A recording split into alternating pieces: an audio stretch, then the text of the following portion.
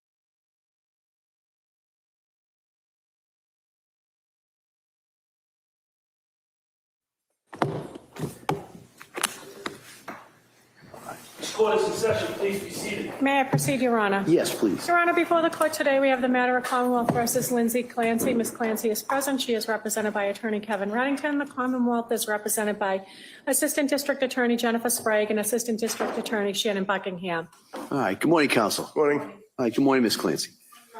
Counsel, can I just see you briefly just for a second, and then I think we'll be ready to bring the jury in.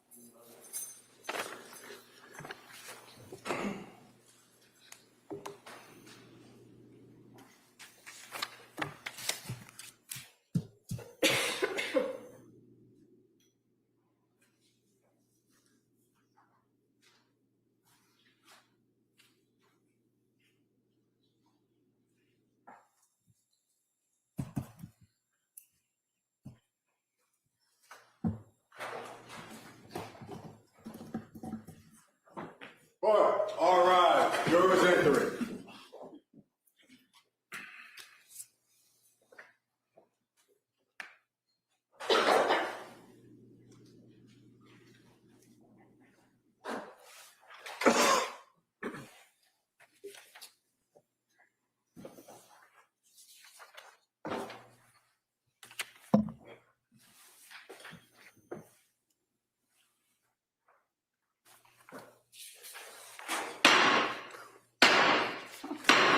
Hear ye, hear ye, hear ye. All persons having anything to do before the Honorable William Sullivan, Justice of the Superior Court, now sitting in Plymouth, within for the Commonwealth. Draw near and give your attendance, and you shall be heard. God save the Commonwealth of Massachusetts. This court is now in session. Please be seated. Good morning, Your Honor. May I proceed? Yes, please. Your Honor, before the court today, we have the continuation of the jury trial in the matter of Commonwealth versus Lindsay Clancy. Ms. Clancy is present. She is represented by Attorney Kevin Reddington. The Commonwealth is represented by Assistant District Attorney Jennifer Sprague and Assistant District Attorney Shannon Buckingham. All right. Thank you, Madam Clerk. Well, good morning, everyone. I hope everybody had a restful weekend. So what I want to do is just kind of tell you, first I'm going to go through those questions, make sure everybody was able to follow my instructions. Then I'm going to go over what today's schedule is, and then we'll return to the Commonwealth's presentation of evidence. All right. And so let me ask those questions. First question, has any member of the jury read, seen, or overheard anything from any source about any aspect of this case that would affect your ability to be fair and impartial? All right. Next question. Is there any other serious matter or concern bearing on your service as a juror in this case that anybody needs to bring to my attention? All right, again, thank you for following those instructions. Now, today's schedule, let me say first thing about schedule. I know I haven't always been completely correct on some of the schedules we followed, but I want to just let you know that those decisions about the scheduling is on me. All right. And sometimes I have to take into consideration other factors or things that are going on.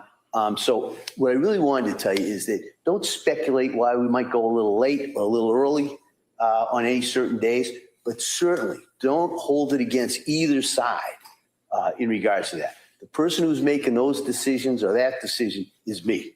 All right. So you should be aware of that. So that being said, the thought is today we should go into the afternoon. All right. And if that changes, I'll let you know. And what we're going to do at this point, we're going to return to the Commonwealth's case. And with that, Commonwealth, call your next witness, please. Your Honor, the Commonwealth will call Michael Snyder.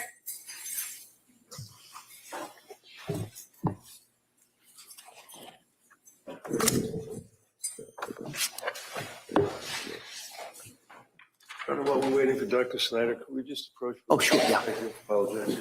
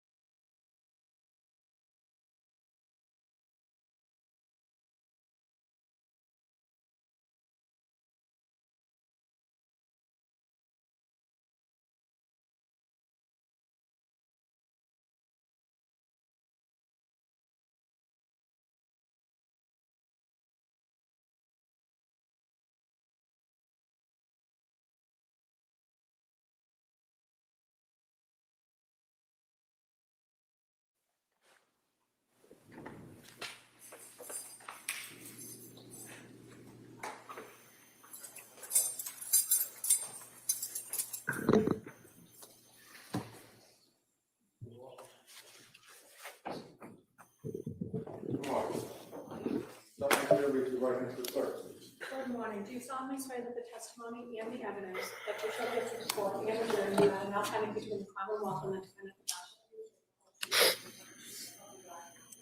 Thank you. You may have a seat, sir. Watch your step, please. All right. Good morning, Doctor. Good morning. All right. May I inquire? Attorney Buckingham, please. Thank you. Good morning, sir. Could you please tell the jurors your first and last name? Yep, Michael Snyder, Do you mind spelling your last name for the record, please? Snyder. And how are you employed? I'm a physician at Beth Israel And how long have you been a physician? since 1998. Can you tell us a little bit about your educational background? So undergrad at UMass Amherst, I did medical school at Tufts University, and then I did my residency in emergency medicine at Boston University. And how long have you worked at Beth Israel? Since 2014, 12 years. And do you primarily work in the emergency department? Yes. I'm going to draw your attention to January 24th of the year 2023. Do you recall working in the emergency department on that day? Yes. And in the evening, were you made aware of multiple pediatric traumas that were coming into the emergency department? Yes. And when you are made aware of people coming in, how does that occur? So we'll typically get a call on the EMS phone that something's coming in that they want us to know about up front. And do they provide you with some basic background information about what's occurring or what occurred on scene and what's occurring during the transport? When possible, yeah. And when the emergency personnel, the EMTs or paramedics, arrived at Beth Israel, there were 3 patients, correct? Correct. And you were assigned to treat 1 patient. Correct. Do you recall which patient that was? Cora? And prior to EMS arriving, did you learn more about Cora's presentation and what was occurring? Yeah, so we had heard that, all 3 were in cardiac arrest, and Cora in particular, they were still working on doing CPR and doing what we call pediatric advanced life support, so medications to try and restart the heart. And they also mentioned that they had used what we call a defibrillator to shock the heart to try to restart it, and they were still doing CPR when they were arriving. And is this information important to you as you're assessing a patient coming into the emergency department? Yeah, it's important to know, what things look like in the field, how long the patient might have been without a pulse or how long they may not have been breathing for, so we can kind of expect or know what injuries to look out for, what we can potentially reverse. And were you aware of the age of Cora? Yes. And she was 5, correct? Yes. And as far as the medications that you were aware of, what medications had been provided? So prior to coming to us, she had been given epinephrine, which is the primary medication we use in a cardiac arrest. And do you know how they had administered that medicine to her? Yeah, so she had what we call an intraosseous device in her right tibia. Sometimes it's very difficult to get an IV in, so we can go directly into the bone or the bone marrow. And were you aware of whether she had been intubated en route? So she was not intubated en route. When she arrived at the emergency department, were you there to greet the ambulance? Yes. And what happens when a patient comes in through the emergency department via ambulance? So when the patient first comes in, we immediately have our team, start to sort of take over care so there's no gap. And then we also get a sign out from the paramedics and EMTs and any other staff that had been involved in the case. And do you and your emergency room staff then perform your own initial assessment of the patient? Yes. So what do you do for that?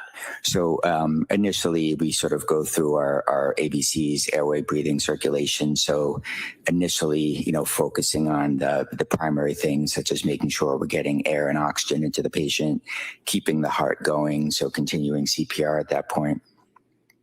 And as far as Cora went, did you observe that she was breathing?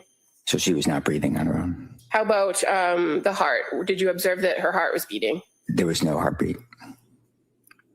How about her physical appearance? What observations did you make of her physical appearance? So initially when she had come in, some of the things we noticed is sort of a blue tint to the skin, which typically, we can see when there's less oxygen or lack of oxygen.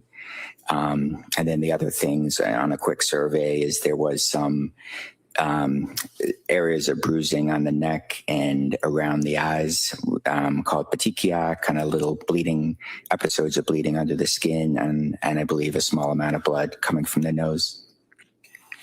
Were you able to make observations of her hands or other parts of her body? So the hands definitely had that, what we call cyanosis or blue hue. Now, as far as the eyes, you mentioned petechiae around the face and the eyes as well as the neck. Did you notice anything else about her eyes? So the pupils were fixed and enlarged. Why is that significant to you? So oftentimes when we see it coming in, it can indicate 2 different things. Some of the medications like epinephrine can cause the pupils to dilate, but also if the brain is starting to become damaged or not functioning, then you start to lose initially some of the signals that would make the pupils smaller. So they'll tend to start to get enlarged or dilated if there's brain injury starting or has occurred. Now, you indicated that when Cora arrived, she was not intubated, meaning she did not have a breathing tube in. Did you and your team attempt to intubate her? Yes. And did you do that on your own or with the assistance of other parts of the emergency department or the hospital? So we had anesthesia there. After we got the phone calls of multiple patients coming in, typically we'll have all the help that we could possibly need there to be able to take care of all the patients. So I had an anesthesiologist in the room with me who put the breathing tube in. In instances where an individual might have suffered some sort of injury to their neck, does that complicate the insertion of a breathing tube? It can, yeah, because normally you might need to move or tilt the head to get a direct view where you can put a breathing tube in. But when there's a concern for neck injury, we stabilize it typically with a collar or manually. So you don't have the ability to move the head and the neck around to try and get a better view. Once a breathing tube was put in, were you and your team able to manually give breath to Cora? Yes. Now, did you then perform an assessment, a cardiac assessment of her? Yeah, so in addition to listening to the heart, feeling for a pulse, we'll also use an ultrasound machine room where we can kind of get a direct view of heart function. And you were aware that they had defibrillated her twice in the ambulance. Why is that significant when you're treating a patient that's in cardiac arrest? So when they defibrillate a patient, it's typically the heart's or might be in a rhythm where it can't pump blood. So it might be sort of out of sync or quivering, where we may attempt to use electricity to kind of shock it back into a rhythm. Once you performed the ultrasound, the cardiac ultrasound, were there any attempts made further to use a defibrillator or? Yeah. Throughout your course of treatment with her, did you continue with various medications? Yes. And was CPR ongoing throughout your entire time with her? Yes. Were you consulting with any other colleagues or any other hospitals in regards to the care of Cora? Yeah, so we actually had, in addition to all my colleagues in the emergency room, we had intensive care physicians from Children's that were on the phone with us, kind of working through any things that may have come up in the case, also expecting that they would be receiving the patients from us. Is your hospital at the Beth Israel equipped to handle this type of pediatric trauma? So we can do the initial stabilization, but then we need to ship the patients out to either get a specialty care or continued inpatient care. And how long did efforts in treating Cora continue?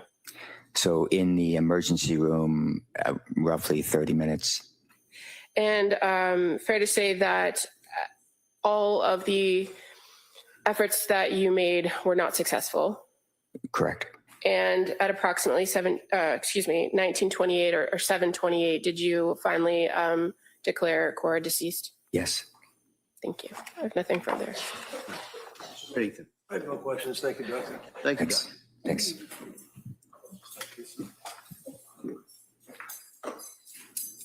Commonwealth calls Dr. Andrew Capraro.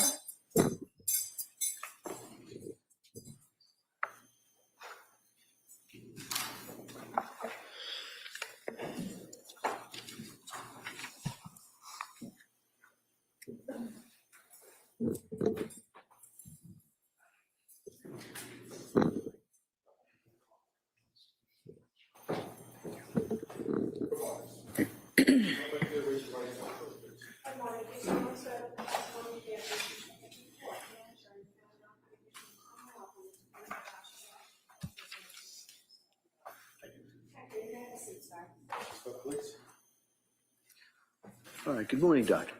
Morning. If I may. Yes, please. Thank you. Good morning. Can you please state and spell your name for the record? My name's Dr. Andrew Capraro, last name Capraro. And your date of birth, please? July 9th, 1970. What do you do for a living? I'm an attending physician in the emergency department at Boston Children's Hospital And how long have you done that? for the last 26 years. Can you just briefly describe for us the training and education you had to qualify for that role? I went to Providence College undergrad and then went to Brown Medical School. Subsequently, I went to Connecticut Children's Medical Center for my pediatric residency, and then did fellowship training in pediatric emergency medicine at Boston Children's Hospital from 2000 to 2003, and have been attending there ever since. And what's involved with being an attending at Boston Children's Hospital? It means that I am guiding the care and treatment for the patients that I am seeing during my particular shift. And are you assigned to a specific location or area of the hospital? I'm always in the emergency department, and the emergency department is broken up into different zones, of which I am sort of the primary attending for one set of rooms. I want to direct your attention to January 24th, 2023. Were you working that evening? I was. And at some point in time, did you learn that a patient named CLANCY was going to be transported to your hospital? I did. And do you recall where he was being brought from? From Beth Israel, Plymouth, I believe. And was he being med flighted to your facility? Correct. And were you provided with some information about the patient in order to prepare for his arrival? I was. And what did you learn? We have a communication center where facilities that are transferring patients to us call to let us know that the patient is coming. And so that comm center had been notified about this patient, who then got in touch with me as the attending who would be caring for the patient to let me know what had happened there and the condition of the patient when he was arriving. And what did you learn about the condition of the patient, CLANCY, as he was being flown to your hospital? What I was told was that it was believed that the patient had been strangled, and when he arrived at Plymouth, he was in cardiac arrest, that they had intubated him and initiated CPR, and they had gotten a return of spontaneous circulation, and that they were then going to transfer him to us for further evaluation and care. And at some point in time, did Callan arrive at your hospital? That is correct. And were you able to observe him physically? Yes. What observations did you make about his physical condition? He was cold on arrival, and he was quite limp, was not making any purposeful movements on his own. His pupils were fixed and dilated, and he had ligature marks about his neck with some swelling of the neck. And his pupils being fixed and dilated, is that medically significant for you? Yes, it is. And why is that? It typically means that significant injury has happened to the brain, such that there is brain swelling that has sort of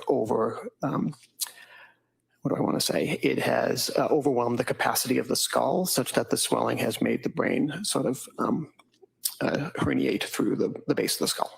Does that mean the brain's swelling so much it's pushing through the skull? Correct. And what observations did you make of his heart rate? His heart was beating, and we did have to provide him with an epinephrine drip to keep his heart rate and his blood pressure within normal limits, but it was beating on its own. And how did you know that you had to provide the epinephrine for him to stabilize that heart rate? It was initiated at BI because they had noticed that his blood pressure was low, and you need to have normal blood pressure for the blood to perfuse your organs and keep them healthy. And so we were looking for certain parameters to sort of maintain that, which we did on that epinephrine drip. And when you say BI, you're referring to Beth Israel? Yes, I'm sorry about that. That's okay. And so as far as his breathing, was he breathing on his own? He had been intubated at the outside hospital, and he was needing a ventilator to breathe for him. Occasionally, he would have sort of a breath on his own, we would notice. We were able to see that because when he attempted to take a breath on his own, he would trigger the ventilator to continue that breath. But it was rare. For sure, he needed the ventilator to maintain his ventilation. Would it be fair to say that the majority of his breathing was being done by the ventilator? Yes, the vast majority of his breathing. Now, once you have received this information while he's coming in, and then you've made your own physical observations of Callan, are there certain tests that you have run on him? Yeah, our job once we received him was to perform further evaluation and stabilization to help determine what the next steps of his medical care would be. So prior to him arriving, we had contacted our trauma team and our ICU doctors to let them know that he was coming and that we would need their assistance. And then under my care, we performed some routine blood work, so a head CT, a neck CT, and a chest X-ray to sort of help us guide the next steps. And from the head CT and the other testing that you did, what were you able to learn from the results of those tests? The head CT in particular showed significant brain swelling consistent with hypoxic ischemic injury, which was which was the most significant finding that we found. So could you please explain for us what is hypoxic ischemic injury? Hypoxic is just a fancy word for not getting enough oxygen, and ischemic is just a fancy word for not getting enough blood flow. And so when your organs don't get enough oxygen and blood, they sort of suffer injury and therefore get to swelling. And so his brain was showing evidence of that. So would it be fair to say that his brain wasn't getting enough oxygen and blood flow, and then because of that, it was damaged and swelling? Correct. Now, this type of swelling and injury, as you're describing it, can that be caused by strangulation, the injury of the brain? Most certainly. And you mentioned earlier that you did see some marks around his neck. Is that correct? Correct. And what were those consistent with? Strangulation of some sort, most likely from an object, based upon the linear aspect of the bruising. And when you say the linear aspect of the bruising, does that mean it's in a straight line? Correct.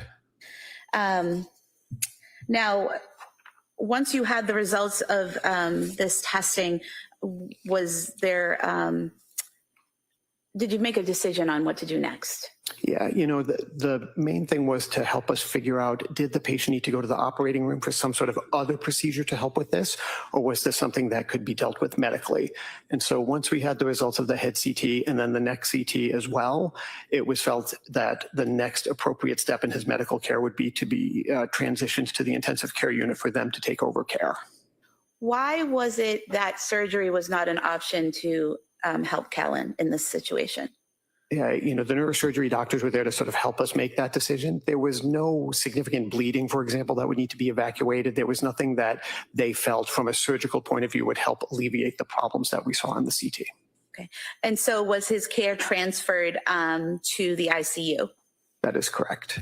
And once Kellen was transferred to the intensive care unit, did your care for him end at that point? Correct. I have nothing further. Thank you. Thank you. Mr. Reddington? No questions. Thank you. Thank you, Doctor. Please step down. Thank you.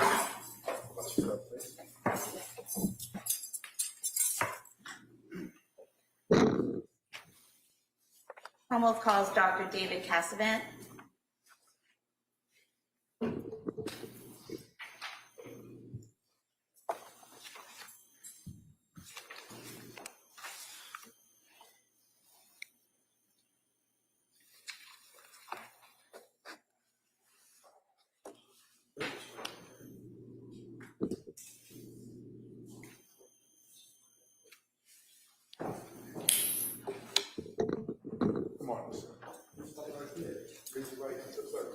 Good morning. You solemnly swear that the testimony of the evidence you should collect the amateur and the enough time between the Commonwealth and the defendant's class shall be the truth, the whole truth, and nothing but the truth, so help you God. Thank you. You may have a seat, sir. All right, good morning, Doctor. Good morning. Morning, Honor. Attorney Sprague. Thank you. Good morning. Can you please state and spell your name for the record? Surely. My first name is David. My last name is Cassavant. It's spelled C-A-S-A-V-A-N-T. And your date of birth, sir? 5263. What do you do for a living? I'm an ICU physician at Boston Children's Hospital. Can you briefly describe for us your educational and training background? Sure. I went to college out at Holy Cross in Worcester and then to medical school at Boston University. I did my initial pediatric residency at Mass General Hospital, and then went back and did a fellowship in ICU medicine at that hospital as well. And where do you currently work?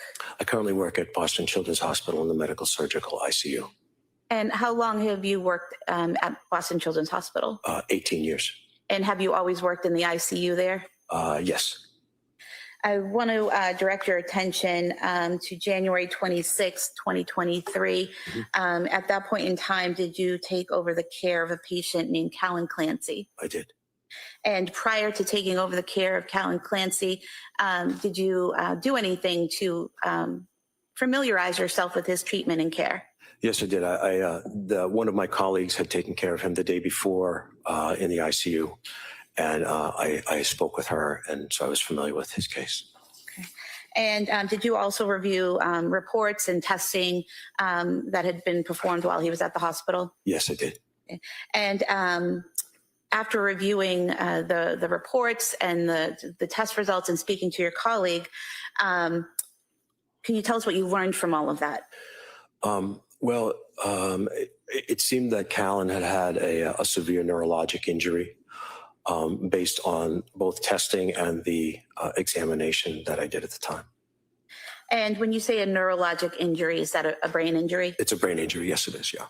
And did you review specifically a head CT scan of Callan? Yes, I did.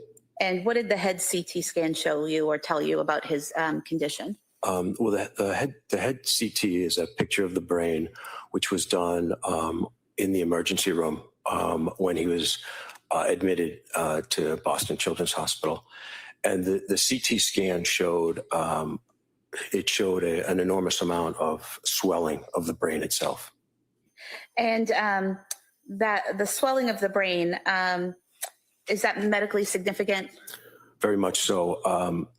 When you have an injury to the brain that is caused by anoxia, which means a lack of oxygen, I describe this with families that the injury is very much like being out in the sun.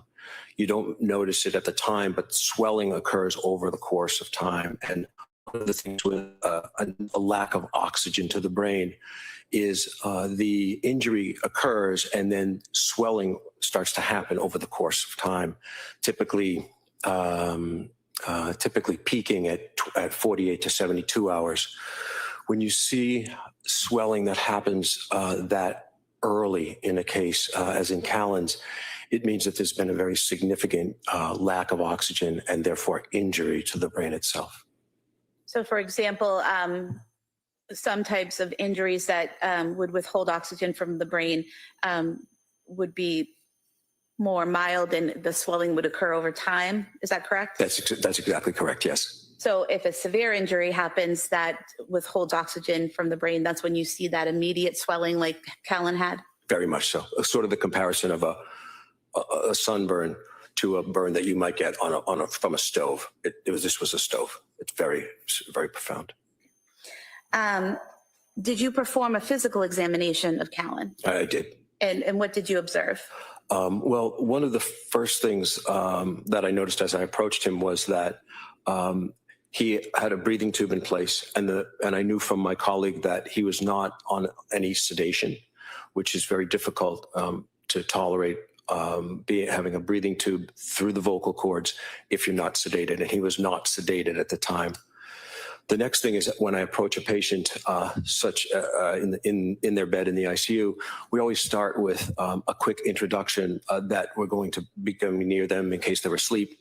And I usually start with something along the lines of, I'm Dr. Dave, I'm just going to listen to your heart. And I'd usually address them by name and to see if they start to respond. And then I'll go ahead with the rest of the exam, but that's just to sort of warn them that someone might be touching them. And then I'll listen to heart, lungs, and then to move forward to see if how responsive they are. So if you get no response at all from the initial, just using your voice, the next thing is and then from the exam, if they don't move around, then you start to sort of think, well, let's see how responsive they are.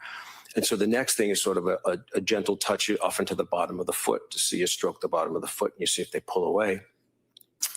And then you can move. If you get no response from that, we'll do something that's a little bit more noxious or painful, where you can sort of pinch a little bit of skin to see if they start to react, or pushing on the fingernail and the nail bed pressure, which is actually very noxious.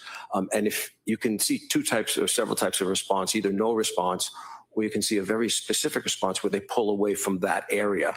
And that's a specific, or you can see generalized response, which are all sort of graded along those that as we're sort of getting a sense for what their level of consciousness was. So if I could go over a few of those things that you just mentioned. You said that that the first thing that you noticed that was significant was that Callan had the breathing tube in place through the vocal cords without any sedation. So without sedation, would having a breathing tube in that place cause pain? Yes, no one would be able to tolerate it. And so Callan was able to tolerate it without any sedation. Would that indicate he wasn't feeling that pain at that time? Yes, exactly. And you mentioned that you would address the patient by name and talk to them. Was there any reaction from Callan when you did that? No, there was not. And then you mentioned you would rub maybe something along the foot. Was there any reaction? No, there was not. And did you do what you described in pinching the fingernail or pinching somewhere on Callan to see if he responded? Yes. And did he respond? No, he did not. And what did these interactions and tests on Callan tell you about his condition? This told me that he was unresponsive. He was unresponsive to both things that would cause discomfort and things that would cause pain. Did you also do anything in terms of looking at his pupils and any tests on his eyes? Yes. So after all the other things that we look at the pupils, and so one of the things is we have it's a reflex response. If a light is shown in an eye, the pupil constricts. And what I noted about Callan was that his pupils stayed widely open and did not constrict. And when someone's pupils stay open and wide when you shine a light in them, what does that indicate medically? Well, the eyes are a direct extension of the brain, so that's why we focus a lot on them as an area of investigation. And the lack of a response to light indicates that there's some abnormality to that, and in this case, it was a brain injury. There's medications that can keep your eyes open if you've ever had an eye exam, but that was not the case with Callan. And just to be clear, when you're talking about brain injury, we're not talking about some type of trauma that was inflicted on the brain. You're talking about the lack of oxygen and blood flow causing an injury to the brain, correct? That's exactly correct, yes. At that point in time, did you work with another doctor to do more in-depth testing regarding his neurological status? Yes. So at Children's, we have multiple teams that come together for a patient, for many patients. But for Callan, the neurology team was there from the beginning. And when in a case like this, when we see no response in an unresponsive patient, we start to get our neurology team. And one of the things we start to do is brain death testing to see if they could be what we call brain dead, meaning that the brain itself is not functioning, and that even though their heart is still beating. How is it that someone's heart can be beating if their brain is dead? It's a really good question. So there's actually two parts to the nervous system. The one is the part that we see the most in people when they react, and they react to us and they speak and they do things. The other one is the autonomic or automatic system. And the automatic system is largely in charge of the things like the heart, if the heart has not been injured. And so it was sort of continuing on. And does that give you any indication, the fact that the heart was still continuing on, about where the injuries were in the brain? Yes, it does actually. Yeah, Where would that be? Yeah, so the large part of the brain that we sort of think of as when we see the pictures of the brain, that's the cerebellum, and that's the biggest thing in humans that is most developed, and that's in charge of our consciousness, our reaction to things, whereas the brain stem, which is another part, and that's really part of the autonomic system, and that's the same in almost all vertebrates and mammals, and it's much more automatic, and so it tells me that it seemed the cerebellum, which is that part that makes us sort of the human side of what we do, that's much more sensitive to a lack of oxygen, to an anoxic injury. And it told me that was really where that injury was in that part of the brain, much less so in the brain stem itself.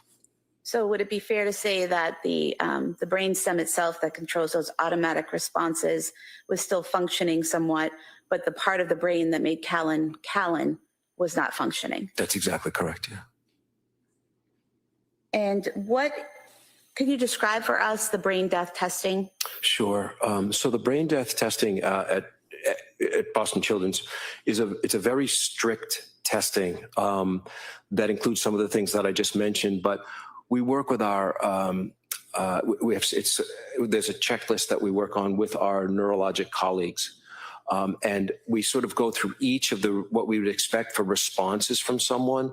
And we actually then work through different of the nerve sets that we would expect them to respond to. We have it set up so that there's an ICU physician is there, and then a neurologist is there. And the neurologist and the neurology team, they're the ones who perform the brain death testing. And then the test is then repeated again 24 hours later, just to make sure that there's no piece of that is different or incongruous with a diagnosis of brain death. And while the neurologist is doing this testing, are you there present, watching the testing and seeing the results as it happens? Absolutely, yeah. So we're sort of committed to being there for the whole time. And the brain death testing itself goes through some really basic things. Again, as I described earlier, the things that would be painful and do they pull away or not. The eyes, looking at the reflexes of the eyes. There's also other reflexes too. Things like if you stroke the cornea, which is the front of the eye, people blink, and that's so the blink reflex, cough, gag. There's also a reflex where they actually put cold water into an ear, and that gives people a disequilibrium. And so those are all the things that we think about. And then also there's some breathing components to that as well. Is one of those breathing components an apnea test? Yes, it is. Yeah. And what is an apnea test? So apnea is a word that just describes describes a lack of breathing. And how do you test that? So in a patient such as Callan, what we do, and in any patient when we're doing brain death testing, we actually disconnect them from the ventilator. And the reason that we do that is we want to see if that autonomic system in the brain will start to react as the carbon dioxide starts to increase. So our body makes carbon dioxide all the time, and the way we get rid of it is by exhaling. And where we breathe in fresh oxygen, and then we breathe out CO2. And what we do is we disconnect from the ventilator to see if, knowing that their carbon dioxide will start to rise, and the normal response for that autonomic part of the brain would be to sort of increase breathing. That's why we breathe when we sleep, because as we go to sleep, the conscious part of our brain stops, but the autonomic part kicks in, and then we breathe right through our sleep because that carbon dioxide rises. So in a patient who has brain death, would it be accurate to state that as the carbon dioxide level increases, the automatic response would be to take a breath to get more oxygen, but a patient who's brain dead won't do that? That's correct. And did you do all of these tests, or did the neurologist do all these tests on Callan while you observed? Yes, they did. Yeah. And did he have any response to any of the physical tests where you were looking for a reflex or a reaction? No, he did not. No response to any. And what was his reaction or results on the apnea test? So the apnea test, again, we do all the brain testing one day, and then we wait at least 24 hours for the second one. The first, and what we expect with the carbon dioxide is that it will increase. We have it written in our, so it's all in writing for our protocol, that it will increase by 20 or get to a level of 60. A normal CO2 would be around 40. And the first time we did that, on the first day, it actually went to 59.7, not 60. And again, it was in our protocol as it has to get to 60 or increase by 20. And I actually talked to my colleagues, including neurology. I said, I know this is very close. It's 59.7, but it's not 60. I repeated that piece of the test later on that day to make sure that it was valid. And as I say, I checked with everyone to make sure that I was doing the right thing. And they all agreed that we should just, and the second time it went to 87. So that was, everything else was the same. And we made sure that there's things that we look at too to make sure that there's not on any medications, that there's no changes in his temperature, there's no abnormalities of the salts in the blood, what we call the electrolytes. So all those conditions were the exact same. And I repeated that later on in the day, and it did come back positive.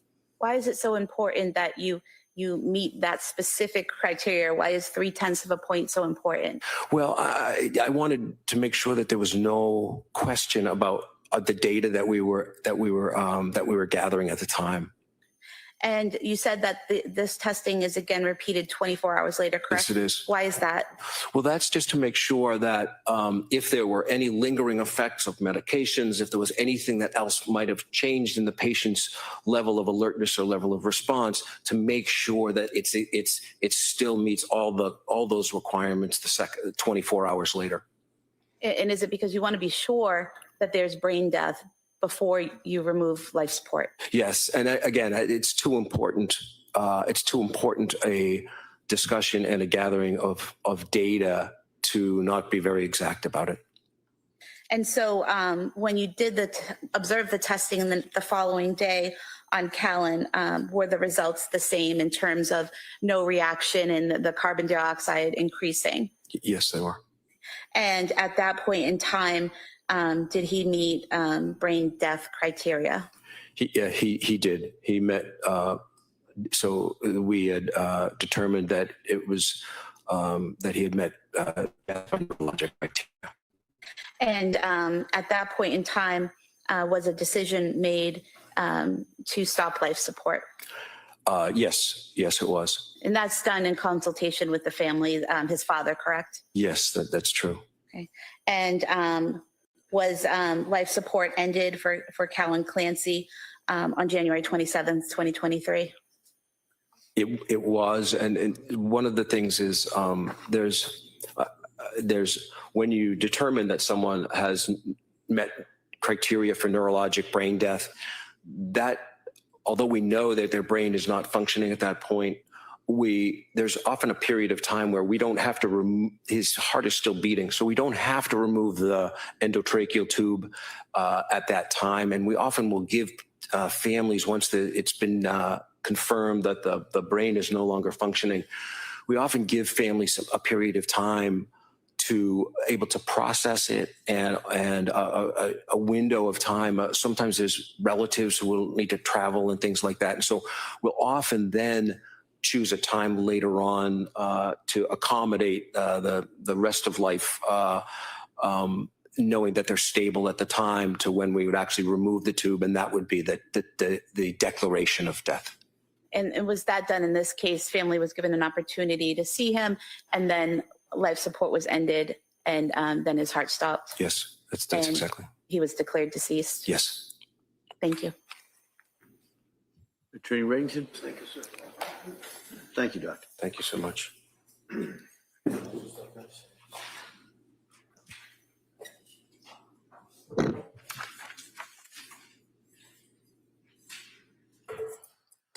Your Honor, at this time, the Commonwealth would move to admit the Boston Children's Hospital records for Callan Clancy into evidence. There's 2 volumes. Objection? Your Honor, I have no objection because we both have the records. We both want them in evidence, so I have no objection to any of the records that they have. We signed releases for them. For like Beth Israel, Brigham and Women's, South Shore, they all can go in. That's a yes. It may be admitted.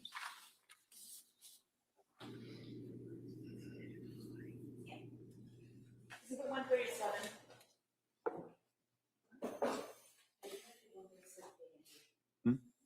Yeah, I went to A and B. Yeah. 137 A and B. All right, thank you. Commonwealth would call Kelly McDonough as witness. I'm sorry, if you say the name again? Kelly McDonough. Okay, sure.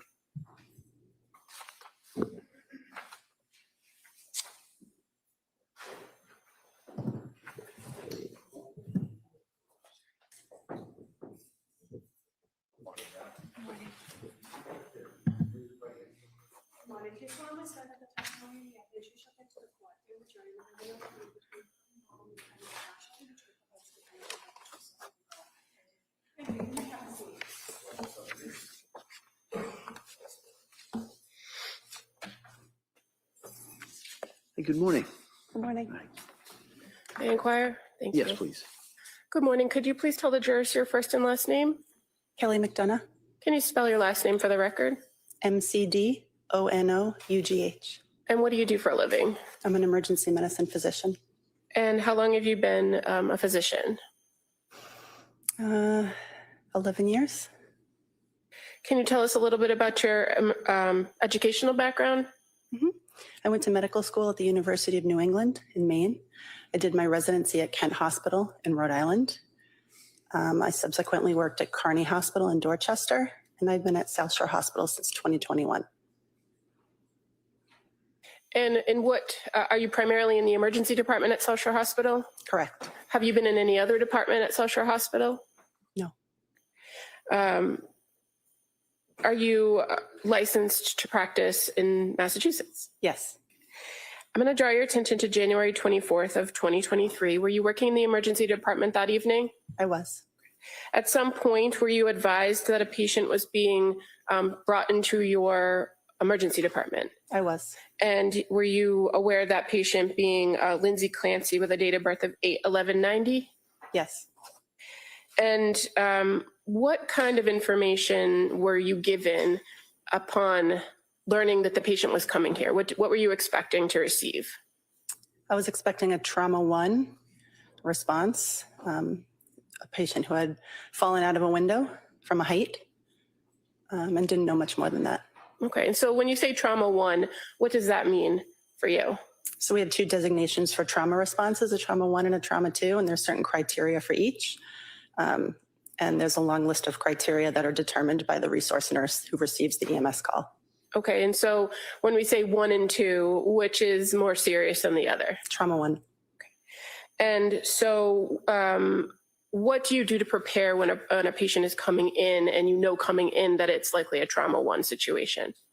So we gather in the trauma room and make sure that we have all available staff needed to take care of the patient. And what kind of staff are with you in the room, in the trauma room? So for a trauma 1 response, it would be the emergency medicine physician, it would be anesthesia, the trauma surgeons, sometimes neurosurgery will be there. And fair to say you also have a whole host of other staff, including nurses, emergency room techs, all of those people are also available to assist if you need it. Correct.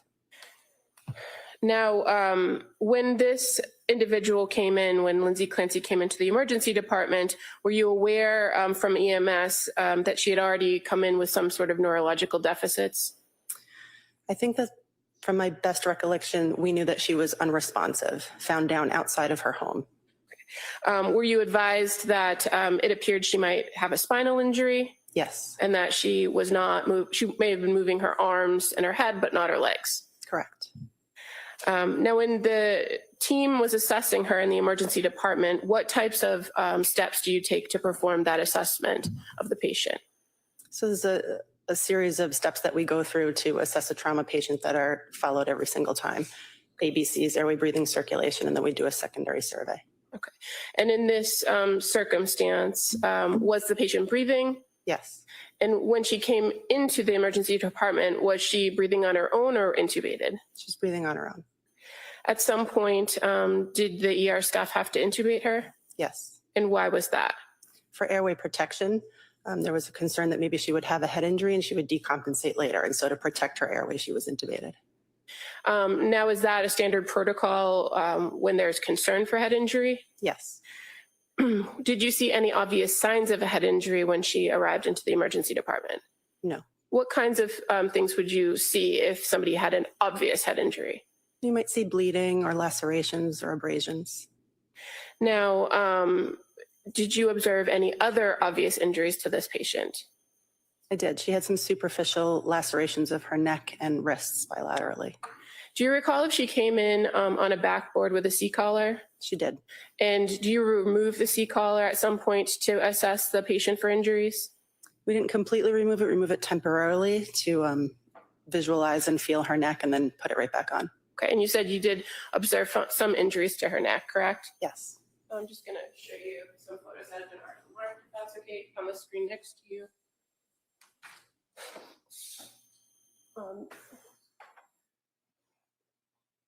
This has been marked as exhibit number 111. Is that an accurate representation of the neck injuries you observed? Yes. You also indicated that she had some other injuries to her wrists. Yes. And I'm just going to show you 112. Is that accurate as to the injuries to the wrist you observed? Yes. Now, you described the injuries as superficial. The injury that's kind of in the middle of the photograph there, can you describe what part of the body that injury is? You're describing the one that's sort of open? Yes. Yeah, so that's the anterior aspect of her wrist. And were you able to examine that injury? Not in detail. Okay. Was it something in your emergency, your assessment of the trauma 1 situation, was that something acute that you had to address? No. And is it fair to say that that injury goes through kind of the subcutaneous tissue of the skin? Yes. Did you observe any injuries to an artery or a vein or anything in that area? I did not. And then just showing you exhibit 113, which is the other wrist. Same thing. Did you observe anything in your assessment, your trauma 1 assessments, to say whether these were acute at the time? I assume that they're acute. Okay, but as far as treatment of them, did they require you to immediately address it? No. To manage blood flow? Mm-mm. No. What was the more serious, or what was the focus of your assessment of her in the emergency department? I think the main concern was for a head injury and or a spinal cord injury.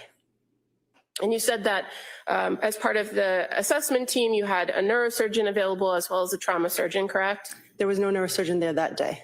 Okay. Was there a trauma surgeon? There was. Who was that? Dr. Christina Carpio. Did you order any series of tests in order to help you assess the nature of whether there was any head injury or what the extent of the spinal injury could have been? Yes. What kinds of tests did you order? CAT scans. As part of the emergency room protocol, do you also draw blood for patients that come in? Yes. And how is that usually done? It's usually done on arrival by the nursing staff.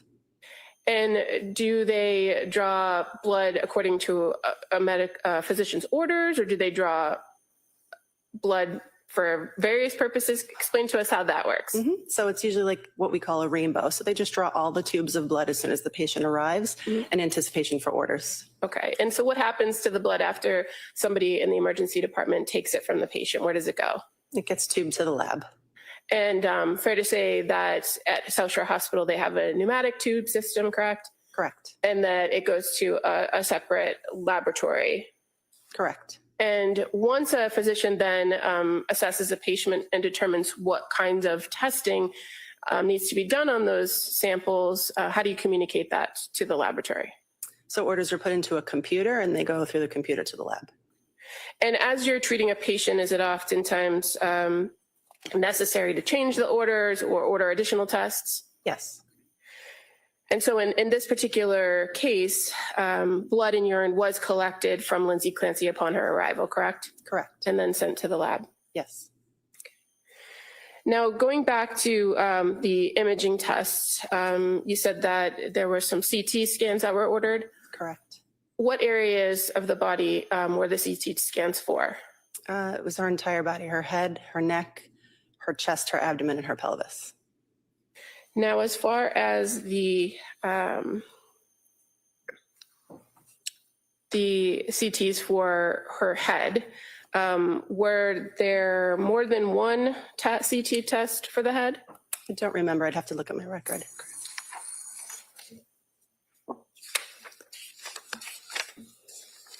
Well, what are the normal, or what are the options for CT head scans? It's usually just a CT head plane, but you could also do a CT angiogram, depending on your concern for injury.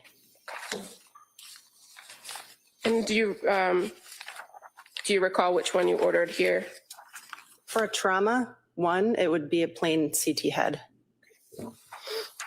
And why do you order that particular test? Well, we're trying to assess for skull fractures, intracranial bleeding, things like that. And when you say a plain CT, what's the exact order that's put in for that type of a CT? CT head.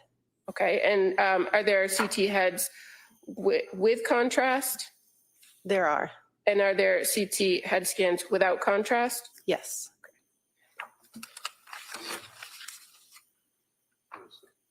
And approach the witness. I'm just gonna show you some documents, if that's okay. Sure. I apologize, there's a little series of pagination, so I'm just gonna draw your attention to this page that's black. If you could just take a look at it. Sure.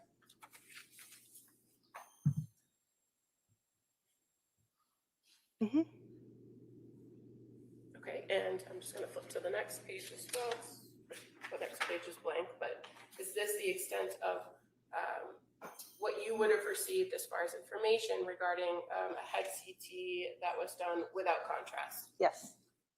And I'm going to just draw your attention again to another flagged page here towards the end. It's actually 2 pages from the end of the document, if you could take a look at that. Mm-hmm.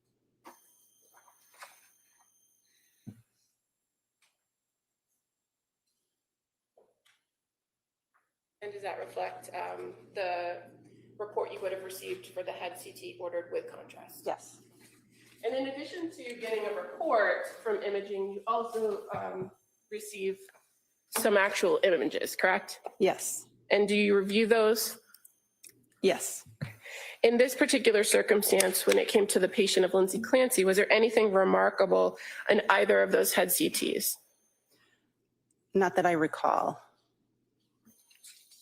And in fact, the head CT with contrast indicated the impression was unremarkable. CTAF had no evidence intracranial aneurysm, arteriovenous malformation, or abrupt occlusion, correct? Correct. What does that mean? It essentially means it's a normal study. Now, as far as the other CT scans that were conducted, there were findings, remarkable findings on some of the others, correct? Correct. And what did they reflect in your experience as far as her injury goes? From what I can recall, I know she had a thoracic spine injury. And how about the CT that was done of the chest area? I don't recall. If I may approach. Thank you.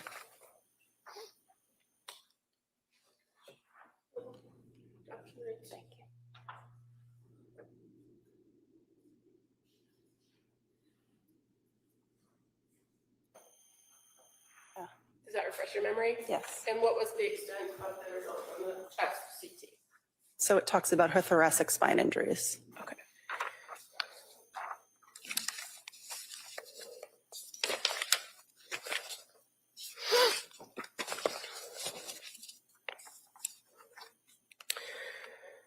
Now, after reviewing all of the images, all of the CT scans that were done here, the cervical spine, the head CTs, the thoracic spine, what was the plan for this particular patient? Was she able to be treated further at South Shore Hospital? The decision was made by the team that her injuries were too severe to stay at South Shore Hospital, and the decision was made to transfer her to a tertiary care center.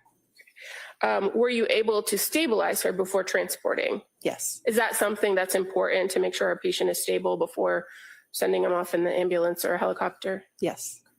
And so as far as this particular patient goes, are you aware of whether any surgical intervention had to be done before she was stabilized and transported? I was not aware of any intervention being done. And again, you had Dr. Carpio, who was also there to assess that. Correct. We work as a team. Kind of going back to those injuries on her neck and her wrist very briefly. Can you explain to us the difference between bleeding in maybe an artery or a vein and how that might present itself in an emergency situation? Venous bleed would be a little bit slower, darker blood, and arterial bleed would be pulsatile and bright red. And is it fair to say that when you strike either an artery or a vein that they're of different pressure systems, and so the manner in which the blood comes out is different? Yes. In either circumstance where an artery or a vein is struck or nicked or cut, would that be something that you'd have to stabilize for a patient in order to make sure that they don't bleed out? Yes, Was that done here? it wasn't necessary. Now, this particular patient at some point was noted to be, I think it was referred to as hypothermic. Mhm. Do you recall that? Yes. Do you recall at what point in your treatment of her was that noted? Was it as she was coming into the emergency department, or did that develop while she was in the emergency department? I don't recall. What was the course of treatment for a low body temperature? We placed something called a bear hugger on them, which is a warming blanket. And can you explain to us what could cause a person's body temperature to drop to, I think it was 82.1? There are many reasons, but it could be a metabolic disarray or exposure. In this circumstance, did you know what the source of the drop in the body temperature was for Ms. Clancy? No. And do you recall how long she was in the emergency department before she was transported approximately to the Brigham? I think it was about 4 hours. At this time, Your Honor, I would move to enter into evidence a copy of the South Shore Hospital medical records for Lindsay Clancy from January 24th, 23 as the next exhibit. Is that by agreement? All right. That may be admitted. Or they may be admitted.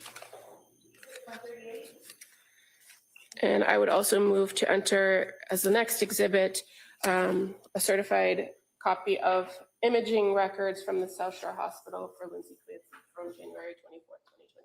All right. They may be admitted.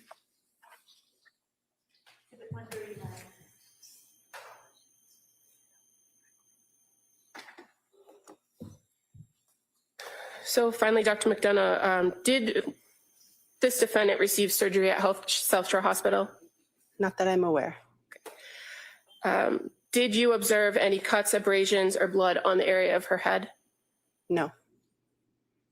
And based on your review of those findings on the CT scans, was there any noted injury from the head CTs that you could tell? No. And were you able, after using that bear hugger device, able to get her blood, her core body temperature back up to normal? I don't recall. Did you ever observe those wounds that you observed on her neck or her wrists ever start bleeding actively again?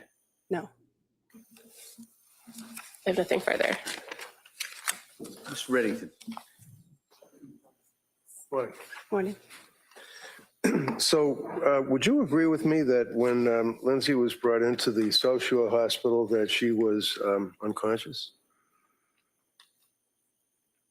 I recall her eyes being open, but she was nonverbal. Okay. So as an experienced emergency room doctor, can you tell me when someone's unconscious, what is that? What are the symptomology of it? What does that mean? Usually means they're completely unresponsive with eyes closed. Okay. Was she responsive? Not verbally. Was she responsive at all? She was responsive to pain. So that means that you would do something to cause pain, perhaps the bottom of the foot or whatever it is, to see if they have a reaction? Correct. And would you agree with me that when people even have very, very serious brain injuries, that they can respond to pain stimuli? Sometimes. Sometimes. So her eyes were open. Were her pupils equal and reactive to light? I don't recall. You don't recall. What does it mean with PERL, pupils equal reactive to light? What does that mean? Exactly what you just said. It means her pupils are equal and reactive to light. And as a doctor, what does that tell you? It tells me that there's no significant neurologic injury. And in this case, you don't recall if her pupils were equal or reactive to light? I don't. Okay. And that's when you take the little flashlight sometimes and you put it over the eye and see if there's constriction of the pupil. Correct. did you do additional evaluations of her to see what her neurological function was? She was pretty quickly intubated from what I recall. So after that, it would be difficult to assess her neurologically. Sure. Was she on any pain medication, if you remember? Don't remember. You recall, did she have difficulty being intubated? I mean, would you agree with me that if you're not under some type of medication or sedation or unconscious, it hurts to be intubated, doesn't it? We wouldn't intubate somebody without first giving them some induction medicines. Okay. So what would the induction medicines be? They're not universal. Well, That would depend on the what are the case. induction medicines that you used on Lindsay Clancy? I don't know. I'd have to refer to my record. And also, I wasn't the one who did the intubation. So she was intubated, had the tube coming out of her mouth. She's laying on the table, and you are continuing an assessment. You were the lead doctor in the emergency room for Lindsay Clancy, right? I wouldn't say I was the lead. I think the trauma surgeon and I worked together. Right.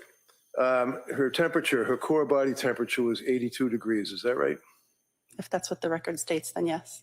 I'm sorry? If that's what her medical record states, then So yes. as you sit here, you don't know what her core body temperature was?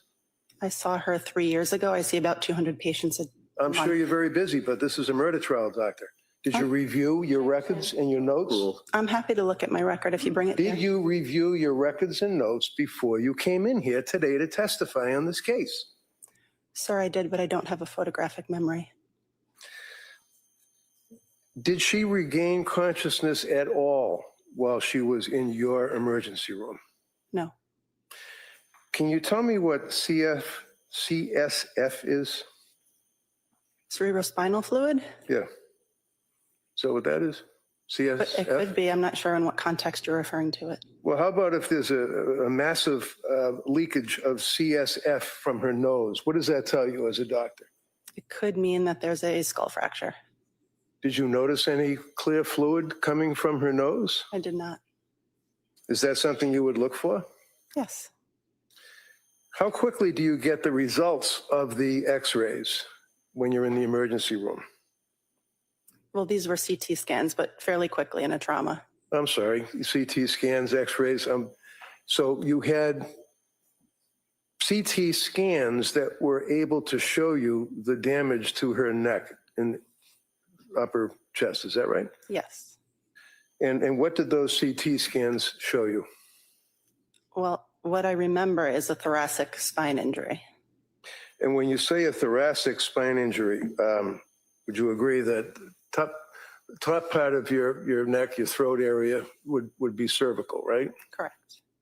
And that's when the numbers go C1, 2, or whatever they are. That would be the actual vertebrae in the cervical area of the upper body, correct? Yes, the cervical spine. Okay. And then below the cervical spine would be the thoracic spine. Is that correct? Correct. And the thoracic spine would be, and sometimes they're delineated as T1, T2, meaning thoracic 1, thoracic 2, all the way down to what, 5 or 6? 12. I'm sorry? 12. 12. So when you looked at, and the lower portion would be the lumbar, is that right? Correct. Now, when you looked at the CAT scans, did you determine the extent of the injury to the spinal cord? I could determine the extent of the injury to the bony thoracic spine. Okay, what was that?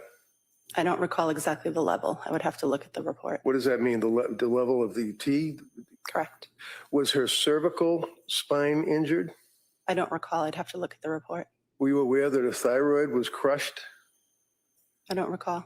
Do you know that her cervical spine vertebrae was fractured, destroyed? I don't recall. Doesn't that control a person's breathing? Does that have anything to do with breathing? It can.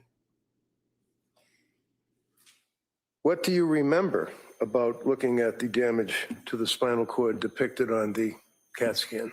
What sticks out most in my mind is her thoracic injury. Okay, and what was the thoracic injury? I don't recall the exact level. What does it mean by effect level? The exact level. I'm sorry. Were you aware that there was a complete transection of the spinal cord on T5 and T6? I'm sure I was aware at the time, yes. Okay. And just, can you tell me what does it mean when it says a complete transection of the spinal cord at a particular, apparently that would be at thoracic 5 and thoracic 6, right? Mm-hmm. What does that mean with a complete transection? It means the bones are no longer one on top of the other. They're moved apart. Were you aware that there was a significant edema noted in her chest? If that's what the report says. Okay, and what is edema? Swelling. And does it also refer to fluid? It can. Did it refer to fluid in this case? I'm not sure. I would have to read the report. So in addition to the edema that was noted, was there edema noted around C7, T1, T2, T3 to T4? Again, I would have to have the report in front of me. When you noted her base temperature as being 82 degrees, what does that tell you as a doctor? It means that her body temperature is lower than normal. And what is normal? 98.6. And if a person goes from 98.6 to 82 degrees before you place her in the bear hugger, what does that tell you? Does that affect the body at all? Yes, the body works ideally at 98.6. So anything outside of that range, not ideal. To what effect, as a doctor? What effect, if any, on the body if a person has an 82 degrees base temperature? The list of things that could go awry is quite long. Can you give me an idea, maybe the top 3? She could have a metabolic derangement, What's a metabolic derangement? meaning her body wouldn't be processing things the way that it was before. Her cells are not working the way that they should because it's too cold. Would you agree with me that when you were looking at the injuries to the wrist and to the both wrists, actually, you noted lacerations in the volar aspect of the wrist? Yes, What is a volar? What does that mean? it's the anterior aspect. Of it. Interior? Okay, thank you. Would you agree that on both wrists there was deep laceration? I wouldn't characterize them as deep. You would not? And when you made reference to her being transferred to a tertiary care center, what does that mean? It means that it's a hospital that has more services and specialized care than we do at our hospital. Now, when she was at the South Shore Hospital, counsel asked you about whether or not you noted any injuries to her head. You did not notice any bleeding or scrapes or bruises of that nature, right? Not that I recall. Did you notice any injuries to her lower body, her legs, her feet, let's say her feet or her buttocks? I don't recall.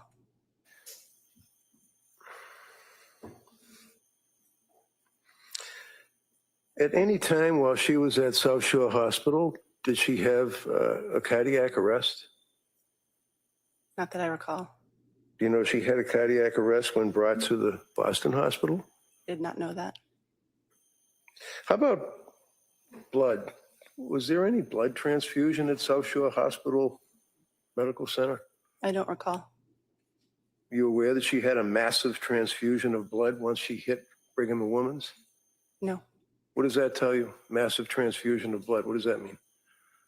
I couldn't comment on why they gave it to her.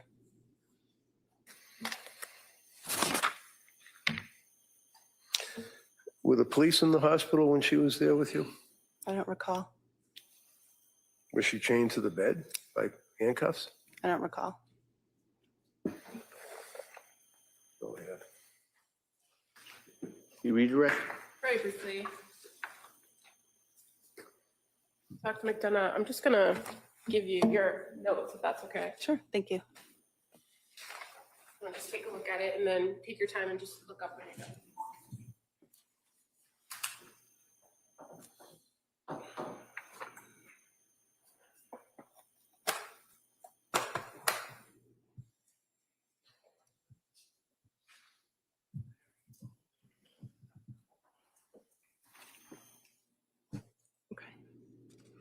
You need this You one. want to just flip through the rest of them to see if that's the extent of the note that you had in the records.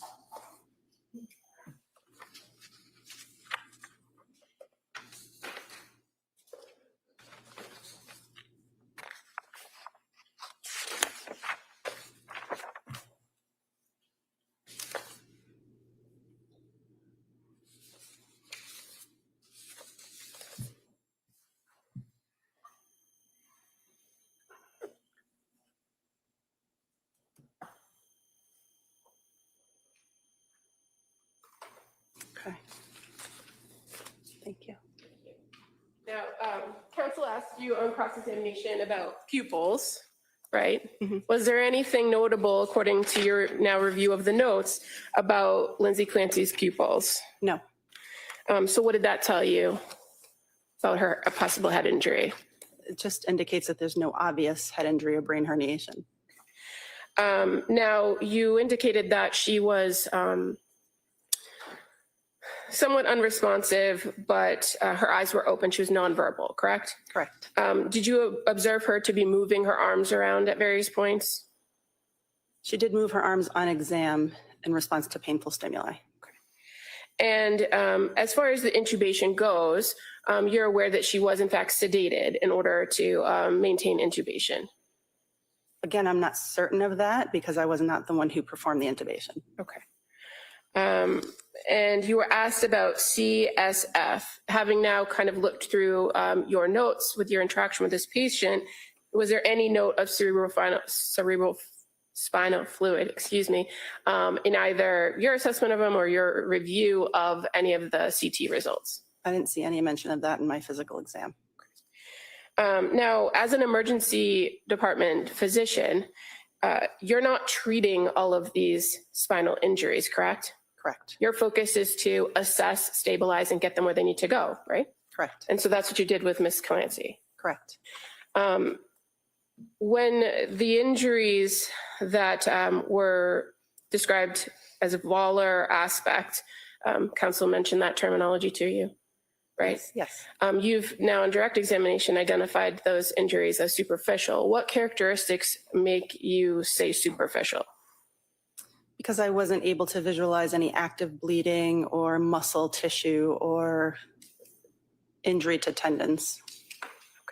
And is it fair to say that oftentimes patients that come into the emergency department might be, if they have some sort of injury to their spine, you don't want them to move, right? Correct. So they might be at some point kind of either put in soft restraints or restricted on the bed. Correct. Thank you. Nothing further. Is there anything further? All right, thank you, Doc. Thank you.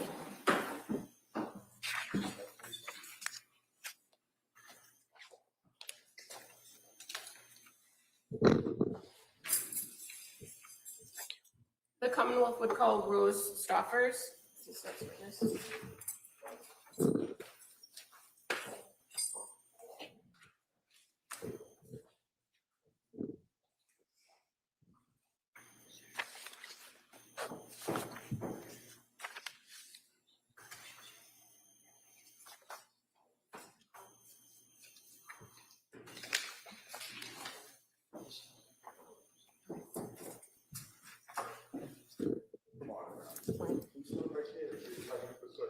Good morning. Do you solemnly swear that the testimony you give that you will bear in the matter now pending between the Commonwealth and the Thank you. You may have seat. Hey, good morning. Good morning. Morning. All right, Attorney Buckingham, please. Thank you. Good morning. Good morning. Could you please tell the jurors your first and last name? Rose Stoffers, Could you spell your last name for the record? Stoffers. And how, what do you do for work? I'm a sergeant on the state police in the crime scene services section And how long have you worked for the state police? since January of 2019. Can you tell us a little bit about what the crime scene services section is of the Massachusetts State Police? Sure. So we get called to all different kinds of crime scenes.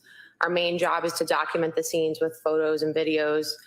We can also process evidence on scene, or we collect evidence and bring it back to our lab and we process it there.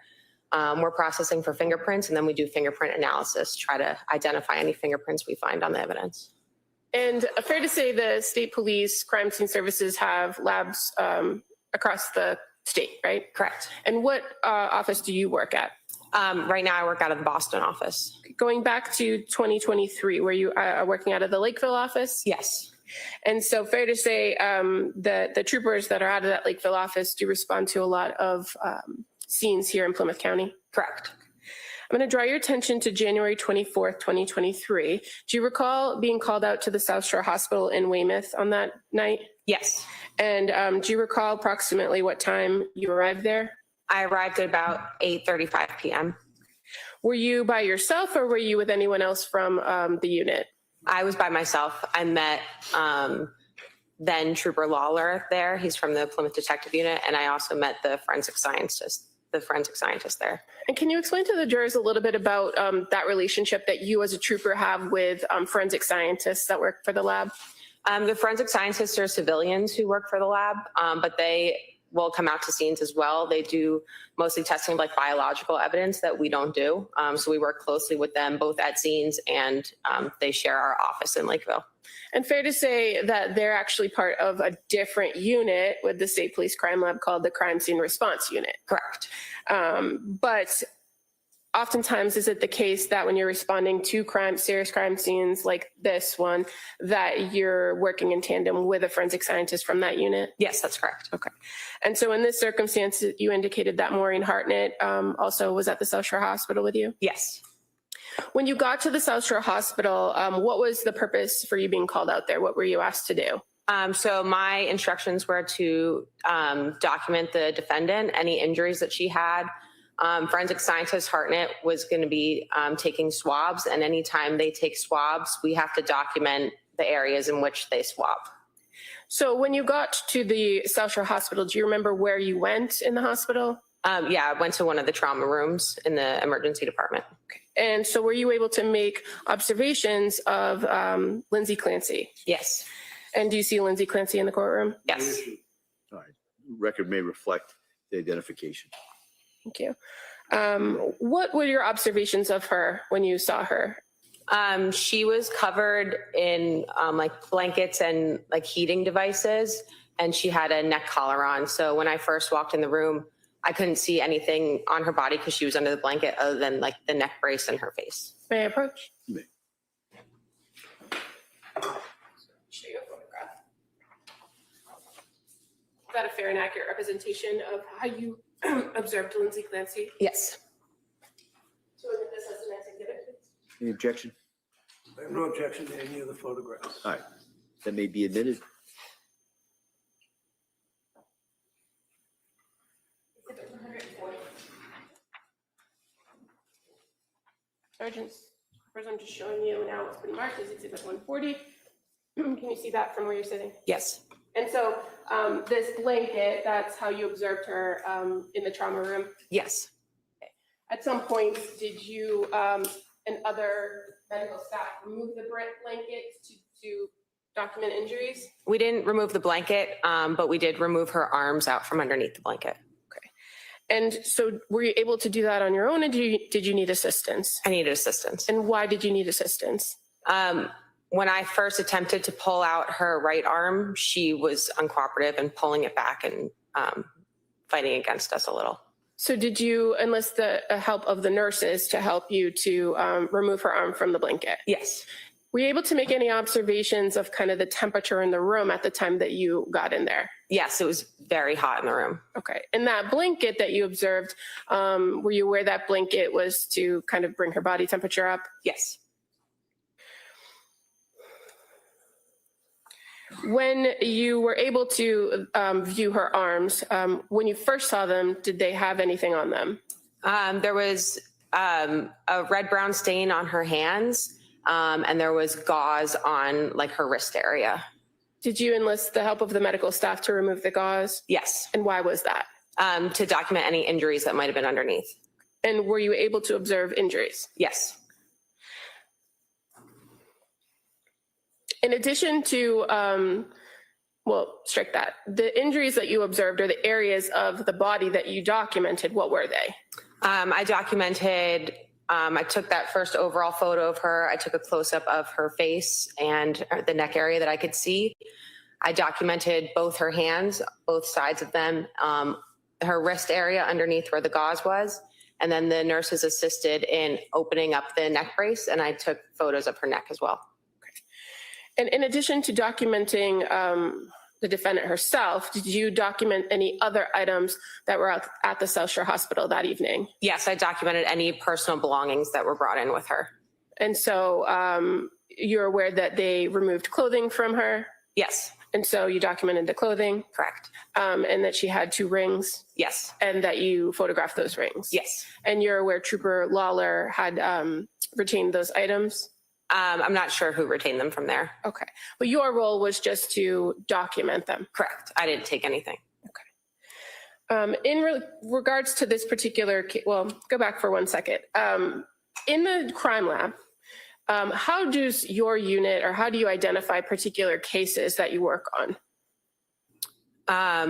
As in like being called out to something? Well, is there a way that you, once you get called out to a case and do work on a case, is there a way to track what you did with each case by some sort of case number or lab number? Yes, we have a case number associated with it. And as far as lab numbers go, you're aware that the crime lab follows pieces of evidence using the same lab number? Yes, that's correct. And does that track items that go through your system? Yes, so our lab number goes into a computer system and it tracks everything. It keeps every report written on that case. It tracks the custody logs. It tracks every piece of evidence that's been involved in the case. If it helps you, there's no issue as to chain of custody or foundation or anything like that. All right, thank you. Thank you. Other than going out to the South Shore Hospital on January 24th, do you recall being called out to another location later in relation to the same lab number? Yes. And that would have been on January 6th, 2023? February 6th. Or excuse me, February 6th, thank you. So where did you go? I was called to the Plymouth Detective Unit's office in Brockton.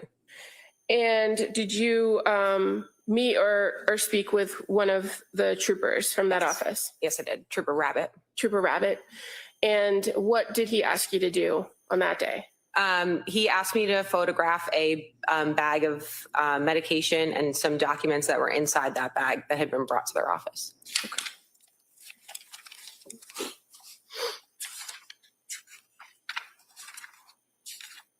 And did you do anything else with the items that Trooper Rabbit had in his possession on February 6th? No, I just photographed them and left them with them. Okay. And again, is that something that your unit sometimes is called out to do? Yes. Nothing further. Attorney Reddington? So, is it trooper? Are you a chemist or? Sergeant. Sergeant, sorry. Sergeant, you had a search warrant apparently when you went into the house, I guess, with Trooper Rabbit? I didn't go into the house. Oh, so he just gave you the bag. In other words, you didn't go in the house and take pictures of any of the rooms or anything like that? No, the bag was at their office when I went to their office. Oh, okay. All right, that's all I have. Thank you. Anything further, Attorney Buckingham? No, thank you. All right, thank you, Sergeant. Thank you. Can we approach? Yeah, please.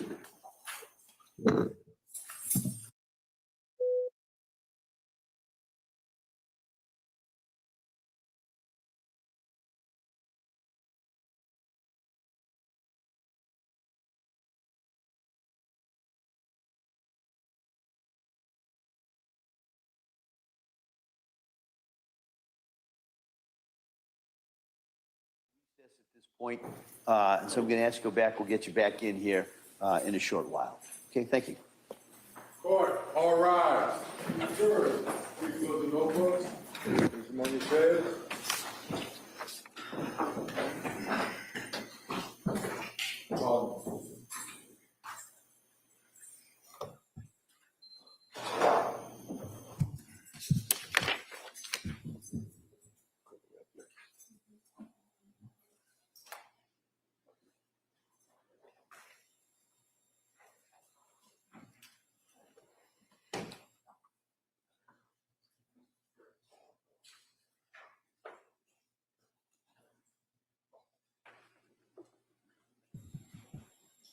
Jurors, the next to be called on this course of session, please be seated. All right, so we'll be in recess on this matter at this time. Thank you. Court, all rise.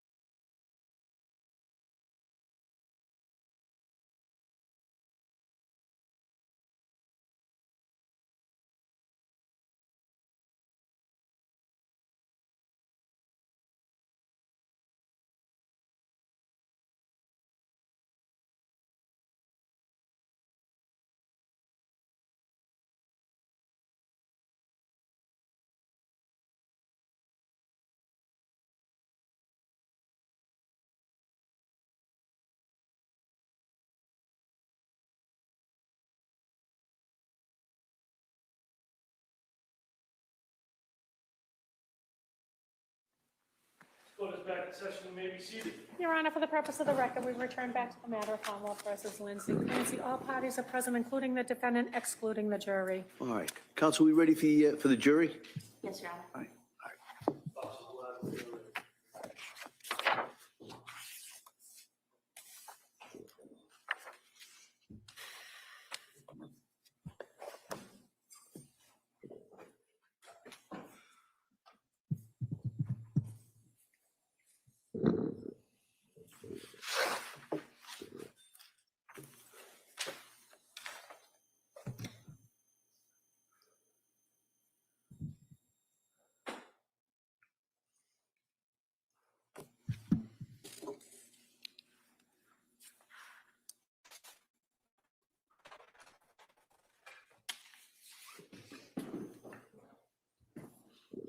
Court, all rise.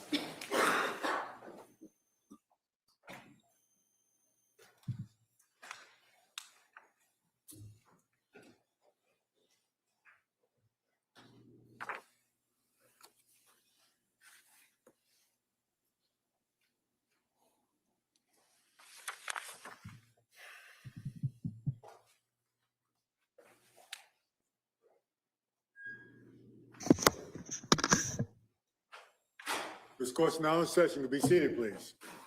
Your Honor, for the purpose of the record, we return back to the trial of Commonwealth versus Lindsay Clancy. All parties are present, including the defendant and including the 18 jurors. All right. Thank you. Commonwealth, call your next witness, please. Your Honor, Commonwealth would call Michel.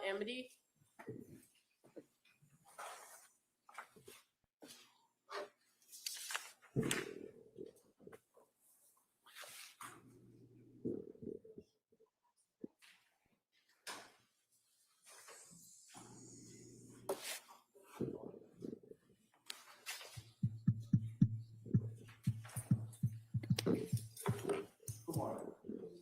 Right here. Raise your right hand to the clerk.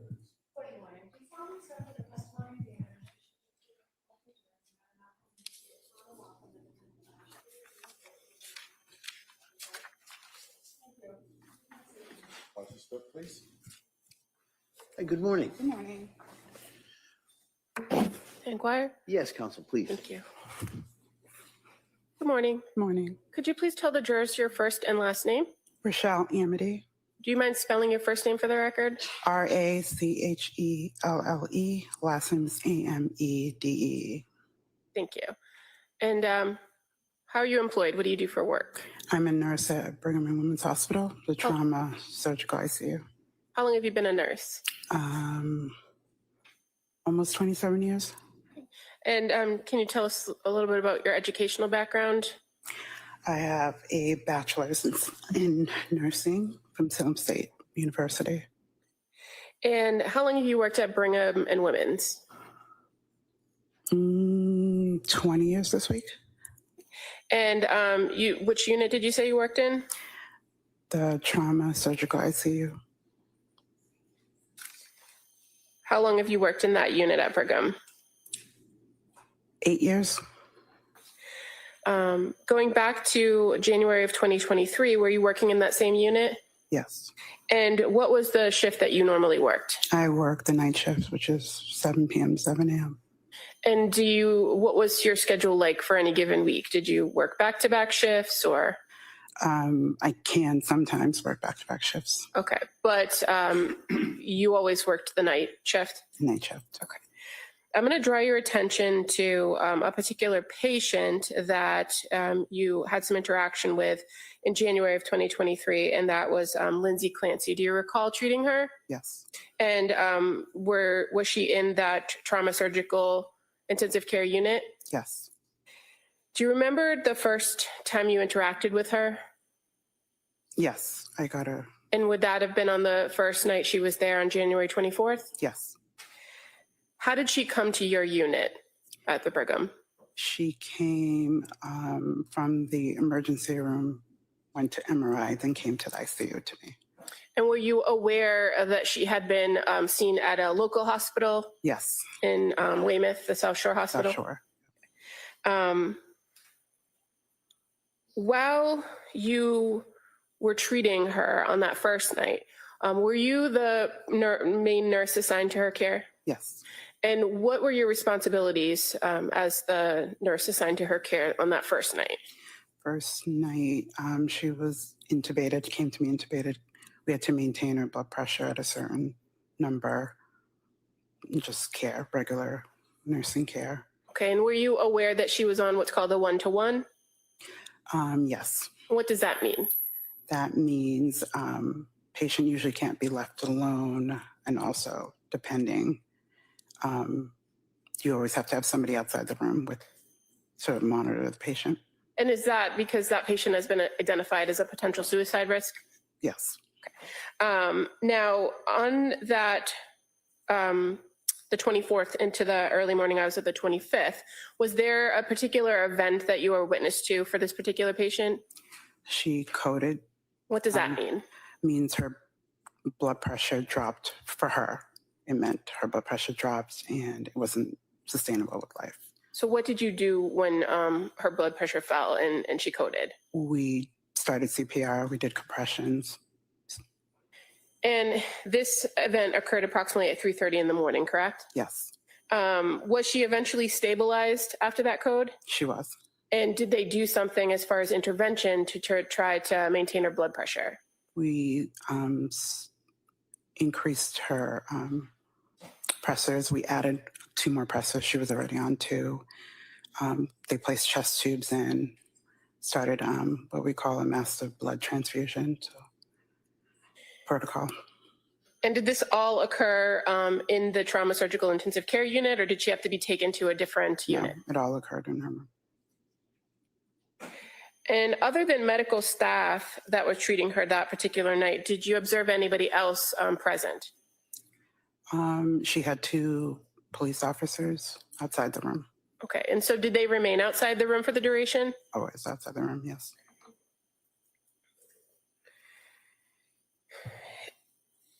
As far as your interaction with the patient on that particular night shift, was she responsive at all during the time that you saw her? No. And with intubation, you mentioned she was intubated. Is a patient often sedated in order to maintain intubation? Yes. Why is that? Helps them not fight the vent, breathe better, and make sure that they're comfortable. And what does sedation do to an individual? You're calmer, you're sleeping. Makes them more relaxed? Relaxed, yeah. Other than that night, that first night, the 24th into the 25th, did you have the occasion to treat this patient at other points within that week? Yes, I have. And I'm going to draw your attention to January 26th of 2023. Do you recall interacting with her on that day? Yes. And is it fair to say that on the 26th, she was still intubated? She was. And under sedation? Yes. Well, during this time period on the 26th, was she arousable, meaning could you initiate some communication with her? Some, yes. And were you able to kind of give her commands in order to care for her that she was able to follow? Yes. And when I say able to follow, obviously. Simple, yeah, commands. What kinds of Like, can you commands? squeeze my hand?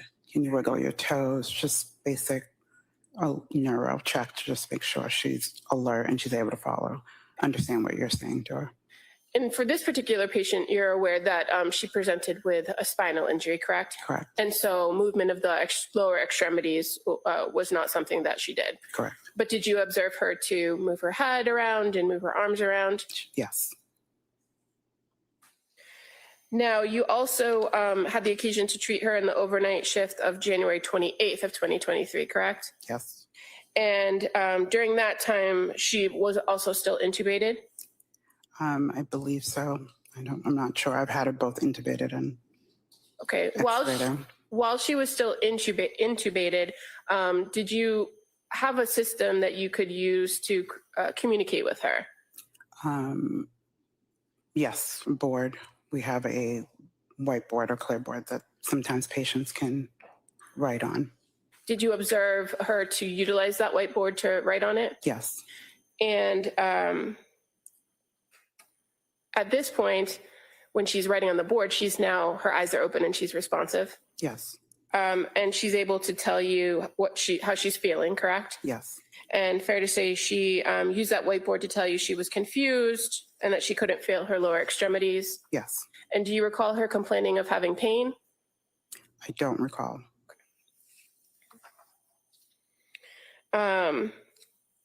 During this time period on the 28th, do you recall whether the patient was placed into restraints? Yes. And why was that?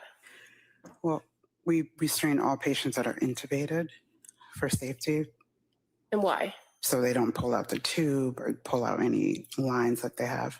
Okay, and so as they're not at that level of sedation anymore where they're just completely asleep, there is danger that they could move and cause damage to Medical equipment out of the way. Okay.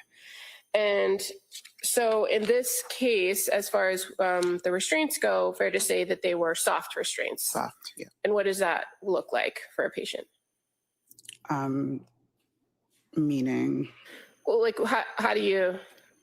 what does a soft restraint look like? A soft restraint, it's like maybe I would say a cushion restraint, and then it's tied to the sides of the bed. So it's all the way around your wrist. Okay. At some point by the end of that shift, do you recall that she was extubated? Yes. Can you tell us what extubation is? That means you remove the tube. You usually stop all sedation. And were you able to make observations of the patient once she was extubated? Yes. Did her presentation change at all from your previous interactions with her? No. Did you have the occasion to treat her again on January 30th? Yes. And again, at that point, she has already been extubated. And are you able to then make an assessment of her without the tube in about her orientation and her alertness? Yes. Is that something that you kind of do each and every shift? Every shift, yeah. Was she still on sedation medication at that time? No. And what was your observations of the patient's demeanor now that she's extubated? She's flat, no emotion either way. And is that fairly consistent with what your observations were of her during the course of your time treating her? Yes. How about being alert and oriented? Did you observe her to be alert and oriented? She was. And did you observe her to identify sleep as an ongoing issue? Yes. And so as part of the plan for treating her, did you address the sleep? Yes. And how did you guys address sleep? The plan was to start the first sleeping medication for her. I don't remember exactly which one, and then wait a couple hours, see if it worked, and if not, try another medication. Okay, and this actually occurred over the course of a few days. A few days, yeah. During the time when you observed her to be flat, as far as her affect goes, did you also observe her to be cooperative? Yes. Meaning she followed your directions? Yes. Did you treat her, or were you the overnight nurse for her on February 2nd? You recall? Yes. On this particular night, February 2nd, do you remember her making a particular request of you or ask you for something specific? I think that was the night she wanted to reach out to her lawyer. And did you note that in your nursing notes? Yes. Why did you note that particular request? Objection. Can I see counsel?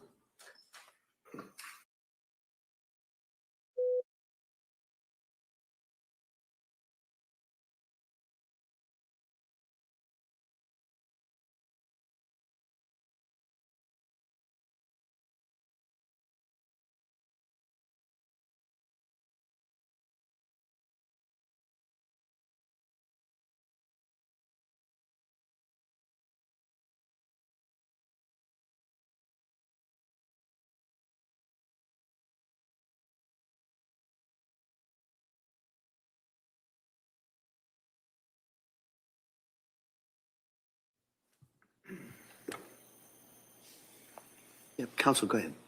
Thank you. So on this particular night, the 2nd, she made a request of you for her lawyer, correct? Yes. Was that something she had asked you before? No. And so did you think it was something worth noting? Yes. Why would you note something like that? Because that was the first time she referred to anything going on with the case. So Okay, and so you had the occasion after she was extubated to have some casual conversation with her, correct? Yes. And this was not a conversation you'd had before? No. What did you do when she made that request? What was your response? I sent what we call a consult to the social worker in order to coordinate reaching out to her lawyer.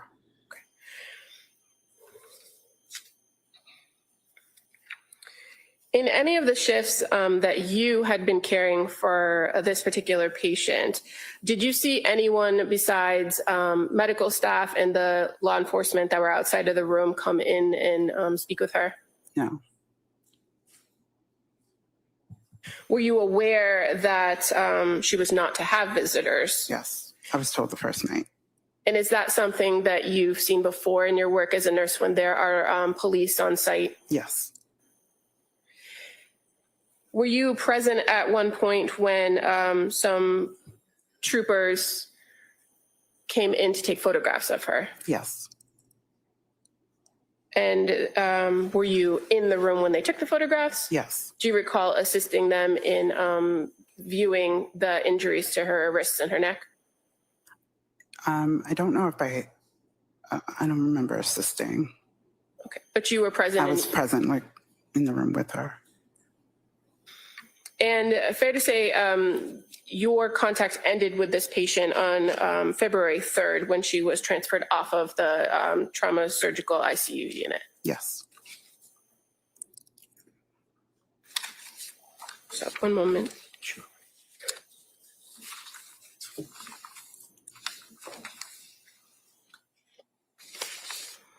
Now, you were not the only nurse to treat her on the night shift, correct? Correct. So on days that you didn't work, another nurse treated her. Exactly. And were you familiar with the nurse who was generally assigned to treat her during the day? Yes. And who was that?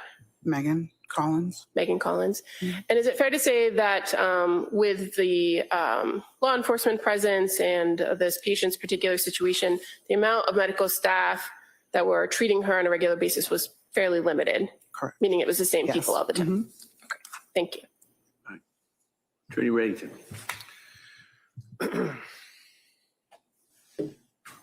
Morning. Morning.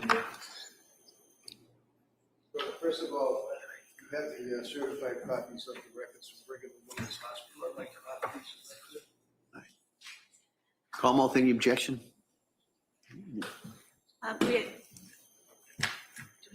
I actually have those on a disc. I was going to put the disc in instead of all the paper. Why don't we put both in? Sure.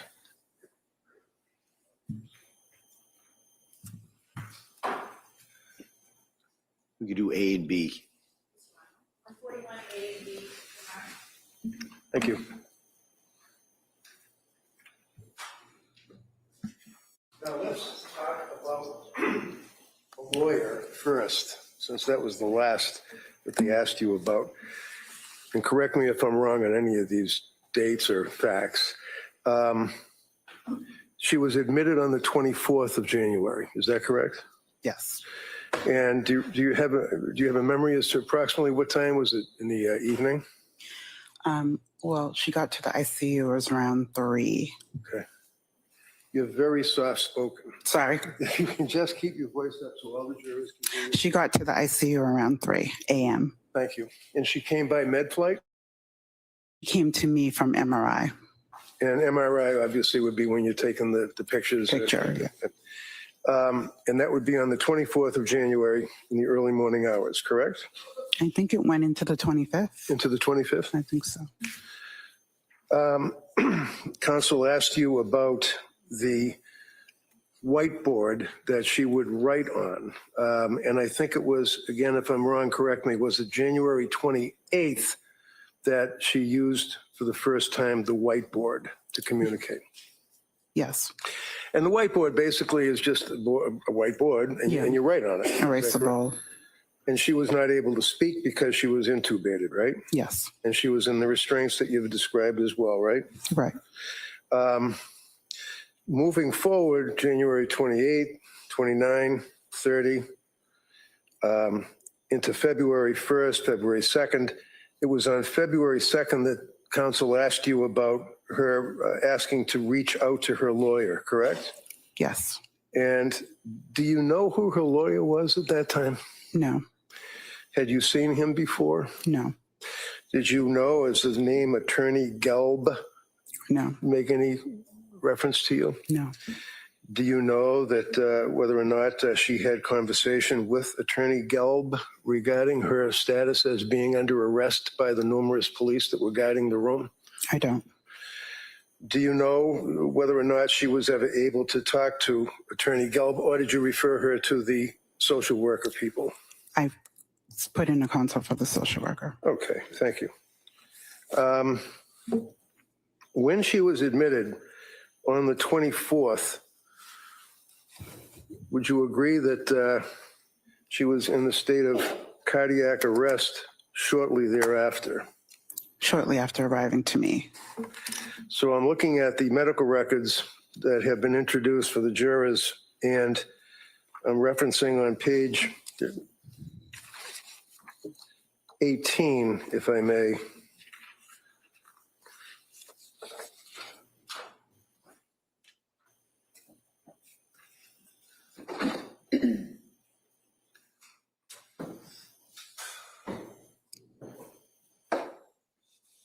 Now, this is one page of 400 pages of medical records. Can you see that? But looking at this, does it indicate it's an SICU course? Surgical ICU. I'm sorry? Surgical ICU. Okay. And that makes reference to the fact that shortly after arriving in the ICU, the patient had a cardiac arrest. Is that fair? Yes, Were you there then? I was. And when it says the etiology of the arrest, she got 2 rounds of CPR before obtaining ROSC. Can you tell me, please, what is CPR, 2 rounds, and what is ROSC? Meaning we did chest compression. She was already intubated, so she was getting oxygen. Okay. And then bilateral chest tubes were placed in her body? Yes, Does that mean from both sides? both sides. Okay. And that punctures through the chest into what, the lungs? The lungs. Okay, the lungs. And when they placed the chest tubes, at this point, shortly after admission, there was 100 to 300 cc's of blood from each chest tube? What does that mean? That's the output they got once they put the chest Sorry tube. again, just can you keep your voice? That's the output they got once they put the chest tube in? Okay. So when they put the chest tube in, it drained 100 to 300 cc's of blood. Is that correct? Correct. And then after that, again, shortly after admission to the hospital, coming from South Shore Hospital, she then got a massive transfusion protocol, which you told us about, right? Yes. And what does that mean? Means she gets, we have a protocol that with blood, depending blood products, Okay. she gets infused rapidly. And was there a notice shortly after arrival to the ICU, she was being turned and had 30 cc's of clear fluid that came out of her nose? Is that right? Yes. And what is that? Was there a suspicion that that was what's called CSF? Yes. And what is CSF? It's spinal fluid. Okay. Going to the next page, which would be 19, does it indicate, again, on there, if I can just bring this up a little bit better. So she now has noted acute blood loss, anemia, right? What does that mean? She has a low blood count.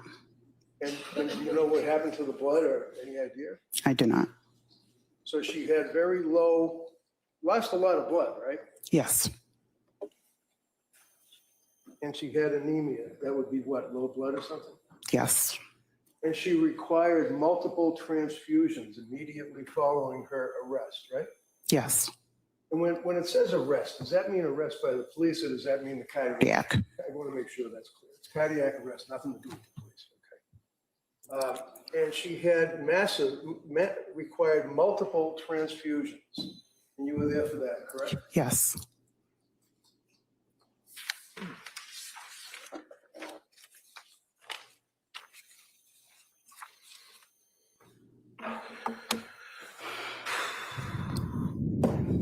Were you aware of the extent of after you had the after you had the MRIs and the CAT scans, were you aware as the lead nurse or treating nurse as to what the extent of her injuries were?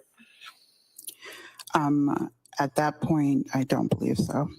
At some point, did you become aware of that? Yes. Okay, so, and again, I've got the records, you don't, so let me do it this way, just to make it easy. Do you remember that she had a burst fracture of C1? Yes. What does that mean? Means a cerebral fracture. That'd be up here? So this is the cervical spine up here? Mm-hmm. And then T5 and T6, there was a transection. What does that mean? Thoracic. Okay, so on the spine. Down here. Yeah. And when it says transection, what does that mean? It's severed. And then T1, 2, 3, 4 also were injured as well, right? Mm-hmm. What is neurogenic shock? What does that mean? If you know. Neurogenic shock. Sorry, yeah, neurogenic shock. It just makes reference on. These are not my notes, so I can't really. That's fine. I understand. And this would be on page 65. Do you recall reviewing the documentation as to what's captioned present illness in the records? Did you know that she was presenting as a transfer from South Shore Hospital? Yes. Did you know that under present illness and the history would be that she's a 32-year-old female with history significant for postpartum depression? Did you know that? Yes. And did you know that after the fall with the C1 burst fracture and the complex transection of T5 and T6, she also had rib fracture, correct? Yes.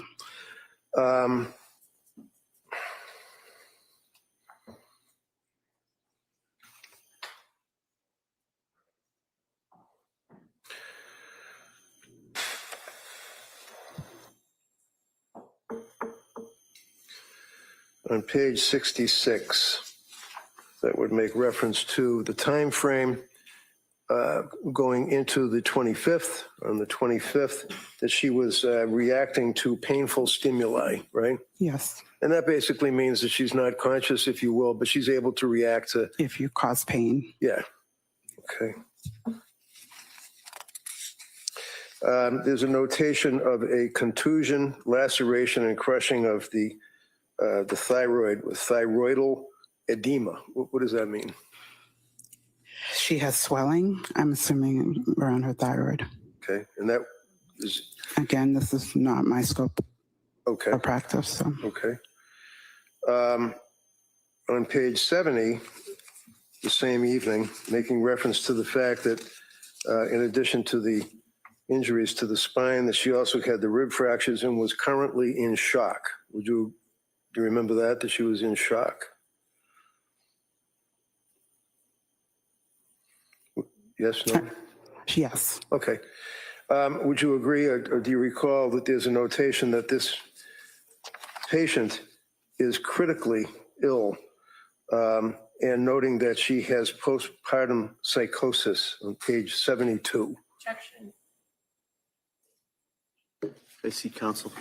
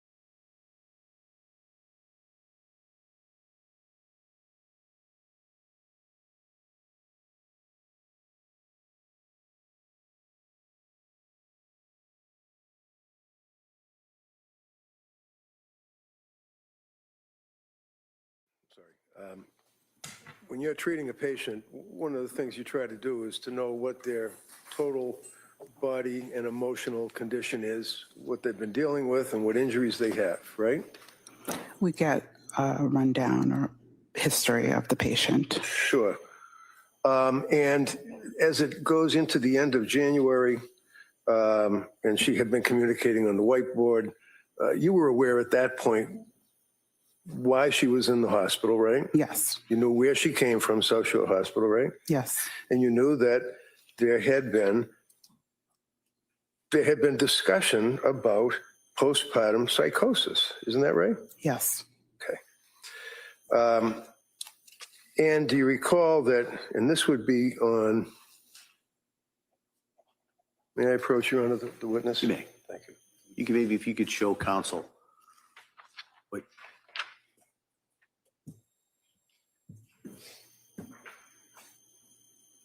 I want the date and the time. Okay, and the lawyer, legal team.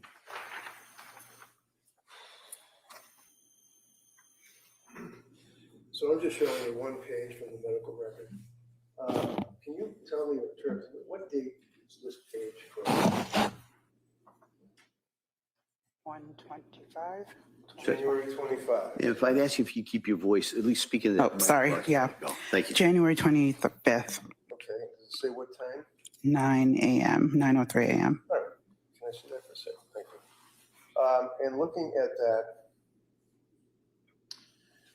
do you recall on that date, you had been working with her the night before, correct? Correct. Where it indicates that the patient is under arrest, right? Yes. And there are police officers at her bedside. Right? Outside the room. Well, it says at her bedside on the record, doesn't it?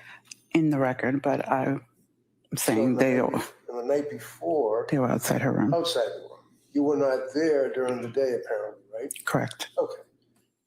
And there's a difference from you guys as far as your medical records. If the police officer is at the bedside as opposed to sitting in a chair in the hallway outside the room. Right? Yes. Okay. So indicating police officer at her bedside, we will involve the social work and legal teams, right? Yes.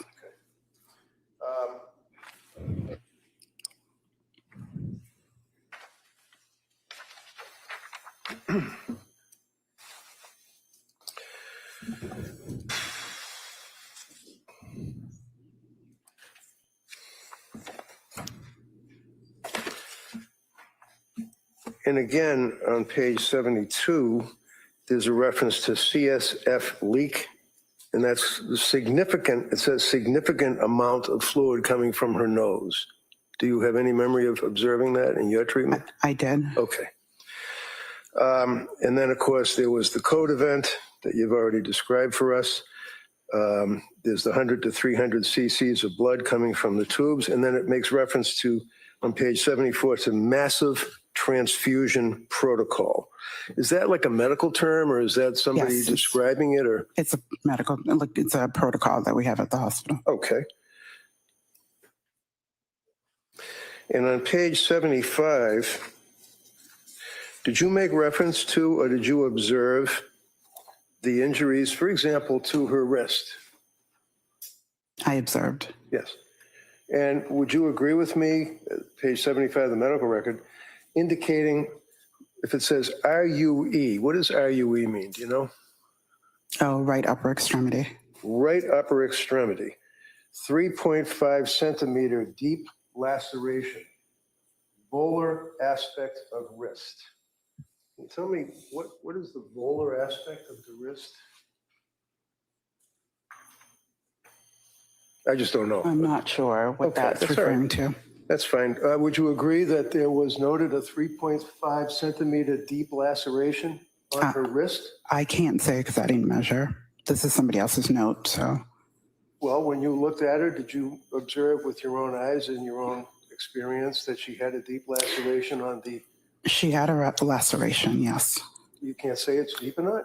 I can't say. I didn't. You want to say it was superficial? I can't say that either. So when you looked at the laceration on her wrist, you Yeah. can't tell us if you would agree that it was a deep laceration. I really didn't get to assess it at the time when she arrived. So, LUE, underneath that, left upper extremity apparently, right? yes, 2 centimeter deep laceration, again, on the volar aspect of the wrist. You did see laceration on her left wrist? yeah, she had dressings. Okay.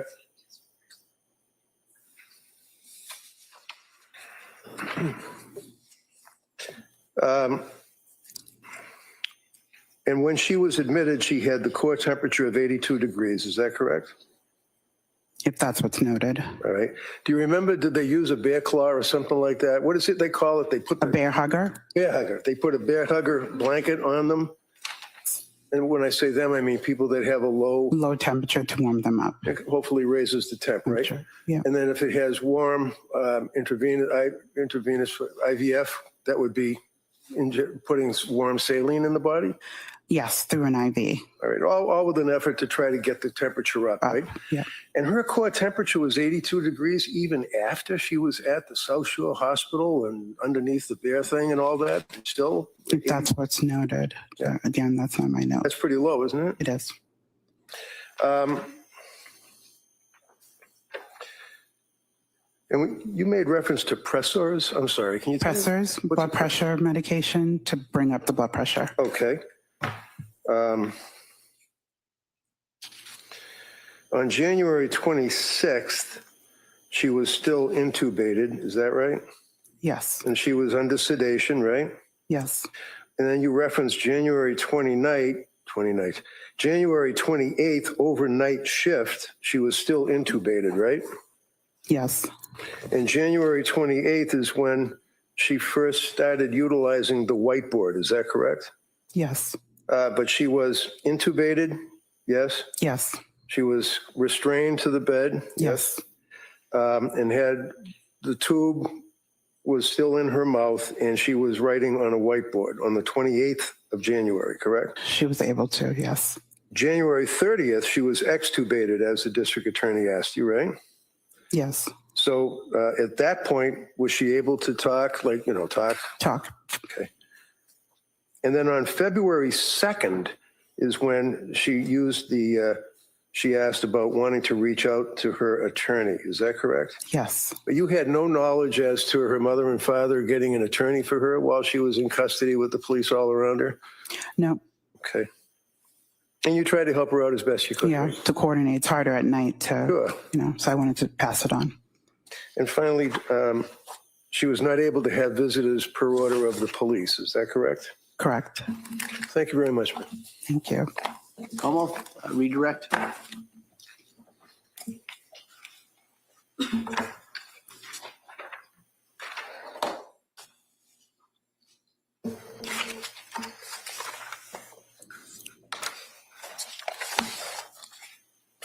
Ms. Amity, the first time that Ms. Clancy, the defendant, the patient, used a whiteboard with you was on January 28th, correct? Yes. You're not aware of if she used that tool with other nurses on other shifts, No. were you? No. And the first time that she mentioned a lawyer on the February 2nd, that's the first time she mentioned a lawyer to you, correct? Correct. You were asked about the trauma in the chest tube and that she lost 100 to 300 cc's of blood. Yes. The transfusion came after that, correct? Yes. And fair to say the course of her treatment coming to Brigham was that she first came in through the emergency department, correct? Yes. Then she was sent for an MRI, Yes. and then she came to the trauma surgery, correct? Yes. And you're aware that she had other imaging like CT scans, correct? Yes. And that especially when it came to the head CTs, she didn't have any intracranial injuries or anything that required that you be focused on her head injury, correct? Correct. So it was more a cardiac issue and keeping her stable and internal bleeding in the chest area. Yes. As far as what you're aware of from other treating physicians. You're aware Dr. Anderson was one of the trauma surgeons that was treating the patient? Yes. And he was making assessments and giving orders to you and other nurses, fair to Yes. say? And are you aware that he identified in the history that this patient actually had a history of postpartum mood symptoms, not psychosis? I would have to look at the note. I don't remember. Those aren't notes that you would have written. No, And you weren't taking a full history of the patient? not at the time. No. Were you aware that she then subsequently was fully evaluated by the psychiatric team? I knew she saw psych, yes. And were you aware that they ultimately identified that there's an inherent uncertainty in her diagnosis? I do not remember. As far as the lacerations went, in your treatment of her, again, you treated her overnight shifts for various days, correct? Yes. Did you ever have a situation where you had to change her bandages because they were seeping? No. And are you aware that Except for the first night, but we didn't get to that because she coded. because she coded. Yeah. And then you're aware that the next day after, another individual, a physician's assistant,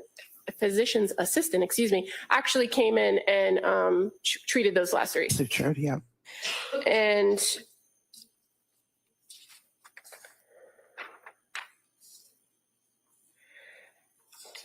as far as Dr. Anderson goes, were you aware that on January 25th, he noted that the lacerations to her neck and wrists were very superficial and didn't require treatment at that time? I was not aware. Don't remember that note. Would you, if I showed you the record that's in his note, would you agree that that's an assessment that he made? Yes. Okay. And he didn't instruct you to do anything further with those injuries? Yes, right. Thank you. So very briefly. Sure. District Attorney asked you about the evaluation by the as she put it, psychiatric teams with a determination that there was inherent uncertainty according to the psychiatric teams. Do you know when the psychiatric teams were evaluating her? I don't know. It was during the day. I don't know what day, but. But in any event, I did show you on the thing over there, where the reference was made to postpartum depression, postpartum psychosis, correct? Yes. And that's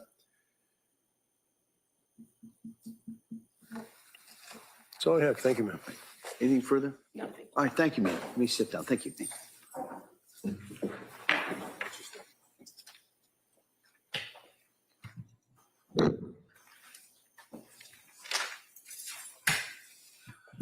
All right, Kamal.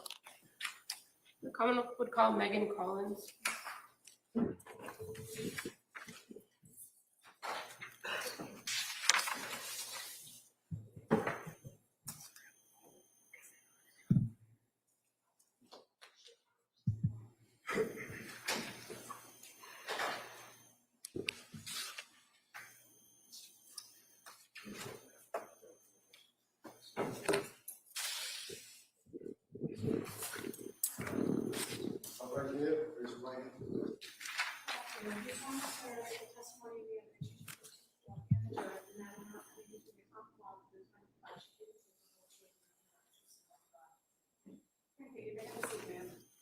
Please.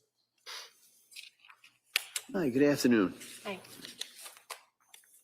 Ask you to speak into that microphone, keep your voice up. Okay. All right. Attorney Buckingham, please. Thank you. Good afternoon. Hi. Can you please tell the jury your first and last name? Megan Collins. Would you mind spelling your first name for the record? MEGHAN. And- Collins. COLLINS. Thank you. And what do you do for work? I'm an ICU nurse. And how long have you been a nurse? 11 years. And did you go to school for that? Yes. Where'd you go? Sacred Heart. What hospital do you currently work at? Brigham and Women's. And how long have you worked there? 8 years. In January of 2023, what unit were you working on at the Brigham? The trauma surgical ICU. Did you work a particular shift? I did. And what shift was that? 7A to 7P. So 7 a.m. to 7 p.m. And you just have to answer out loud, sorry. Okay, yes. I'm going to draw your attention to a particular patient that was treated there beginning on January 24th, LINDSAY CLANCY. Are you familiar with that patient? Yes, Were you a nurse that was treating her during that day shift while she was in the ICU? I was. Are you aware that she arrived at the Brigham Hospital on January 24th of 2023? When she was admitted to our ICU, it was overnight. So as far as the hospital, do you know when she arrived at the hospital? I believe the evening prior. And you, a patient who comes to your hospital doesn't automatically come to the ICU, correct? That's correct. Where do they go first, usually? The emergency room. And you're aware this particular patient actually went through a local hospital before being transferred to the emergency department at Brigham and then to the ICU, correct? Correct. And so when you interacted with her, she had already been at the ICU unit for that night shift. Is that fair to say? Correct. Interacted. She was intubated when she arrived. And were you with her the entire day of the 25th from that 7 a.m. to 7 p.m. shift? Yes. And was she on what's called the 1-to-1 during that day? Yes. And what does that mean for you as the nurse if she's on the 1-to-1? She was 1-to-1 nursing per our ratios because of how critically ill she was. And so you were there pretty much the entire time? Correct. Were there any other people there other than the medical staff and yourself treating her? Were there any other people there? There were officers, police officers. And they were outside the room? Correct. Had you taken over care of this patient from another nurse on the night shift? Yes. And who was that? Rochelle. And you are familiar with Rochelle? You've worked with her before? Yes, I have. And were you advised that over the course of the night shift that this patient had coded? I was. And when you came on shift in the morning, because of what had happened overnight, were you aware that she was sent for additional CT scans? We went for CT imaging in the morning when I got there because she was not stable overnight. Okay. And you said she was intubated, correct? Correct. How about, was she responsive during that first day that you encountered her? The first shift that I had her, we were focused on her injuries and keeping her sedated. So the interactions, responses were minimal, but that was intentional as she was, again, like I said, so critically ill. And so you also said that she was sedated for the majority of that day, correct? Yes. And is that something that often happens when a person is intubated, that they're sedated? It is. What happens if an individual isn't under sedation and they're intubated? It is patient dependent, but majority of patients are not able to tolerate the breathing tube and it's uncomfortable. So we give them medications to keep them as comfortable in tolerating the breathing tube as possible. Now you mentioned treating injuries and keeping the patient stable as your primary goal, correct? Were you able to make note of some physical injuries that the patient had? Yes. And were there some obvious injuries that you could observe? Yes. To her neck and wrist area? Correct. May I approach the witness? Just going to show you two photographs, okay? Does that look familiar to you? Mm-hmm. Do you know Yes. that to be the patient, LINDSAY CLANCY? I do. And fair to say she has a breathing tube? She does. And then the second one, again, just the other side of her neck. Is that familiar to you? Yes. Are these very inaccurate representations of the neck injury that you observed for this particular patient? To the best of my memory, yes. All right, they may be admitted.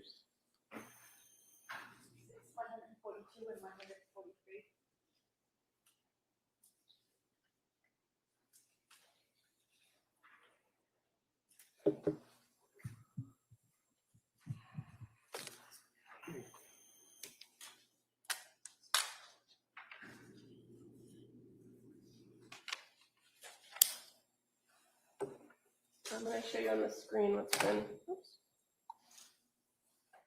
marked as Exhibit 142 and 143. And you said that's, to the best of your memory, what the injuries on her neck look like, correct?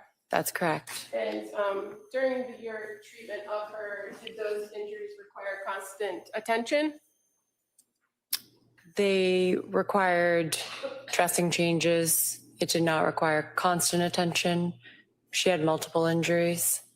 So fair to say she had more significant spinal injuries and other issues that you were working to stabilize her on, correct? Correct. Now, you treated her on the 25th, right? And did you treat her on the 26th? To your best of your memory? I would have to go back and look. I don't have a problem if she leads her with records if she has them. As far as January 26th on that 7 a.m. to 7 p.m. shift, do you recall making notes that the patient required additional sedation due to the tube intolerance? Yes. Okay. And that she was started on low dose of propofol? That is correct. And that in the afternoon that she had chest tubes and you kind of checked those chest tubes to, it says, interval CXR looked okay with chest tubes to water seal. Yes, that's correct. And so she had previously been given chest tubes and your role was just to kind of make sure that everything was fine. They placed bilateral chest tubes and monitoring those is a part of my responsibilities in the ICU. And we were concerned for her respiratory status. So that is why I made a note of it. Okay.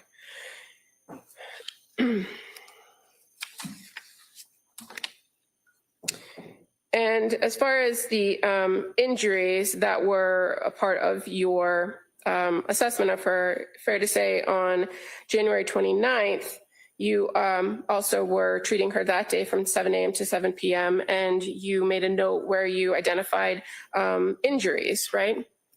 Correct. And those injuries would have been things that were reported to you based on a doctor's review of labs and images and that kind of thing, correct? Yes. You don't make your own assessment about thoracic injuries or cervical injuries. I do not diagnose. Also on the 29th or the 28th into the 29th, that is at that point when the patient was extubated, correct? Correct. Do you recall making observations of the patient when after she was extubated? She was not extubated on my shift. I was there the following day. Okay. Did you note how her demeanor, her presentation the next day? I did. And fair to say you noted increased confusion, agitation, and picking at lines and drains, correct? That's correct. And fair to say the patient had to be restrained because of the activity. That is correct.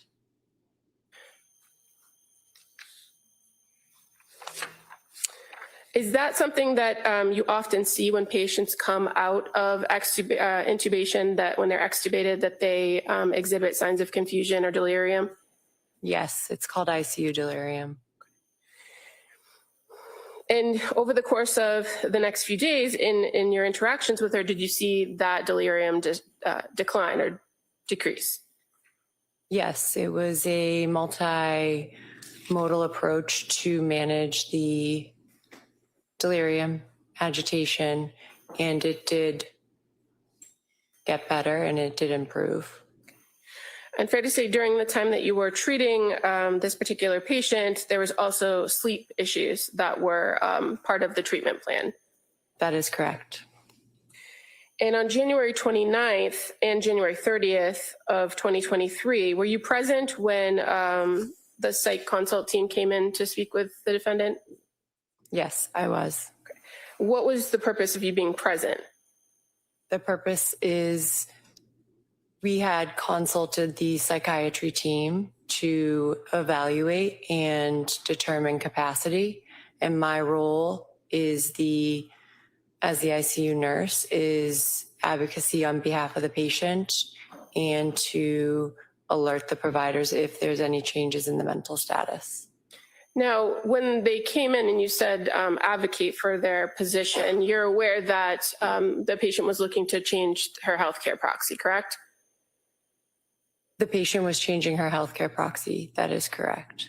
And that there has to be an evaluation to determine whether she's of a particular mental status and medically able to make that decision on her own. Is that fair to say? Yes. And do you recall who was present other than yourself and the psych doctors, the doctors from the psychiatric unit? There was the social worker, myself, and her lawyer was present.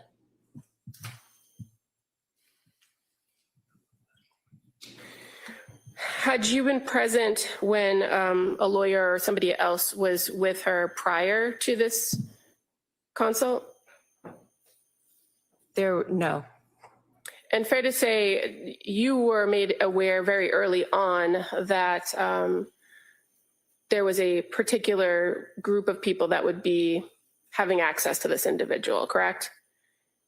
Can you clarify? Well, is it fair to say that the treatment team was kept small on purpose?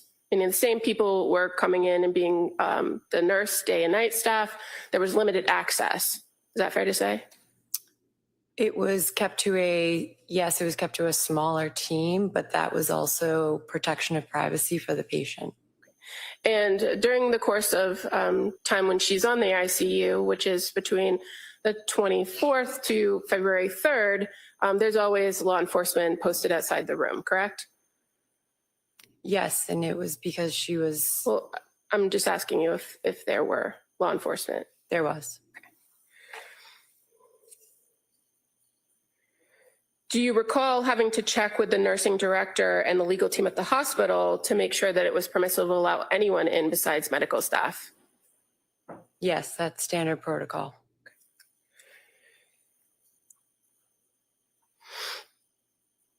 And when she was transferred off of the your unit on February 3rd, did you have any further contact with her? I did not. Nothing further, thank you. All right. Attorney Reddington. Afternoon, I think. Yeah. How many years you been a nurse? 11. And you obviously take that position as very serious, and your concern is to protect your patient, is that right? That is. You made reference to the fact that she was changing her her documents as far as healthcare proxy. Yes. Did you know anything? Did you know who she was changing it from, her husband to her mother and father, or did you know anything about the specifics? She was changing it from Patrick to her parents. Thank you. And finally, what is a DNR? DNR means do not resuscitate. Do you know what her DNR was? Her code status was full at the time that I took care of her. Do you recall that she had indicated repeatedly that she wanted a DNR, that she did not want to be resuscitated if emergency arose? I was not privy to that knowledge. Okay, but that's noted in the medical record. It would be noted in the records, right? It would be, yes. Thank you very much. Thank you. Attorney Buckingham. Nothing further, All right. Thank you. Please sit down. Thank you. Commonwealth calls Dr. Shah.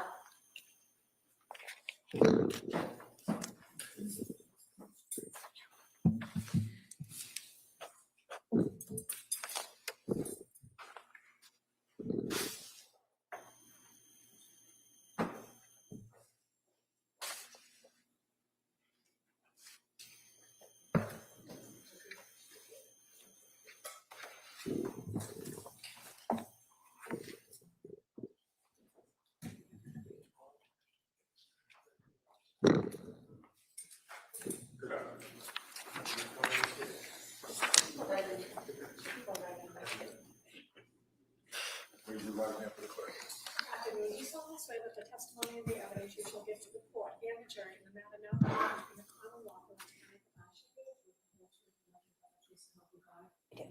you. Good to see you.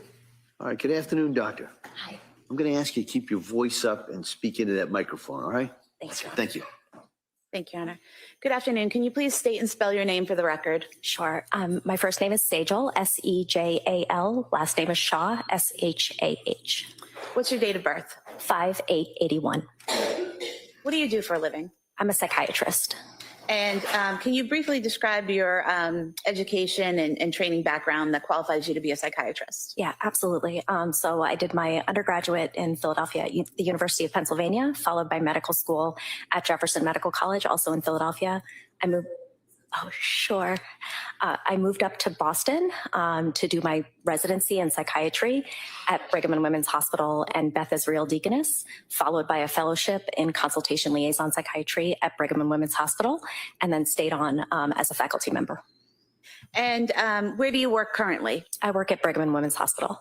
And what is your role there? I'm Associate Chief of the Division of Psychiatry and Medicine, leading the consultation liaison psychiatry service at Brigham. And what is the consultation and liaison service? Yeah, so consultation liaison psychiatry is a subspecialty of psychiatry that works at the interface of psychiatry and medicine.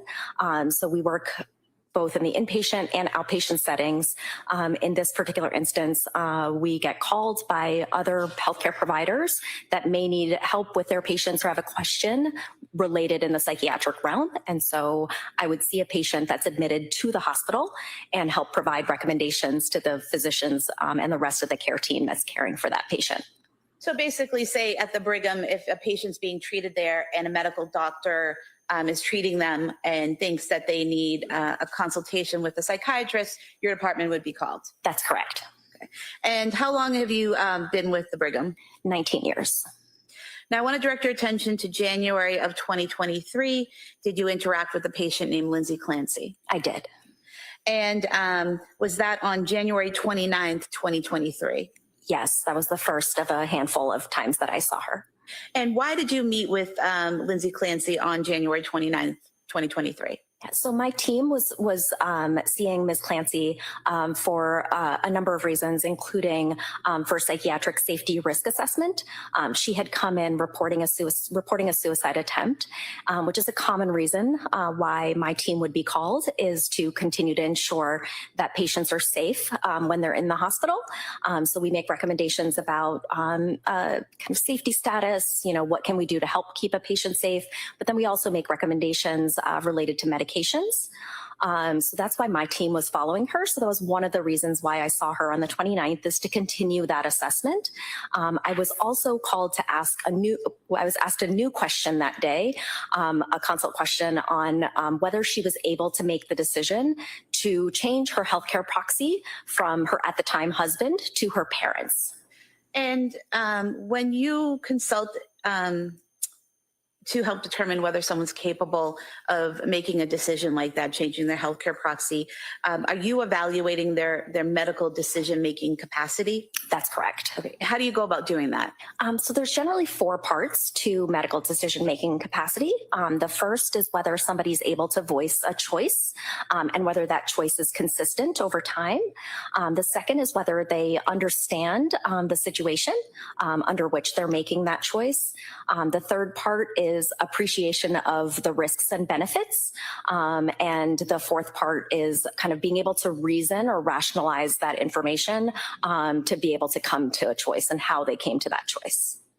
Now, if you're doing this evaluation to determine someone's capacity to make decisions, would a traumatic brain injury factor into that evaluation? It could. When you evaluated Lindsay Clancy, was she able to voice a choice to you about who she wanted to be her healthcare proxy? Yes. And is she speaking to you or writing this down? She's speaking. So she's already been extubated at that point? That's correct. And she's speaking to you, and were you aware that Patrick Clancy was her healthcare proxy? I was told that by her primary medical team. Okay. And when you talked to Ms. Clancy, did she tell you who she wanted to take over that role? She did. And who was that?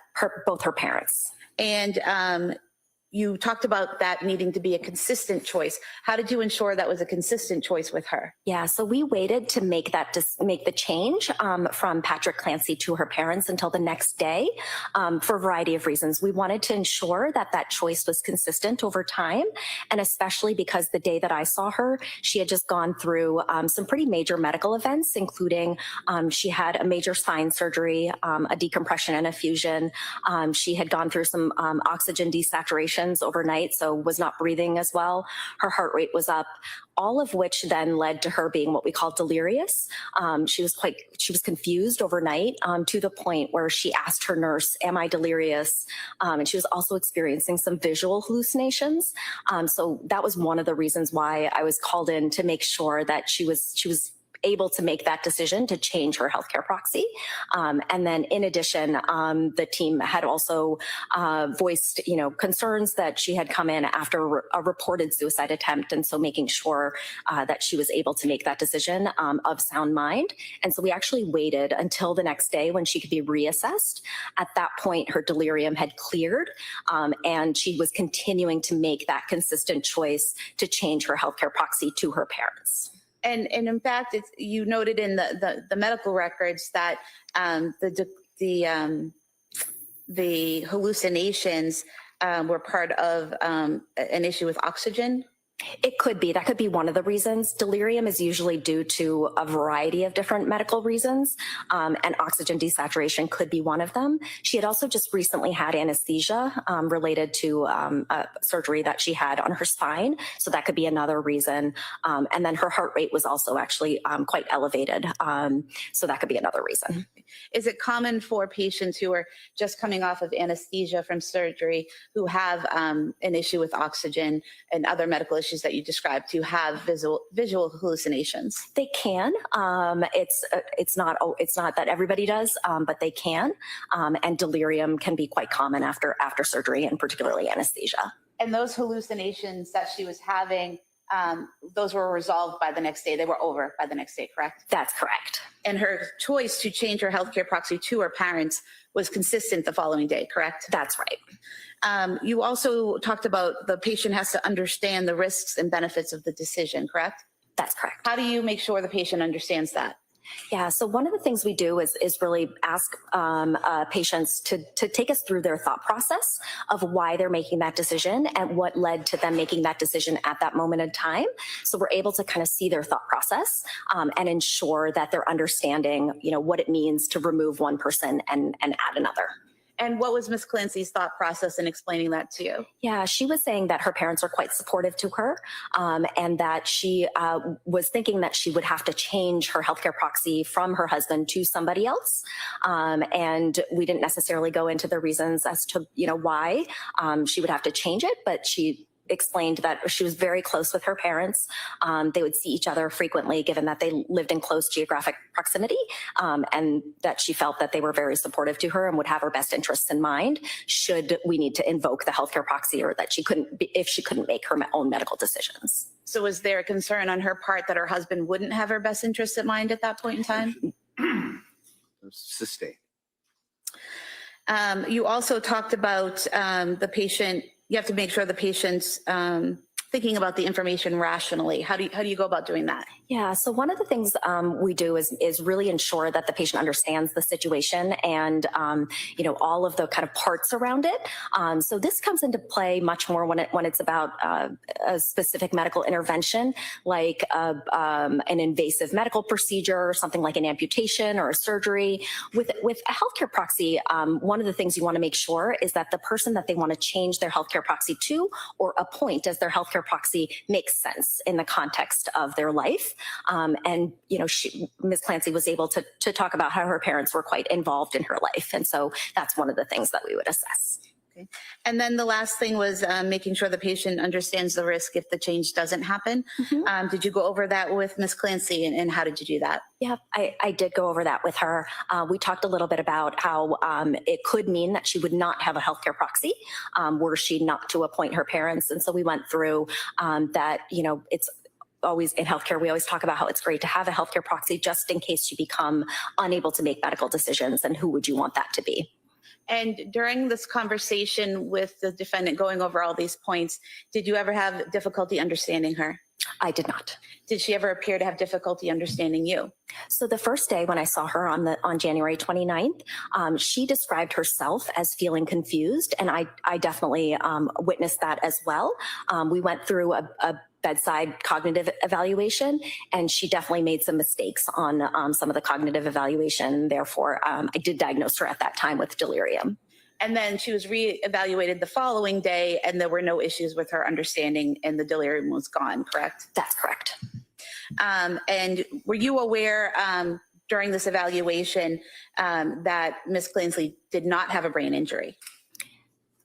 I'm sorry, can you repeat the question? Were you aware that Ms. Clancy did not have a brain injury at that time? One of the things that we look at is any kind of relevant medical information that might be available to us. And I noticed that her Glasgow Coma Scale, when she was transferred to Brigham and Women's Hospital, was a 10, which would indicate that she could potentially have had a moderate brain injury.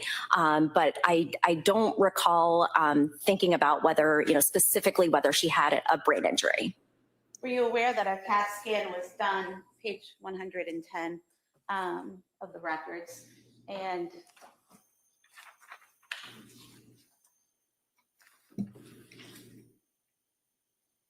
on the CAT scan, the impression was no acute intracranial findings, so no brain injury. So you can. CAT scan. Correct? I did review the head imaging that was available at the time. You can have a normal CAT scan and still have a brain injury. Were you aware that she had multiple CAT scans that showed no bleeding in the brain, no skull fractures, no injuries, just visible injuries whatsoever? I'm sorry, but can you repeat the question? Were you aware that she had multiple CAT scans at South Shore Hospital and at Brigham and Women's that showed no skull fractures, no intracranial bleeding, no hemorrhaging, no visible damage whatsoever? Yes. And were you aware that she was evaluated at South Shore Hospital and at the Brigham, and she had no external injuries on her head either? Yes. Now, she was allowed to change her healthcare proxy to her parents, correct? That's correct. So if someone was had an injury, a brain injury, to the point where they didn't know what was going on, or they were having trouble processing or thinking, they wouldn't be allowed to change their healthcare proxy, correct? It depends to what extent. Most patients that have either a head injury or severe mental illness, let's say, just anything going on with the brain, retain the ability to make most medical decisions. And we think about changing healthcare proxies as a pretty low risk decision. As I mentioned before, something like an amputation or a major surgery, invasive procedure is something that we would hold somebody to a higher bar.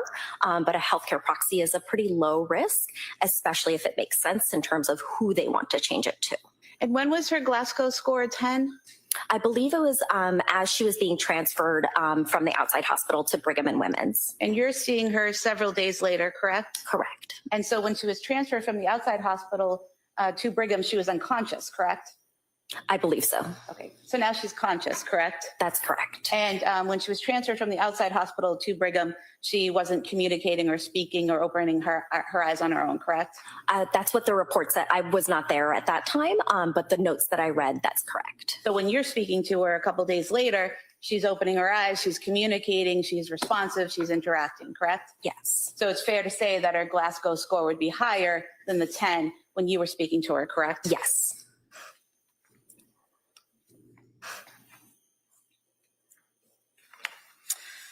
Now,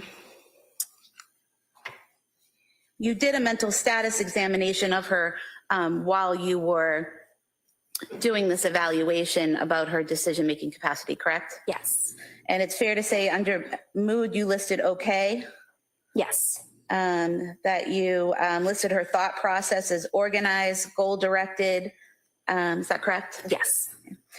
You asked her if she was having hallucinations or delusions, and she, other than those initial ones the first day, she denied those?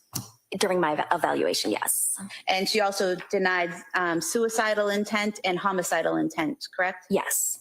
And you listed her insight and judgment as fair, correct? Yes. Her behavior was calm and cooperative? Yes. And you didn't see anything about her behavior that would indicate to you that she was responding to some type of voices or hallucination that you couldn't see?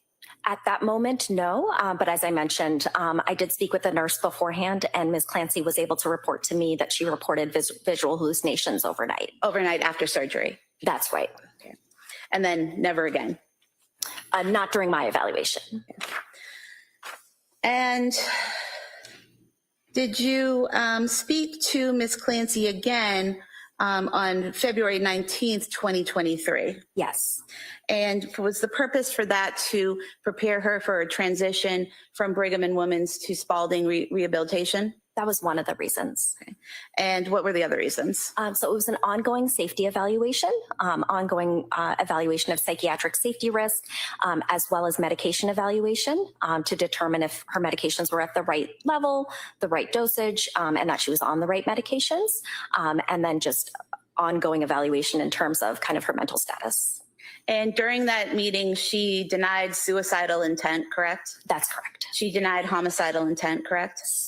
She denied having auditory or visual hallucinations, correct? Yes. She reported her mood as okay, is that correct? Yes. And she told you she was looking forward to moving to Spalding, correct? Yes. She also denied any confusion or disorientation, is that correct? Yes.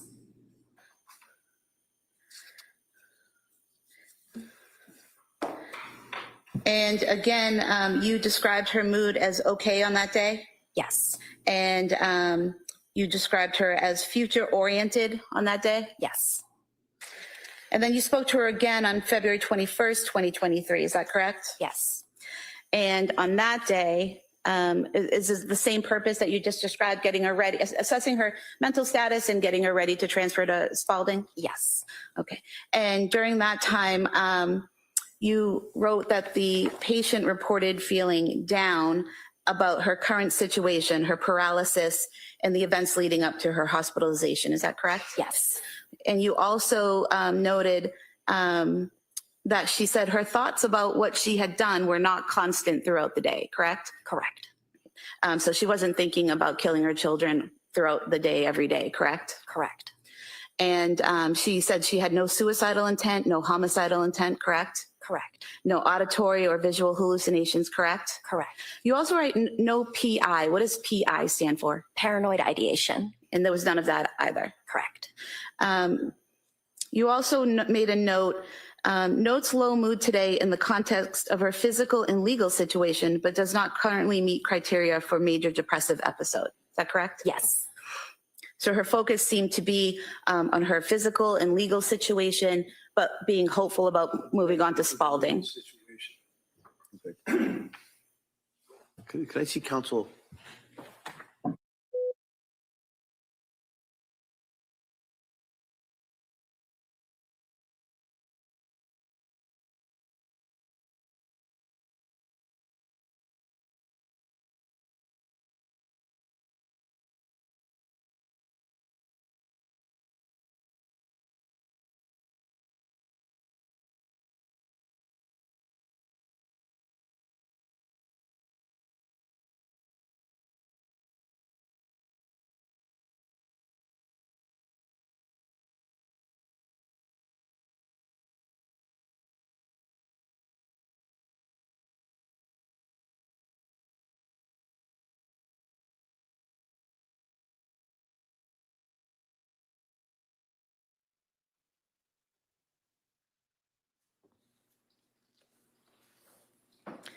And so her focus at that time appeared to be her physical situation, her legal situation, and looking forward to going to Spalding rehab. Yes.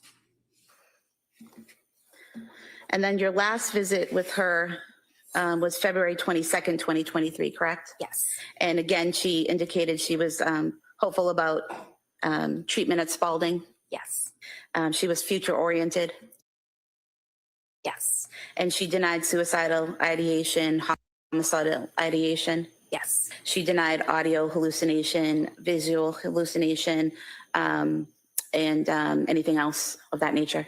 Yes. Thank you. Attorney Reddington. Afternoon. So, Doctor, from your testimony, and correct me if I'm wrong, was she, to your opinion and your experience, an honest patient telling you what her symptoms were, if any? Objection. That's an evaluation in the psychiatric. I'll allow that question. Yes. In other words, she didn't go off and try to exaggerate to you and say, I'm seeing visions and I'm hearing voices and I'm suicidally ideated and I'm homicidally ideated. She didn't say any of those things to you, did she? No. She actually denied them, right? Correct. So this is not, in your opinion, someone who was trying to exaggerate her conditions for some legal reason, correct? No. And you obviously were in close contact with her for about a month, right? That's right. Just a couple of questions. Counsel asked you whether or not, and I think it may have been in the beginning in January, that you had difficulty understanding her. Obviously, after removing the tubes and everything else, you're able to talk with her, correct? Correct. And you knew that one of the concerns, if you will, was postpartum issues. You knew that, right? Yes. And in your experience as a psychiatrist, you're familiar with the concept of postpartum psychosis, correct? Yes. And you know that people can communicate and plan and act on plans, even if they're in the middle of a psychosis, right? Yes. You don't have to be drooling and stumbling and unable to walk and talk to be in a psychosis, do you? No. So in other words, a person can be in a psychosis and can communicate to friends, family, people, talk, correct? Yes. So you didn't, as counsel asked, you didn't have any difficulty understanding her. She wasn't slurring her words or anything like that when she was able to talk. Right. Okay. One of the things that when she was admitted, and then without going through, I'm not going to go through all the stuff we've already talked about with her medical condition and everything else, you indicated that she was very, very ill, correct? Correct. Did she appear to be cooperative to you when you would interact with her? Yes. As a doctor, as a psychiatrist, you're familiar with bipolar, the concept of a bipolar diagnosis, correct? Correct. Can you tell me what bipolar means? Yeah, so bipolar disorder is a mood disorder, categorized as a mood disorder, where patients have distinct depressive episodes, as well as, depending on the type of bipolar disorder, either hypomanic episodes or manic episodes, to the point where they don't sleep for days, they still have lots of energy, there's this decreased need for sleep, there could be irritability, there can be impulsiveness, racing thoughts. A lot of patients describe that they're out of control of their behavior. And then severe episodes can also include psychosis. And in reference to bipolar, as you were referring to, when somebody is hypomanic, what does hypomanic mean? Yeah, it's a lesser degree of mania. So when patients are hypomanic, they don't always experience things like psychosis, but they might experience some of the other symptoms that I described, including racing thoughts, kind of moving too quickly, talking too quickly, being irritable. And as it relates to the hypomania, would that include things such as somebody who is getting up early in the morning and exercising, or cleaning out their house, or selling their property out of a garage and having difficulty sleeping, and they're awake all night? Yes. As a psychiatrist, one of the things you were concerned about when you were first started to deal with her, as well as when you were releasing her, if you will, is the medication that she had on board, so to speak, when she came into the hospital, right? Yes. Do you remember, and I know it's difficult to recall offhand, but do you recall the medications that she was actually under from purposes of taking her blood when it was tested? When she first came to the hospital? Yeah, if you know. I believe her medication list for, previous to the incident, she was on amitriptyline, diazepam. I believe she was also on prescribed lorazepam, and there may have been one other. Okay. So looking at that, if I tell you that there was a toxicology report done on her as of January 24th by way of taking her blood, you're familiar with that, right? When they analyzed for toxicology.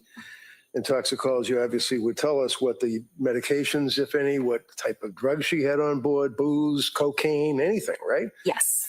And you're aware that the toxicology report, as well as the report from the Department of State Police, as well as the NMS laboratory, which would be in Pennsylvania. So that's an international or a national respected laboratory, isn't it? The NMS lab, if you know? I don't know. Okay. But you know that they did take her blood, they did test her blood, and it was at the State Police laboratory as well as any other labs that tested it, right? Yes, I believe I found that out later. I did not know that the first time I saw her because those labs take a little bit of time to come Sure. back. And you treated her for about a month, so you were pretty That's close to right. her and got to know her quite well. Yes. Would you agree with me that one of the things that her blood reflected or that she was on was trazodone? Yes. And can you tell me what trazodone is? Yeah, trazodone is an antidepressant medication. It's more often utilized as a sleep aid because of one of the side effects is sedation. And so patients that are often having difficulty sleeping are placed on trazodone. And is trazodone, does that share some of the qualities of what I refer to as SSRIs, or SSRI, even though it's not an SSRI, it shares similar qualities? Yes. Can you tell me what SSRI means? Yeah, so that's a selective serotonin reuptake inhibitor, and it's a class of medications that are antidepressants. And the SSRIs, that would also include Zoloft, for example? Correct. Would also include Prozac, for example? Yes. Are you as a psychiatrist aware that Zoloft and or SSRI Prozac should not be prescribed to a patient who has bipolar? Yeah, it can be prescribed. Oftentimes it's prescribed together with another medication that can be protective because patients with bipolar disorder may be experiencing depression. And so they may be prescribed an antidepressant, but along with another medication that what we call protective.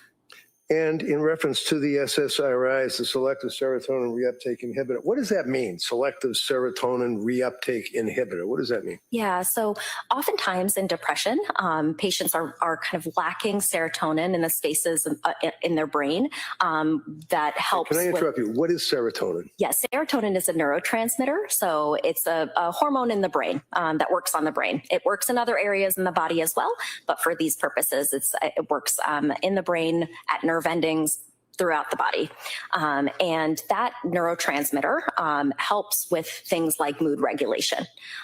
For patients with depression, they're often lacking kind of that ability to have enough serotonin in those spaces. And so a selective serotonin reuptake inhibitor prevents serotonin being kind of sucked back into the cell. So it allows for serotonin to be more available. And what is an SSAI? What does that mean? Antagonist, selective serotonin antagonist. So those are medications that kind of do the opposite. Okay. And you knew as a psychiatrist, at least looking at her history, you knew that she had been seeing psychiatrists immediately prior to her suicide attempt, correct? Correct. And you knew that she had been prescribed a number of drugs by these various psychiatrists, correct? Correct. And to your knowledge, was she prescribed diazepam? Yes. Valium? Was she prescribed buspirone, otherwise known as Vanspar? Yes. About Wellbutrin? Yes. And what is Wellbutrin? Is that an antidepressant? It is an antidepressant. Hydroxyzine. What is hydroxyzine? It can be used for a number of reasons, but for psychiatric purposes, it's often used as an anti-anxiety medication. And Klonopin. Yes. Is hydroxyzine, is that a, strike that. Klonopin, that's a benzodiazepam, right? That's correct. And then lamotrigine. Yep, lamotrigine. Lamotrigine, sorry. Yes. What type of medication is that? Is that a mood stabilizer? It is, yeah. It's also an anti-seizure medication, but in the psychiatric realm, it's used as a mood stabilizer. And then we talked about Prozac, that's an SSRI, correct? Correct. And what's Remeron? Also an antidepressant. So in addition to all of the drugs that I had mentioned, she was also prescribed Remeron, correct? Correct. She was also prescribed Seroquel or quetiapine. Yeah, quetiapine, yes. Quetiapine, okay. And what is Seroquel? So Seroquel is an antipsychotic medication. And she was prescribed, as we already talked, trazodone, Was she also prescribed amitriptyline? Yes. What is amitriptyline? Amitriptyline is one of the older antidepressants. It's a tricyclic antidepressant that can often be used to help with sleep, but also mood. And Ambien, correct? Correct. And Zolpidem. Yep, Zolpidem is the generic name of Ambien. Oh, okay. Some of these drugs, they also have what's called a suicide warning or a black box warning. Isn't that right? Yes. Can you tell me what that means? Yeah. So in studies that have been done, some of them show that especially after starting an antidepressant, it can increase someone's risk of suicidality. Many of those studies showed that it was mostly in adolescents and young adults, but it can happen in adults as well. And Celexa was also a drug. Is that an SSRI too? It is. And all of these drugs that we just went through were all prescribed from end of September till January. Yes, September 2022. 4 month period. Yes. It's an awful lot of drugs to be prescribed in 4 months, isn't it? Objection. Sustained. Thank you. Thank you. Commonwealth redirect? Yes. Doctor, all those drugs that defense counsel just listed, you're aware she wasn't on all of those drugs at the same time, correct? Correct. And did you know that many of those drugs she took a very small amount of? Some she didn't take any pills at all? I was not aware of that. For Buspar, which is one of the ones he mentioned, were you aware the first prescription she only took 2 pills out of that bottle? I was not aware. Were you aware the second prescription a month or so later for Buspar, she took 0 pills out of that bottle? I was not aware. So where are you getting this information about what she was on and when? Yeah, so one of the things that we do is try to collect as much information as we can during our assessments. And so we look through the record in terms of what was prescribed. We also talk with other providers as to what they prescribe. But in the context of the assessments that we were doing, it did not require us to determine, what exactly she had been on before, because we were using a different set of medications to treat something, different symptoms that she was experiencing. Okay. So you really have no idea what she was taking or when? You just know what was prescribed? I know what was prescribed, and then we were also getting reports of what was being taken, what wasn't being taken. But from the defendant? Correct. Okay. So she's reporting to you that she took those medications, but you'd be surprised to know that at least one of them, 0 pills were taken.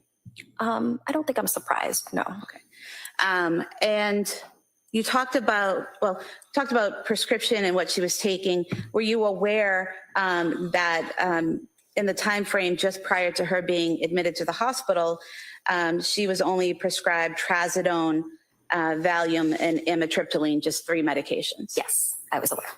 And you were asked about mania and exercising and cleaning out your garage and selling your belongings could be signs of mania, correct? Correct. But there are people who just exercise every day and they're not manic, correct? Correct. And there are people who have a messy garage and have accumulated a lot of junk and decide to clean out the garage that aren't manic, correct? Correct. And in fact, if someone is manic and attempts to do one of those tasks like cleaning out a garage, it's usually in a disorganized way and oftentimes they don't finish the task, correct? Sometimes. So if someone approaches a task like cleaning out the garage by organizing with another party, organizing the belongings, separating them into keep, sell, throw out, that's pretty organized behavior, correct? Correct. And if someone sells belongings that they no longer need, that's not necessarily a sign of mania, correct? Correct. That's more if they're selling their stove and then they have nothing to cook with, correct? Correct. So if they're selling junk in their garage that they no longer need, that's not necessarily manic, correct? Not necessarily. Thank you. Mr. Rankin? So if the person, as counsel said, they're exercising every day and they have a messy garage, that obviously would not be indicative of hypomania, would it? Probably A not. normal person could have, as counsel said it. How about a person that at the same time can't sleep because the insomnia is so bad they go 48 hours without sleep? Is that something to be considered in the whole evaluation? Yes. How about the fact of a person saying that my brain is broken and that they can't concentrate, they can't think. Is that something that the person you would consider in conjunction with the messy garage and the exercise? Yes. Thoughts of hurting themselves, suicidal ideation, that's something that's important to evaluate? Yes. Homicidal ideation, telling your husband that you're having thoughts about hurting your children, that's something you consider, isn't it? Yes. In reference to Counsel's comment about just 3 medications that she was on prior to trying to commit suicide, you're not aware of the doctors telling her to discontinue this medication, start a new medication, go on to a different medication, depending on the doctor. You're not aware of that, right? No.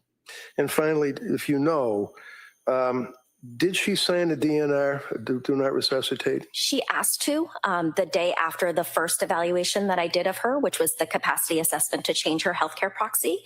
But in the context of her reporting a serious suicide attempt, we did not change her code status. We continued to chat with her about that. And she ultimately came to the conclusion that it made sense to make sure that her mental health was stable before she considered her code status. Okay, but her initial reaction or her conversations with you all was that she wanted to have a do not resuscitate status. Correct. Thank you. Como? Nothing further. All right, thank you, Doctor. Thank you, Your Honor.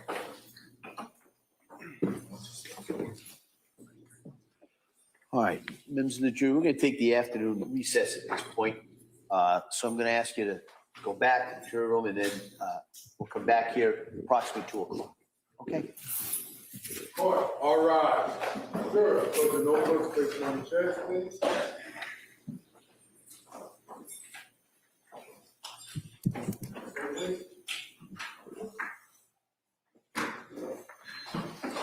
I've been in and out. She wore the glasses all day today. Is that right? Remember, we had the issue after the 911 call when she broke down and was just sobbing that she came back and for the first time had the glasses on.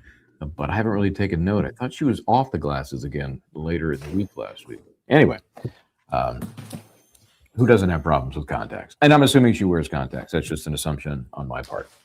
Hey, guys, how's everybody doing?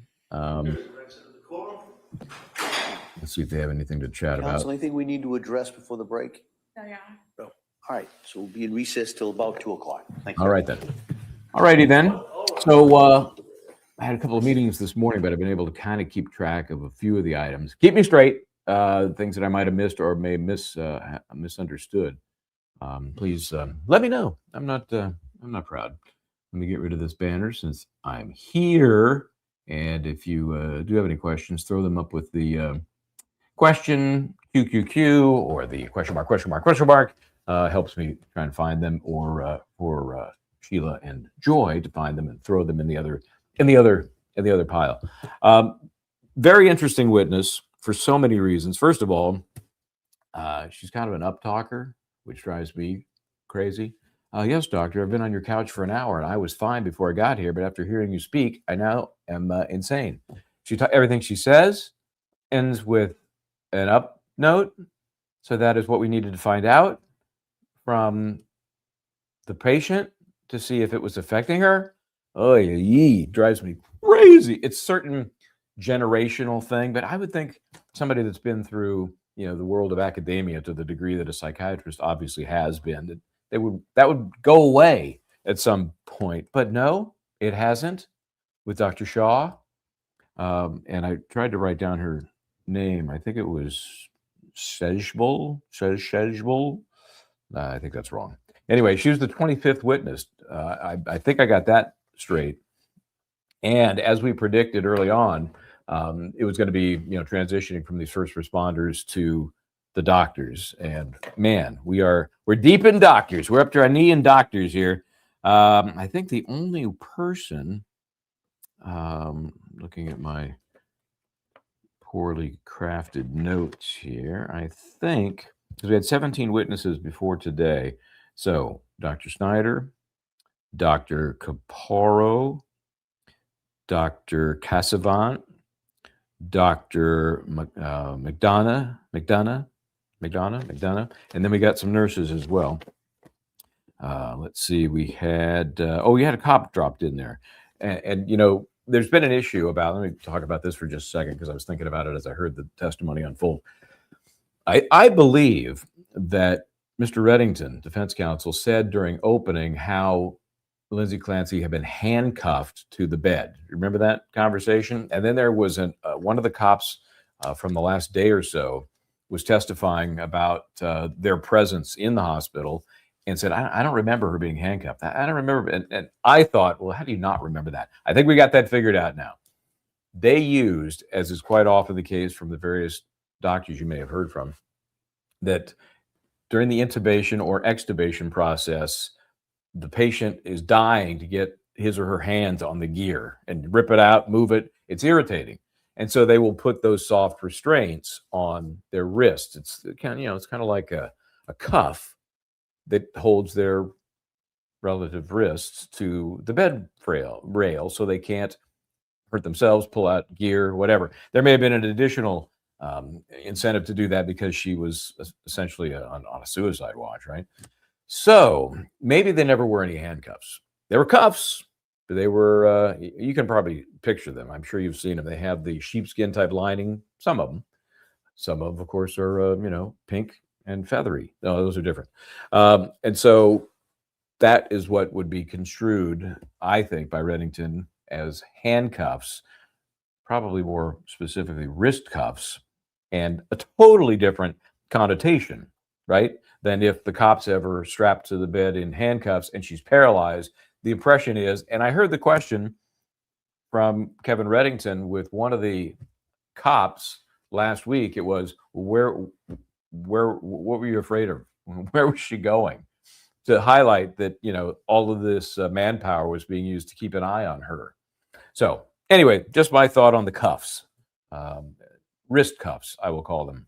Fur-lined wrist cuffs. So let's see if I had any other notes that popped up in my head. Oh, the DNR thing. Let's talk about the DNR thing real quick, too. This to me was very interesting. Okay, so 2 days, maybe 3 days after she's in the ICU, and the point at which she is extubated, she decides that she needs to redo her durable power of attorney for healthcare, right? The health proxy, they call it. Basically, that's the person who decides, do we pull the plug or do we use life-saving measures? Something I know a ton about, had to go through it with my mom, and it was something. I'll get into some of the detail on that just to tell you what can happen when you go through that process. But here's what I'm thinking. Okay, so she wants to change her durable power, her proxy, from Patrick to mom and dad. Okay. On its face, okay, it doesn't sound too weird. The timing is obvious. So what is she afraid of, though? She is currently, at the time she wants to make that change, she is what they call all code, I think is what it is. One of the doctors said. Of course, the follow-up question was not asked. What does that mean, doctor? All code. I believe it just means all life-saving measures will be applied. Okay, that's do everything you can to plug the holes and get me working again. That's what it was before. She wanted to change the person who makes that decision. Okay, that's one thing. That doesn't change your status, DNR, no DNR. That came up at several times, according to Reddington, that she wanted to switch from this all code to let me go. And apparently, according to Dr. Shaw, the shrink, they talked about it, decided maybe it was best if she were in a different place mentally before she made that kind of decision.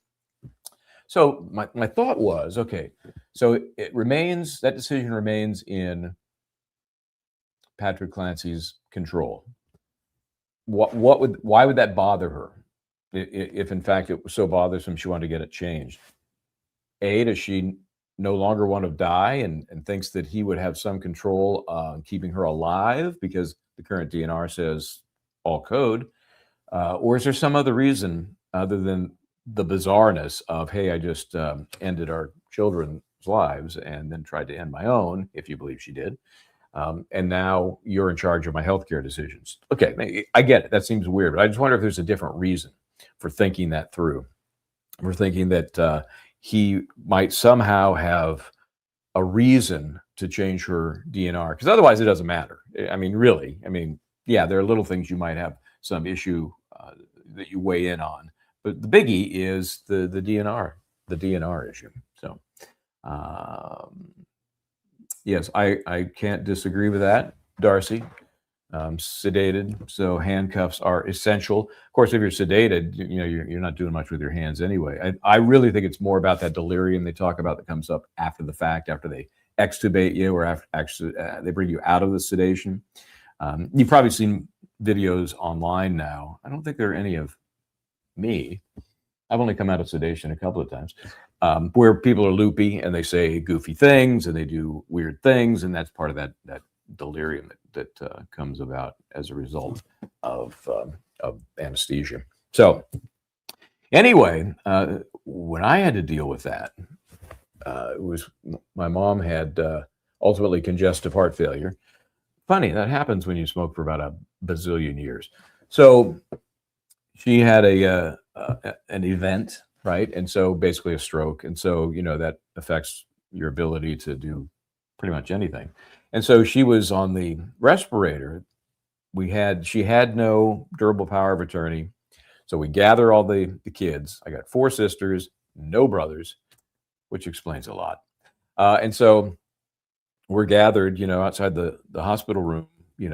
It's a difficult position to put anybody in. Hey, should we pull the plug on mom? What do you think? Show of hands. Should we do rock, paper, scissors? Ultimately, we decided, based on all the medical evidence that we had, that it was the way to go. So we go through that. They pull the plug, and they give you a sense of what to expect, sort of. Like it could happen within a couple of minutes. Well, 2 weeks later, mom finally passes. 2 weeks after we pulled her off the respirator. So it's a crazy decision that any family member does not want to have to make, I'll tell you that. So it's really, think about it. When you're putting that pressure on somebody, make sure they know what the options may be someday for them, and make sure they're comfortable with that, as comfortable as you can be, because it's not exactly simple, right? Yeah, that's Sheila, I get it. I mean, you get it then. What a horrible decision to make. Yeah, and you're doing the best you can. You say a prayer and you go from there and see what happens. And sometimes they don't. Somebody else has a plan that is not controlled by the machinery that you're hooked up to at a given time.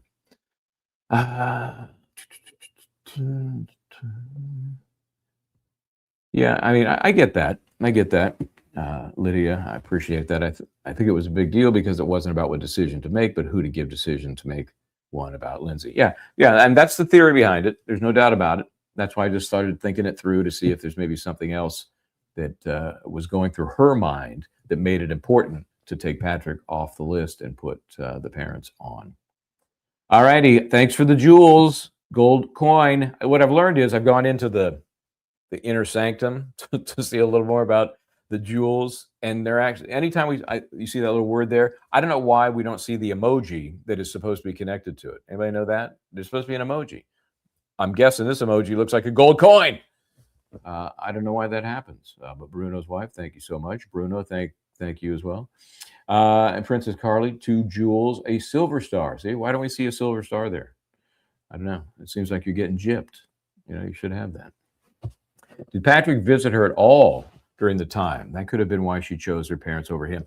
Well, everything I've seen suggested that he did not. I don't profess to have perfect knowledge on that, but I've seen no evidence suggesting that he did. And I don't know that would surprise anybody. You also heard that there was quite a, kind of restricted visitation policy, as in no visitors. And in fact, Kevin Reddington, her current attorney, wasn't even allowed in to see her for a week. Now, he mentioned today when the issue of she wanted to see her attorney, or she wanted to talk to her attorney, and that drew an objection from Reddington. They do a sidebar. They come back, and in cross, Reddington actually mentions another attorney whose name starts with a G.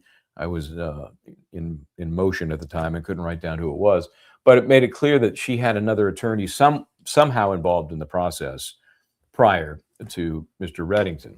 Maybe somebody who ultimately referred her to Mr. Reddington. If her parents didn't, we think that's how that happened, but I don't know.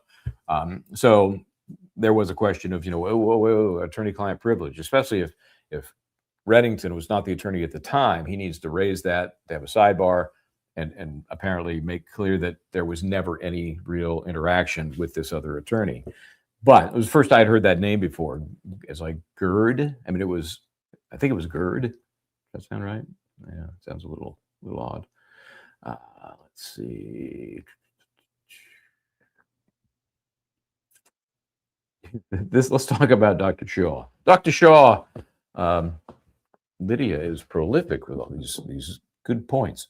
In addition to being an uptalker, she is so fast. Now, I'm sure that's probably a function of her profession. It's like she has to do everything fast. I hope next time I see her on the couch and I'm laying there and talking to her, no, I'm kidding,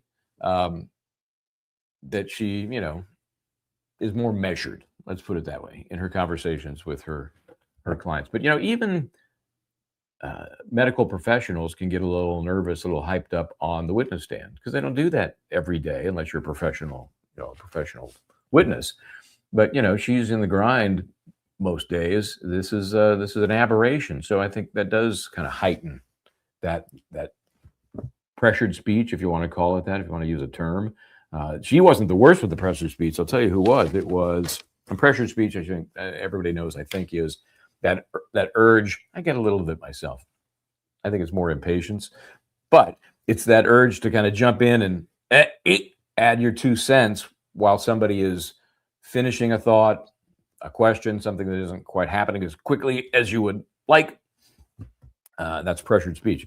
Rochelle Amity, witness number 23 on your bingo card. She was the nurse that had the overnight shift. Oh my gosh, she was. If I were the voice recorder person, and I have to get her name next time I go up there, I'd take that mask and whack her over the head with it. Would you stop? Because she would keep jumping in whenever Ms. Buckingham had even the slightest pause in her questioning. That is pressured speech. Sometimes it's a function of nervousness. There's a lot of reasons. I'm no shrink.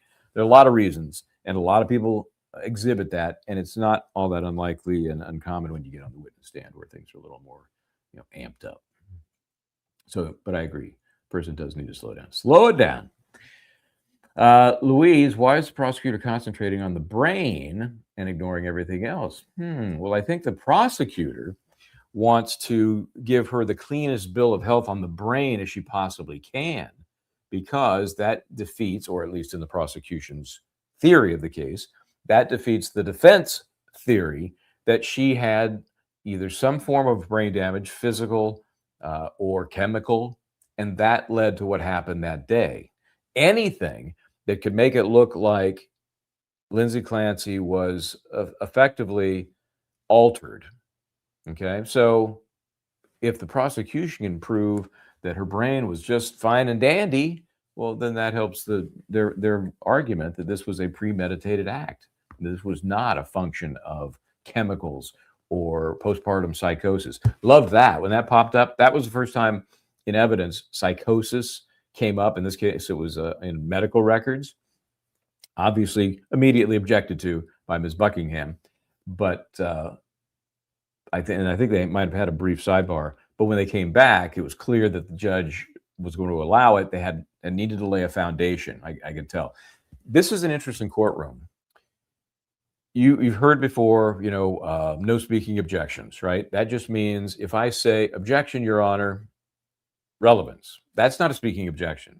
That's it. You can't go further. Objection, Your Honor, relevance, because what does it matter that this doctor, that's a speaking objection, okay?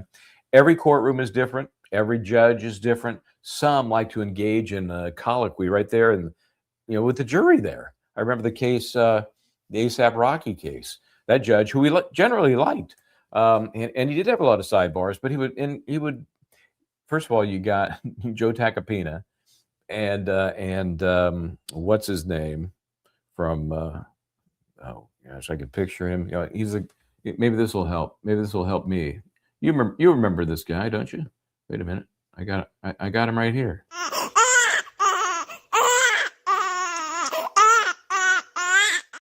That's right, Lewin. John Lewin. Those you can't shut those guys up. Sorry, Joe. Joe's a friend of the show. And, but they got to talk. Okay? They got to talk. And so there would be a lot of times where the objection was followed by a speaking moment. That's not supposed to be happening when the judge says don't do that. Here in this case, I haven't really heard the rule, but they really just tend to say objection and not even the grounds. I think that's very dangerous because then, number one, you're putting on the judge the burden of figuring out, well, what the hell was the what was the objection? What was the grounds for the objection? And he could get it wrong, and it does nothing for the record in terms of appeal. So I think you need to at least say objection, Your Honor, lack foundation in talking about the objection I'm now kind of getting into, which was whether or not they could use this reference to psychosis. Well, it was in the records, but they had the sidebar, and then they came back, and there's a long way of saying that in this particular case, they're so vague about what the objections mean, they almost always go to a sidebar. Kind of almost, it's really counterproductive. Give the judge a clue. So in this case, I think it was a lack of foundation objection, even though I'll never know because they didn't say it.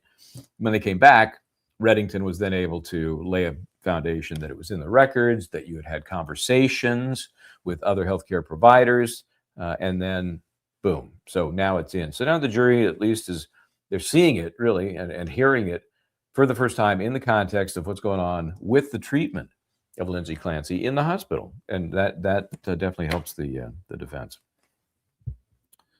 Okay, let's see.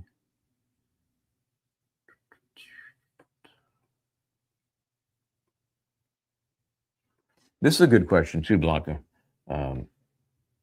Does the civil suit mention Lindsay as being DNR? I'm wondering if she was DNR, but the hospital admissions got it wrong at first hospital or transfer second. Blanca, you're a conspiracy theorist, aren't you?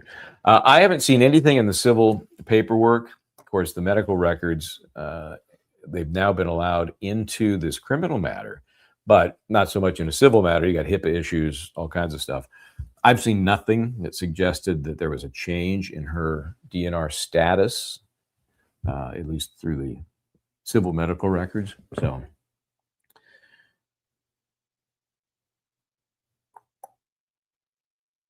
yeah, let's see.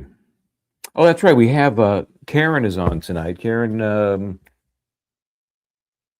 help me. I think it's Goldberg. Correct me if I'm wrong. I apologize. She is in the courtroom today, and we're going to have her on for a little bit of an update tonight before we get into our guest, who is, we've been trying to get her on. She's been busy. She's been in. She's been out. She took some time off from this stuff related to the crash show and the Mackenzie Zarola case. And it is the sister of the former boyfriend, now deceased, Dominic.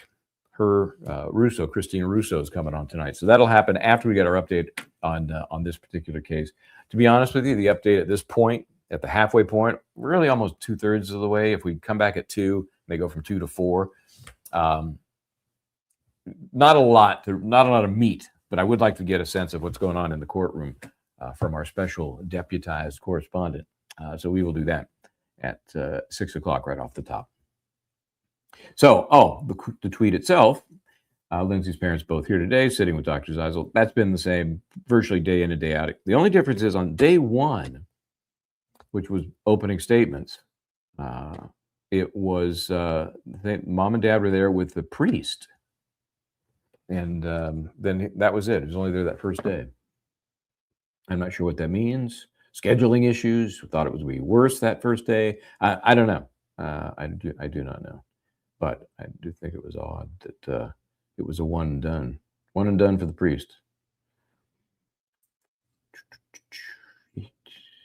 That feel free to send along any comments or questions you have as we move through the lunch hour. I'll stick around as long as we've got some questions. If we don't have any, I will move along and then rejoin maybe for a quickie right after the case ends for the day.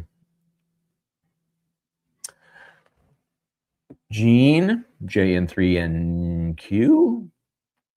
I know that's a very clever something. I just can't figure it out. I'm not Brad enough. Michael, is there any message that seems to be needed for those not in the medical field is that psychosis waxes and wanes. Yeah, I think you're right. And I think I'm sure the defense with Dr. Zeisel or others are going to do a lot of splaining about how psychosis works. And if you saw our guest the other night, Dr. Joseph Witt Daring, we got into that a little bit. And that is that, most of us, thank goodness, don't know a lot about psychosis, right? And maybe you've had a family member, even a personal experience, but it's the bare minimum of people. I can't assume that 2 of the 18 people sitting in that jury, including the alternates, have had that kind of experience with psychosis. I hope not. And I'm sure during voir dire that was a question. Anybody in your family, any personal experience with this kind of stuff? So you got to educate them. And the real question, I think, for people to get a grip on is that it's not necessarily a slow climb up the hill. It can be everything's perfectly flat, level, normal, natural, and then you fall off a cliff. So I don't know if that's an analogy one of the shrinks might use, but the point is you have to understand that psychosis is not something, at least according to the medical experts, as I'm aware, it's not something that you can predict, like A plus B equals C in terms of the timing. And obviously timing is huge in this case. Boy, there's so many people that I put up a couple of clips from the interview with the doctor, and then I refer people back to the full interview. People are hot. I mean, and I guess that reflects the general audience interest in this case. For a snip, it was like an 8-minute or 10-minute snip. For a little chunk of that interview, to get the number of views and the number of comments, and I mean people aggravated to one side of the issue or the other, certainly wasn't overwhelming one way or the other. So people are interested in this issue with the meds, the issue with postpartum psychosis and the overlay with the meds, because this psychiatrist that we had on, Dr. Joseph, didn't really get into the postpartum part of the process, but very into the meds because he has a clinic about getting people off meds. And it's a scary process with all of, I mean, you go to the doctor and it's like, here, hold on a sec. Hold on, let me fix you. Hold on, here, hold on, let me fix things right up for you. Here you go. You're fixed. And if that doesn't work, oh well, wait a minute. Hold on a sec.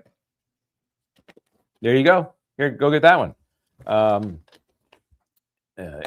It just in these days, don't get me started on the healthcare system these days and where it's going and what it's costing.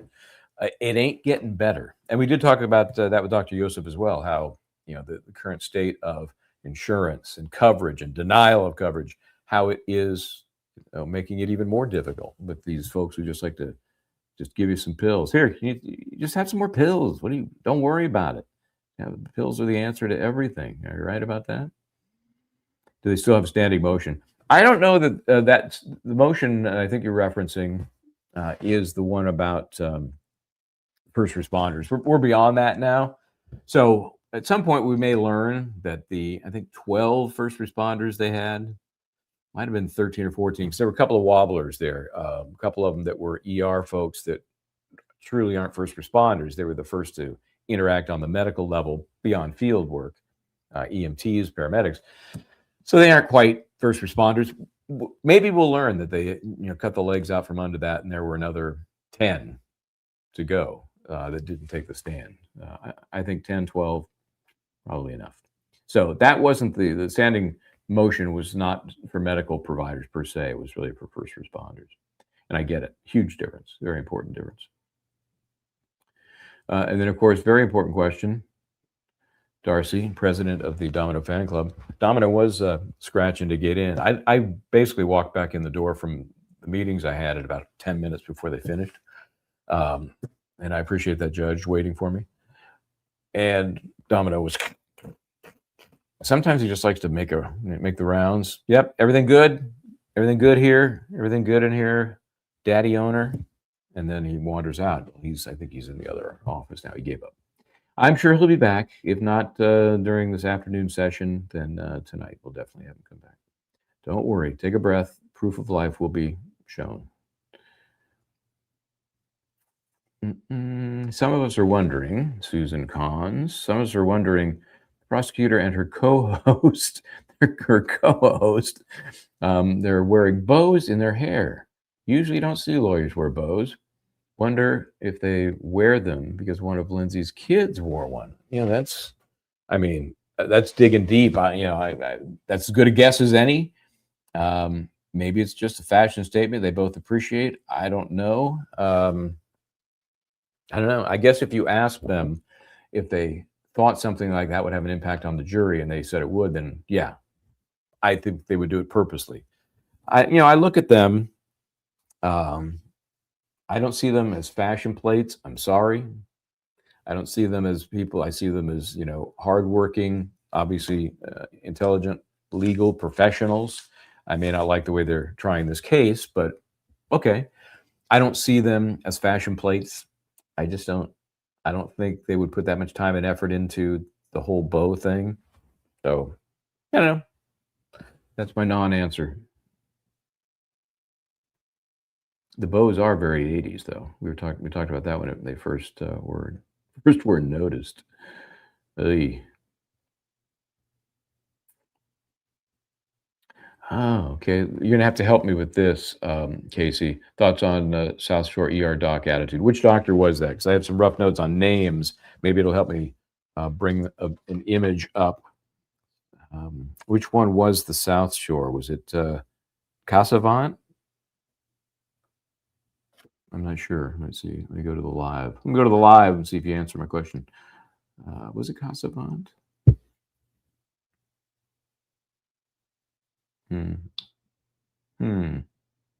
Yeah. Well, please try not to let it happen again. All right.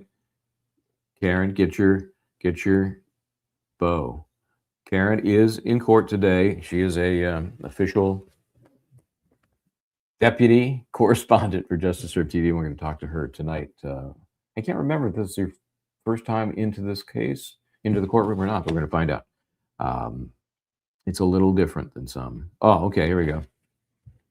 McDonough, definitely wondering if they're going to take action against her. Okay, that was Kelly McDonough. I to be honest, I can't remember her testimony enough to know what the issue might have been. Somebody want to fill me in on that? I really can't remember. That's where you're gonna have to help me. I prefer scrunchies. Lisa Van Sickle, yeah. Scrunchies are they're easier to manipulate, right? Put them on, take them off, put them around your wrists. Yeah,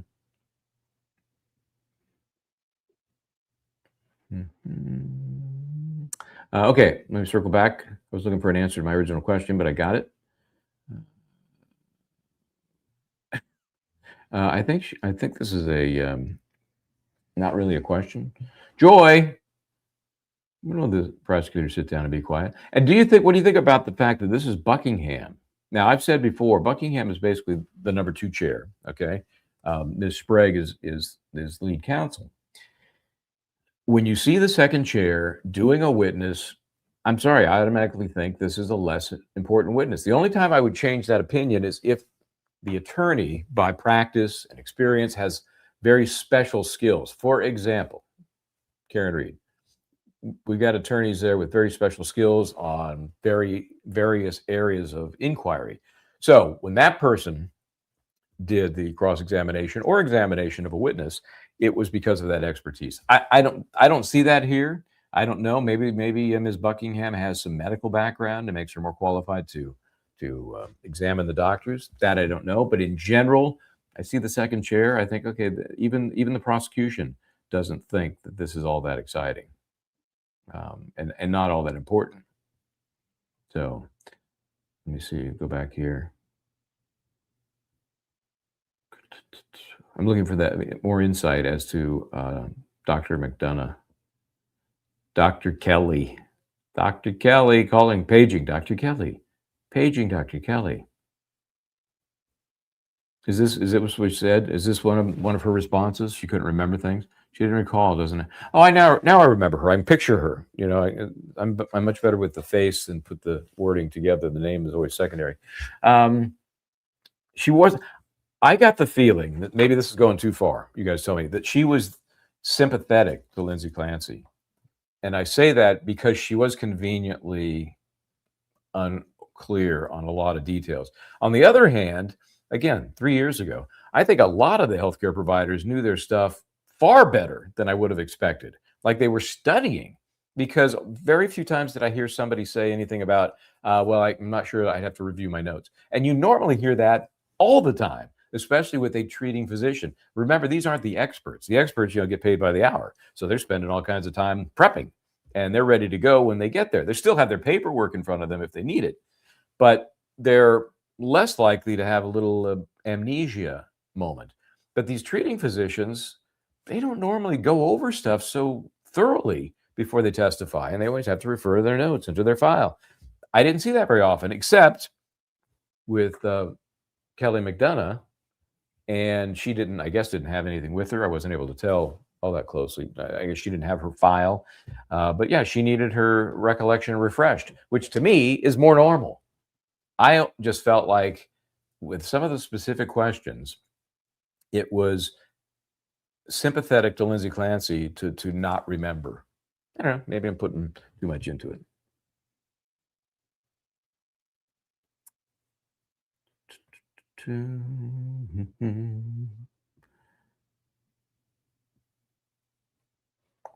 Okay, back to my list. I'm trying to wobble. I'm wobbling between lists here to see that I can catch them all. Sounds for doc. Yep, got that. Okay, yeah, the civil suit. They are not done. Clearly, they're not done, and sometimes that's by choice. Sometimes they want to wait and see what happens with the criminal matter. Wonder what they found that supposedly crushed up and took before the incident. Remember that part of Jeannie? Thank you. Remember that was part of the opening statement, and there's been some evidence about it. But yeah, what was it? Why has the defense has not gone on about this? Did those crushed drugs show up in her system? Yeah, all good questions and unclear at this point. We know that she had a lot of drugs that she could have crushed up and taken. Whether she did or not, different story, because I've not heard any evidence on that. Again, I don't have perfect recollection, and this week's going to be wacky for me, so I'm going to be out more than I'm in, and so I'm asking, I need your help. Take good notes, take copious notes, and then when I join, probably in end of the day or our evening show, help me out. That's mainly Wednesday, Thursday. Okay, tomorrow I'm good, solid tomorrow, and as solid as I normally am. And Mark Betterow will be here tomorrow night. He's been following this case, and I can't wait to get his take on all of this stuff. And then Lori Mullen will be here on Thursday. I think Wednesday it's going to be you and me. I'll be on the road. It's going to be real catch as catch can. Thursday will be better because it'll also be on the road, catch as catch can. But I have Lori. So I'll go, Lori, what do you think about this? And then I'll go get a cocktail. And I mean that in the nicest way, Lori. Come on.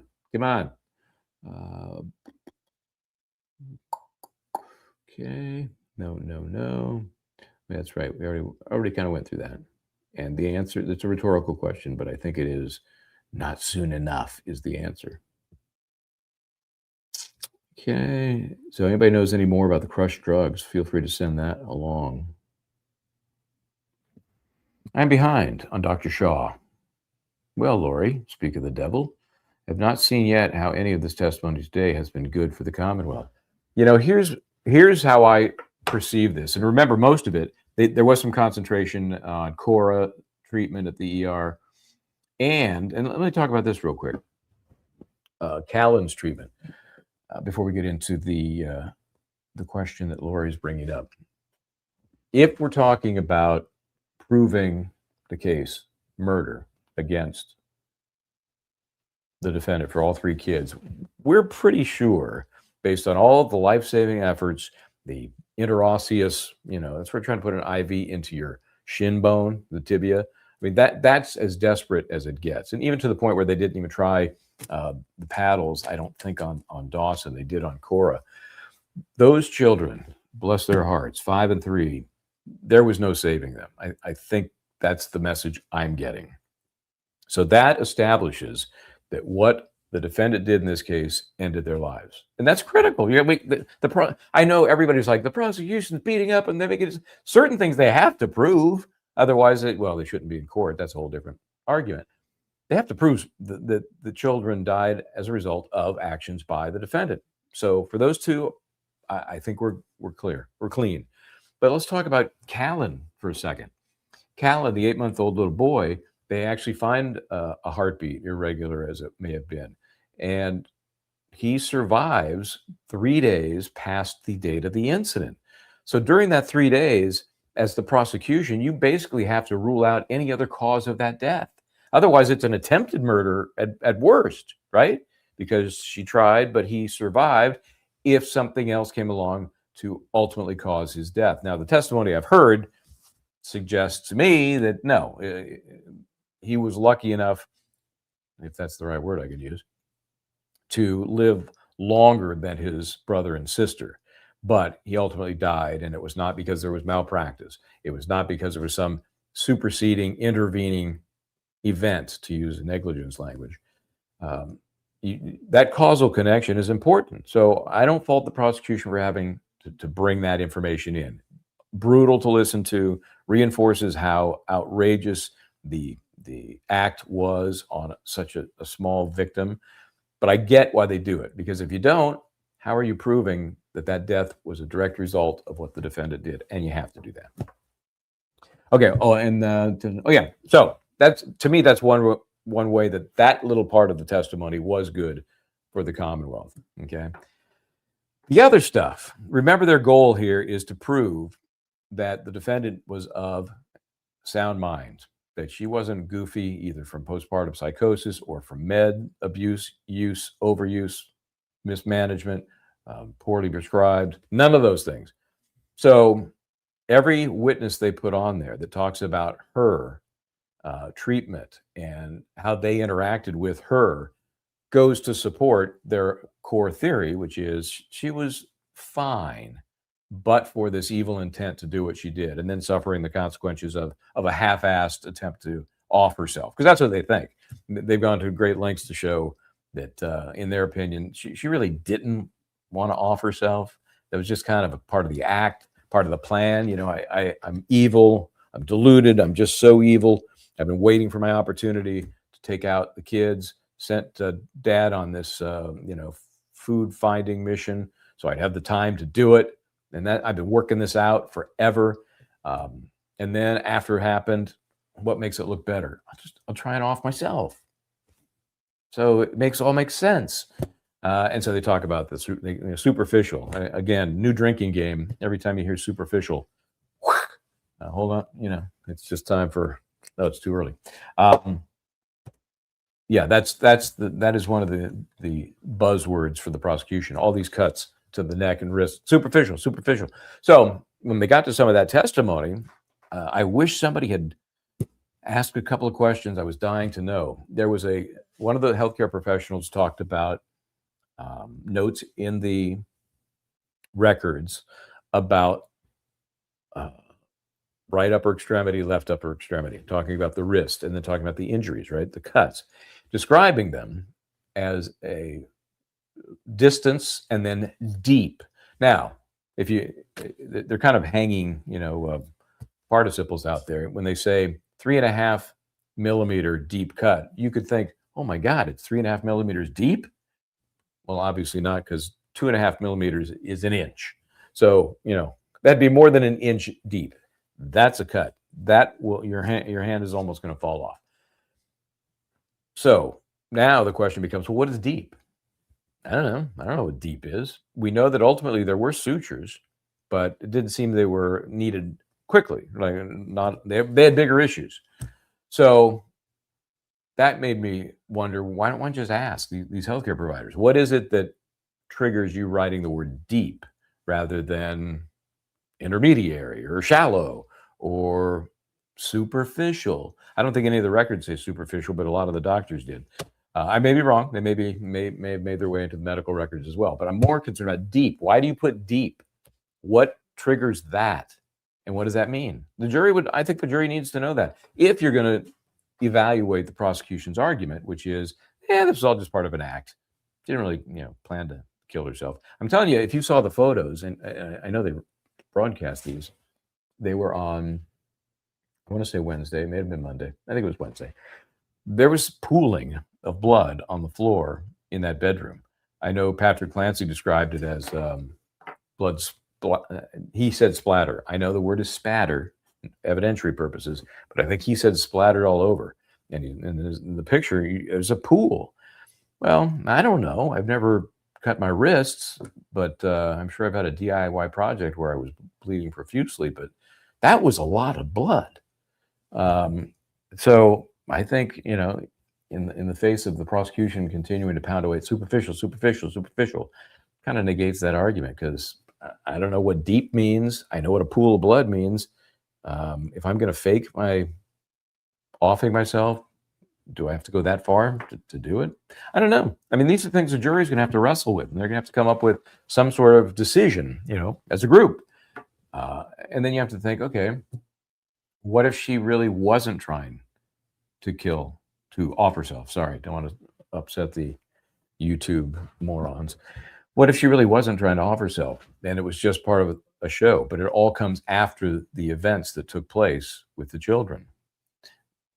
That tightens the timeline on this psycho analysis. What was psychosis? And if the switch can be flipped on, well, can it be switched off just as quickly? Yeah, that's one of the reasons we keep talking about how difficult this case is.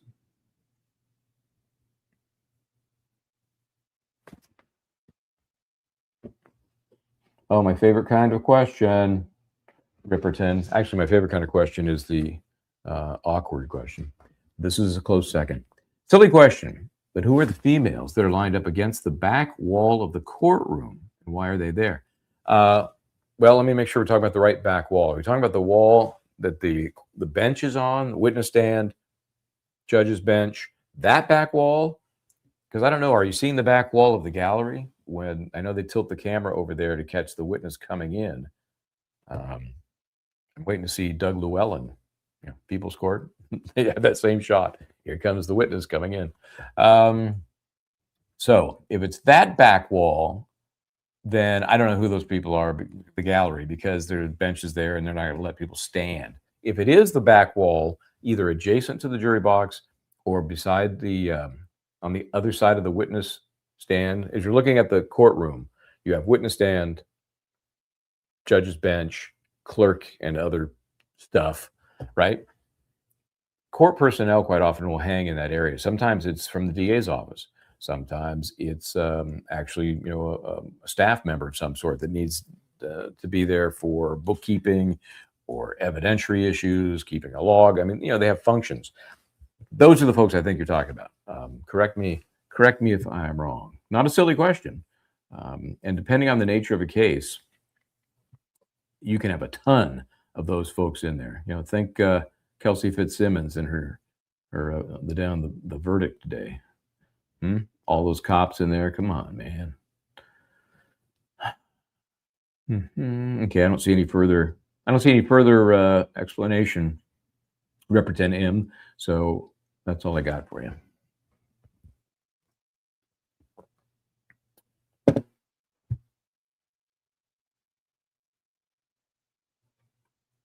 Homicide, hurting oneself often go hand in hand. Yeah, I guess really what's the motivation? Is the motivation for the homicide something psychotic, something with which there's no intent? And then if you say, well, then the intent shifted and she actually intended to kill herself. I mean, off herself. Man, the brain is a tricky thing, man. It is tricky. I see some comments in here about, I remember there was some, of course there was an objection. Why? Because it negates the superficial cut argument that the prosecution was coming up with. I object. That picture really screws me in terms of my argument, Your Honor. Oh, sorry, speaking of objection. Anyway, I've seen a lot of chatter about, what the jury's going to look like. And it's critical. You got 12 women, 6 men. We don't know who the alts are going to be. So what do you think the difference will be? Well, let's say mathematically, it's unlikely it's going to be 12 women, but it's possible. And this goes back to one of the original questions who's the perfect juror? You know, is it a woman? Is it a man? Is it somebody that knows all too well what it's like to have a child and some of the mental issues after the fact? Or is it somebody that's probably not biased? Everybody's biased. Somebody's not biased with that life experience, a guy, at least most guys. Well, according to CAT XRP, all woman jury will send her to prison. Will not send her to prison. She'll go to a mental institution. So, in other words, that's the not guilty by reason of lack of criminal responsibility. Every time I think of that, I think, oh, well, we should take a look at the poll, which I've left out there in its glory since day one. I'm going to, let's see if I can find it here. I'm going to update it at some point. It's basically a poll saying, hey, what do you think should happen? What's the proper result here? Let me go. I haven't looked at it since Friday, so let's see what we got. Let me refresh it one more time. Let's see. We got, okay, we have a little more than 3,000 votes, and it's been within a digit here or there, very similar. What is the proper result in the Lindsay Clancy case? Guilty, 12%. Not guilty by reason of lack of criminal responsibility, 85%. And a good old-fashioned not guilty, just 3%. So get on there, go to our community page, and you can vote. And I think I'm going to clear that one maybe at the end of the prosecution case, because remember, nothing looks better for the prosecution than when they rest. Because if they haven't done it to you then, if they haven't proven their case then, how's the defense going to help their case? I mean, that is a bad defense case if it resurrects the prosecution's case. Highly unlikely. So I think I'll change it then, and I'll like start a new one and see what the sentiment is with that kind of change. Just thinking it over.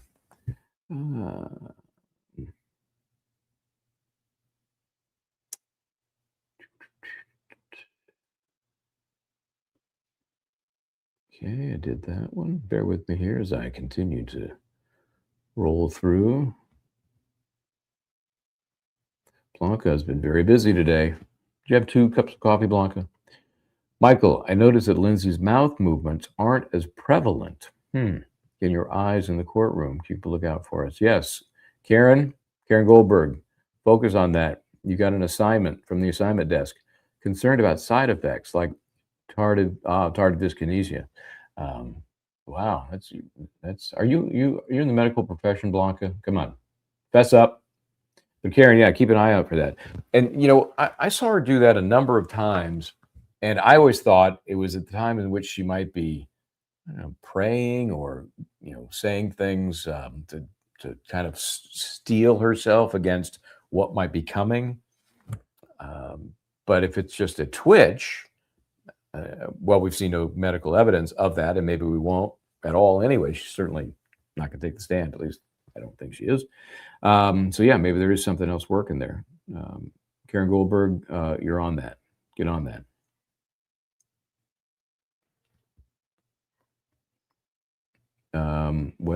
McDonough is the one-armed bandit. Okay, Madeira Beach caregiver, I know you're on top of this stuff, and I didn't get to watch her. I mean, I saw it. I would, as I was transiting, I would pick up my phone real quick just so I could see, like, to put a face with the name, but that was it. So, was she missing an arm? Is that okay? Is the one-armed bandit? I'm just looking at that as what it says. It's just what it says.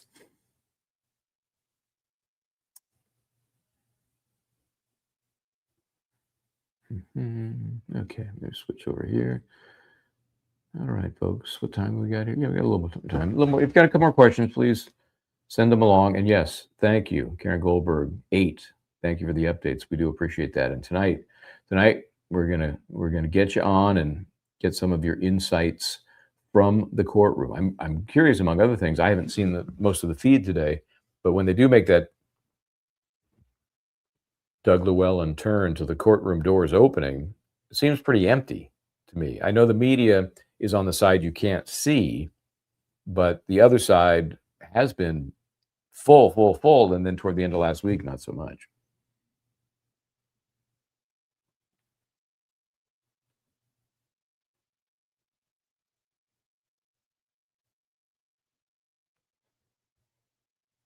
So that one-armed doctor was smirking and obnoxious. She really had one arm.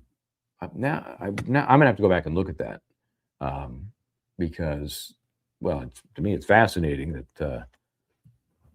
When did she lose her arm? Do you think, was it, like she's born without an arm, or she had some horrible accident along the way? I would much rather somebody. Oh, by the way, when you put your questions in, please include your date of birth. I noticed the date of birth question has been hit and miss all of a sudden. What the deal is, because they had it was virtually everybody, women, dogs, anybody that testified, they were asking for date of birth. And then today, I think maybe half of them. I don't know if Miss Buckingham is looking for tender dates or something, and if they fit the right category, she's going for it. But yeah, it was weird. They stopped doing that regularly.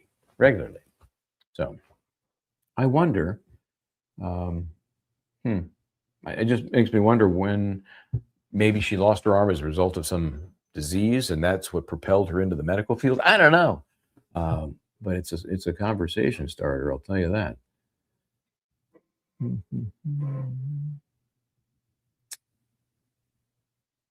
guys have some very interesting life experiences, and I don't just bring some of these up because I think you're doing it pseudo privately. Okay, Sheila's helping me out here. She's missing a hand. We'll give her a hand for at least taking on the challenges of becoming a doctor. I have to imagine having two hands is helpful. Oh, I see some movement in the courtroom. Is it an earthquake? Let's see. Let me bring that up and see what's happening here. Cameraman might just be getting in position. Yeah, I apologize to the woman missing a hand. I certainly didn't mean to denigrate the one-armed doctor. One-handed. Yeah. Karen reporting from the scene, court not as full today. And I think that's going to be the case. And let's talk again about the length of this beast. Today, Kevin Reddington, he probably crossed, I don't even know if it was half of the first series of witnesses, but at least a third of them, right? You don't have cross-examination, things fly. So if the prosecution doesn't have people stacked up, and you should have people, if I have somebody that's going to be in first thing tomorrow, they're there today, because I don't know what's going to happen. I don't know what the deal is. And I want to make sure that, we're taking every bit of the jury's important time to have testimony. You may think that they're, grateful that they get out early for the day. They're not. They'll be grateful to hear everything for every moment they're investing and get done carrying out justice without wasting time. And if you don't have witnesses ready, you're not respecting the jury and you're wasting their time.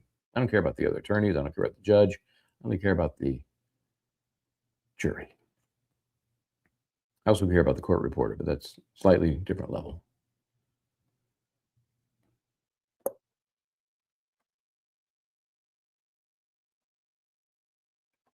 Is it true that Patrick filed a motion to privatize his documents and any details about his private life alone?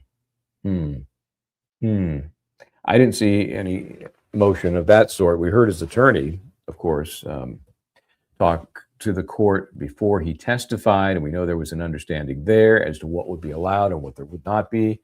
So I don't know if there was a formal motion filed. They clearly had a conversation to talk about what was and wasn't going to be covered. Like, hey, Mr. Clancy, I hear you're married, got a little one. I mean, that they were never going to get into that. But if I was representing him, I would want that cleared up ahead of time. I want to know that we're not going to have some, if the prosecutor, you don't want to give the prosecution the lame, well, I didn't know. I didn't know I couldn't get into that. If you don't bring it up, if you don't slap them over the face with it, figuratively, it can pop up. And then if they say, oh, I didn't know, they've at least got, an argument. But if you make it clear up front. Here's what we're not going into. Judge, I'd like you to order prosecution, the Commonwealth, not to touch on current marital status, current familial status, current residence. They did get into, he was working at Microsoft at the time, and I think he still is. I believe that was, it's certainly in that tech world. But as far as a formal motion, Jeannie Lynn, I don't know. But I do know that the impact of what they did effectively made that happen. That they weren't going to get into things that did not affect really everything up to the incident. Because after that, unless there was some encounter in which she told him things, you know, that had impact on her mental, you know, like she told him, honey, I just faked my killing myself. I faked it. That becomes important. Virtually everything up to the date of the incident was why he was there and why it was such an emotional day. I keep thinking of that 911 call. Okay, Karen, we got the update on how many people are in the courtroom. Don't forget your other task, which is to check on Ms. Clancy to see if she's somehow maybe fidgeting or seems to have a tic of some sort that goes beyond actual speaking. Yeah, I did not notice, other than when I really thought she was making a conscious effort to say something, even if just to herself. I didn't see anything else.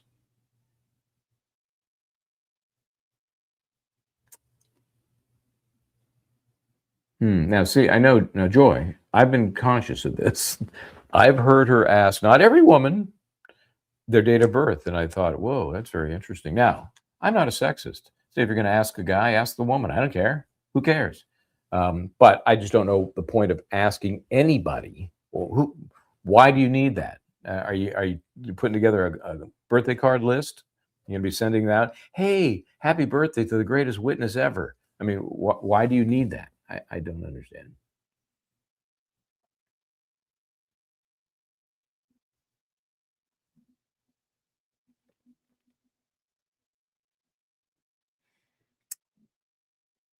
Yeah, just to make it clear, if there's any confusion, it is not Lori Mullen tonight. It is Lori Mullen Thursday.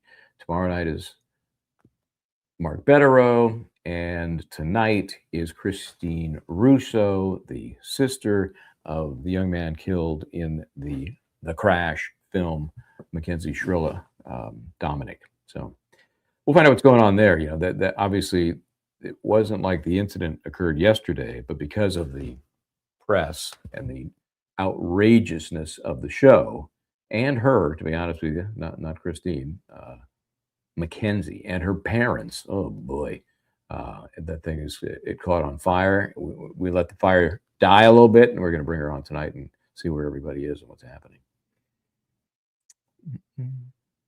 Now, let me ask you, Lydia, are you watching the feed or have you been in the courtroom? I see her behaving normally, in my opinion. Where are you seeing her from?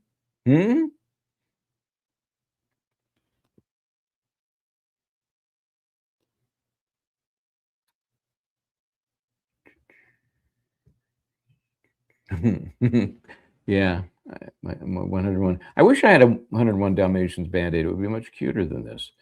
And it wasn't a deep cut? No, but of course it was a DIY injury. That's all I ever have. I was putting I was actually relocating a fan. Okay, if you ever do that, we moved into this new place 5 years ago, and you go, okay, let's do this here. We put a fan in a room that's kind of L-shaped, and thought it was the right place for it when we first moved in, and then almost immediately realized, no, it's not really the best place for it. So I had to move it. Not a big deal, simple job. Get up in the attic, move the wiring, and then you just have to move the box itself on the ceiling and patch up the hole you left behind. Well, I was putting the new box in, and these fans, I'll tell you what, if you're installing a fan, it is so much easier with the blades off, but I got lazy. First time I put it up out of the box, there are no blades. You got to put them on afterwards. But I took down the old one. I'm just going to move it over to the new spot. But now I'm fighting the blades that are attacking me like an octopus. But did that stop me from just trying to wrangle it and put it up there? Yes, OnlyFans. No, I just still so lazy. And so while I'm doing all that moving around, and my top of my finger got caught in the electrical box, luckily there was no electrical, but there was a very sharp edge, and it just took, I will call it a deep cut. This has been on like about 3 or 4 days, which is, I normally, heal cuts and scrapes and bruises like that. This is very deep because I, like carved out a notch there. But thanks for noticing. And if nothing else, I need to get more entertaining Band-Aids. That's what I think I need to do. Obviously, more than one. Yeah, yes, not superficial, not done intentionally. And I would say it bordered on deep. No stitches, because it was like, hey, let me have a chunk of your finger. There's no stitch in that back. Luckily, it's on the, when it's worse now? When I like put my hand in my pocket to get my keys or get a wallet or change. That's a bad spot.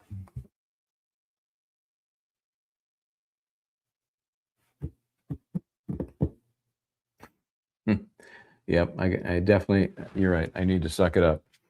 I just spit on it, and it's good. We're good. Okay, you guys are getting silly now. I'm going to have to leave you. Let me check one more time, see if there's anything new and exciting. No. I promoted the heck out of everything that we're going to be doing. Obviously, Linda Kenny Bodden back tonight. Then she's gone for the rest of the week. Friday is still totally up in the air. We'll figure that out as the week progresses, but we got things figured out sort of between now and then. Very excited about Mark Bettero coming on tomorrow night and Lori Mullen coming on Thursday. And then, we'll see. The end of this week will be very telling in terms of where we are in the process, how close we are to the Commonwealth resting. And I've been told by the defense that, that's who told me. The defense, don't get me spiraling off on tangents where people are quoting stories and things that they didn't get themselves and then just kind of co-opting it as if they did.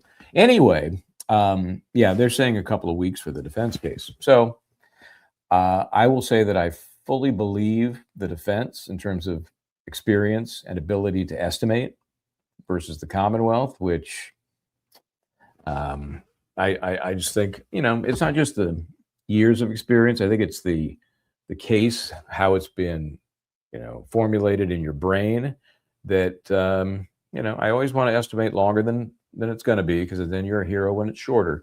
I just think they hadn't worked this one out. When they heard the defense argue so much about first responders being limited, all that being limited, you had to assume, they're not going to cross these people. Why would you cross these people? Why would you give any more credence to their being there by crossing them? And what, Kevin Reddington crossed a couple of the first responders, maybe. So anyway, I think that the end of this week, and the judge has been pretty good, at least giving his best guess, but he's only doing it relying on the parties. I think we may learn of a shorter timetable. That's what I'm thinking. And that's what I'm hoping, actually, because I just think you don't need it. You just don't need it. Hey, there's a good promo. Thanks, Joy. Christine Russo, Crash, 6 p.m. Be there. I do believe, unless I did it wrong, you will be portaled. What we're going to do is this will go on until 4-ish, is what the judge has said. I may or may not, depending on where I am at the time, pop on for a quick two-second wrap-up. Well, maybe more than 2 seconds. And then we'll reconvene at 6. You should be portaled right into that one when we sign off this stream. And yeah, that's a very good question. Laura, sorry. How many more? Again, when I listen to these witnesses, whenever they reference somebody else, and who are we working that shift with? Debbie Dittmeyer. Oh gosh, well, we know Debbie Dittmeyer's coming. There were a couple that were referenced that I don't think I've heard yet. So I would expect at least a couple, and that may be optimistic. But listen to the testimony of each of these witnesses, because they're telegraphing for us who's going to be next, or at least who's coming up. who's part of the mix, because you don't ask as the prosecution. You don't say, well, who were you working with without them on your list? Last thing you want is, oh yeah, Debbie Dittmeyer. Debbie Dittmeyer. Do we have Debbie Dittmeyer on the list? What the hell? Where's Debbie Dittmeyer?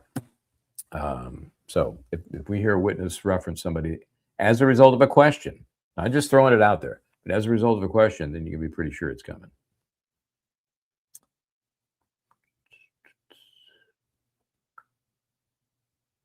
Oh, you guys got some dirt on Patrick Clancy. I will not share this because I can't confirm it. So I won't share that. Obviously, if you're in the chat, you're reading it.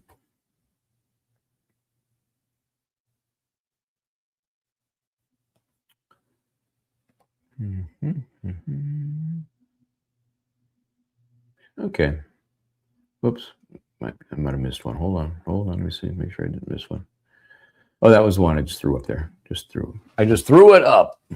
And thank you for that, Lori. Okay, let me get out of here. Go get a sandwich or something. Take a break. And I hope you are doing that through the course of this trial, because it's hard to totally wall yourself off from all of this information about the core acts involved, because every time they talk about them, how can you help but see that flash through your head? Now you've seen the basement. Now it's a lot. So don't overdo yourself. Hopefully, at the end of this week, we'll get a sense it's shorter than expected, and I think everybody will be happy about that. Okay, let me get out of here. I'll see you soon. Same bat time, same bat.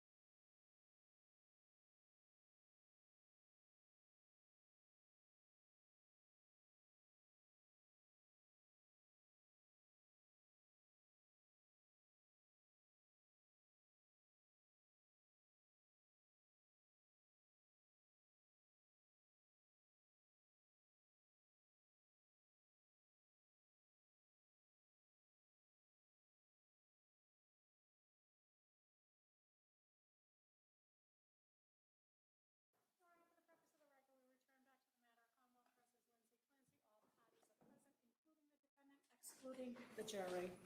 Counsel, we ready for the jury? May we approach that? Sure, yeah.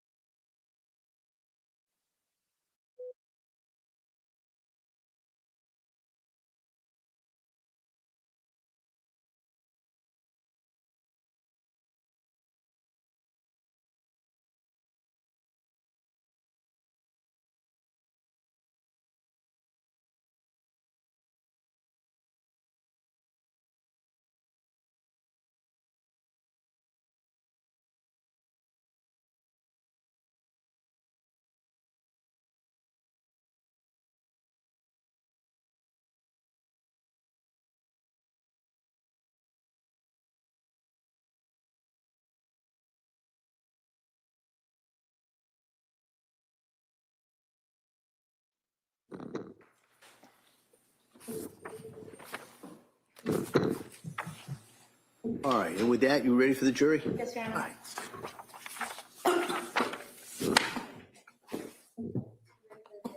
Yes.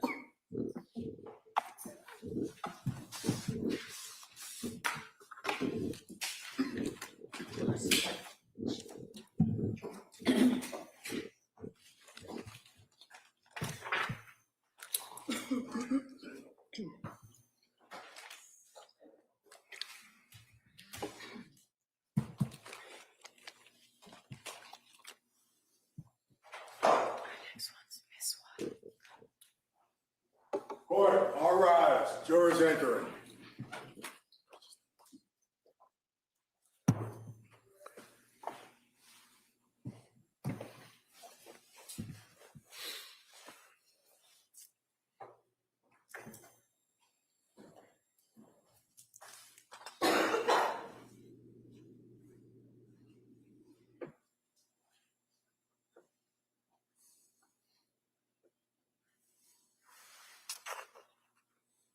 This court's now in session. Please be seated.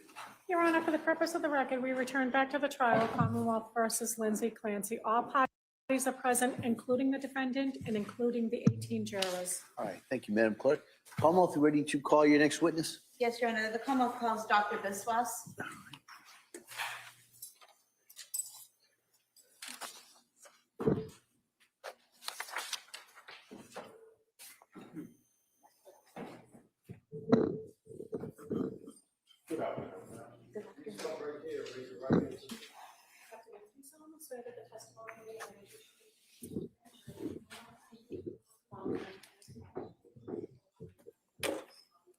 I do. Thank you. You may have a seat, ma'am. Thank you. Watch your step, please. All right, good afternoon, doctor. Good afternoon. All right. Commonwealth, please. Thank you, Your Honor. Good afternoon. Can you please state and spell your first and last name? Yes, my name is Jillam Biswas. My first name is spelled Jhilam, last name spelled Biswas. And your date of birth? Date of birth is 9/12/1982. What do you do for a living? I am a forensic psychiatrist and I work on at Brigham and Women's Hospital. And what is a forensic psychologist or psychiatrist? Pardon. Well, I'm a forensic psychiatrist by specialty training, and we work in the courts often doing forensic evaluations of individuals, but I'm also an adult psychiatrist, and I work at Brigham and Women's Hospital as an adult psychiatrist on the consult liaison unit. And can you just briefly describe your education and training background that qualifies you for this work? Sure. I grew up in the South Shore. I went to Dartmouth College, and then I went to medical school at UMass Chan Medical School. I then did my psychiatry residency at Harvard Longwood, which consists of Brigham and Women's, Beth Israel, Boston Children's at the time. And after that, I did subspecialty training after my psychiatry residency in forensic psychiatry, again at UMass Chan Medical School. And focusing in on January of 2023, were you working at the Brigham and Women's Hospital? I was. And specifically on January 25th, 2023, did you interact with a patient there named Lindsay Clancy? I did on January 26th. 26th, okay. And in what capacity did you interact with her? As a forensic psychiatrist or as a member of the staff at Brigham and Women's? I interacted with her as a member of the staff, the psychiatry staff at Brigham and Women's Hospital. And did you have a particular role that day on January 26, 2023? Yes, I was on the consult liaison service, which is the psychiatry service that's called by medical and surgical specialties to help evaluate and provide psychiatric recommendations. And did you meet with Ms. Clancy on that day, on the 26th? I did. And was that around 2:14 p.m. that you had that interaction? I think it was somewhere between 2 and 3 o'clock, yes. And when you met with Lindsay Clancy, was that in her hospital room in the ICU? It was. And was she intubated at the time? She was. And was she awake? She was awake. And was she oriented? So she was intubated, so it was difficult for her to really answer a range of questions. And so she gestured to me to be able to write. And so we knew that she was really exhausted and anxious from the entire experience and the evaluation. And so we didn't ask her all of the questions around orientation. When she gestured that she wanted to write, did you give her something to write with or something to write on? I did. And what did you give her? Paper. And did you also give her a pen or something like that? I did. Okay. And was she able to, when you asked her certain questions, was she able to answer those questions by writing the answers on the paper? She was. Okay. And did you ask her about her mood that day? I did ask her her mood. And what did she write? She wrote horrified. And what was her affect during this interaction? At the time that I saw her, she was intubated, and that in and of itself is very uncomfortable. And so she seemed very anxious. And did she write anything else on that paper that you saw? Yes, the entire evaluation was done through writing because she couldn't speak. So what types of questions were you asking her, and what was she responding with? So we asked her, how are you feeling? Horrified. And then she wrote down, do I have an attorney? And I said with my team that at this time, we're just getting to know you and getting to know the case, and we're not sure exactly, what is happening.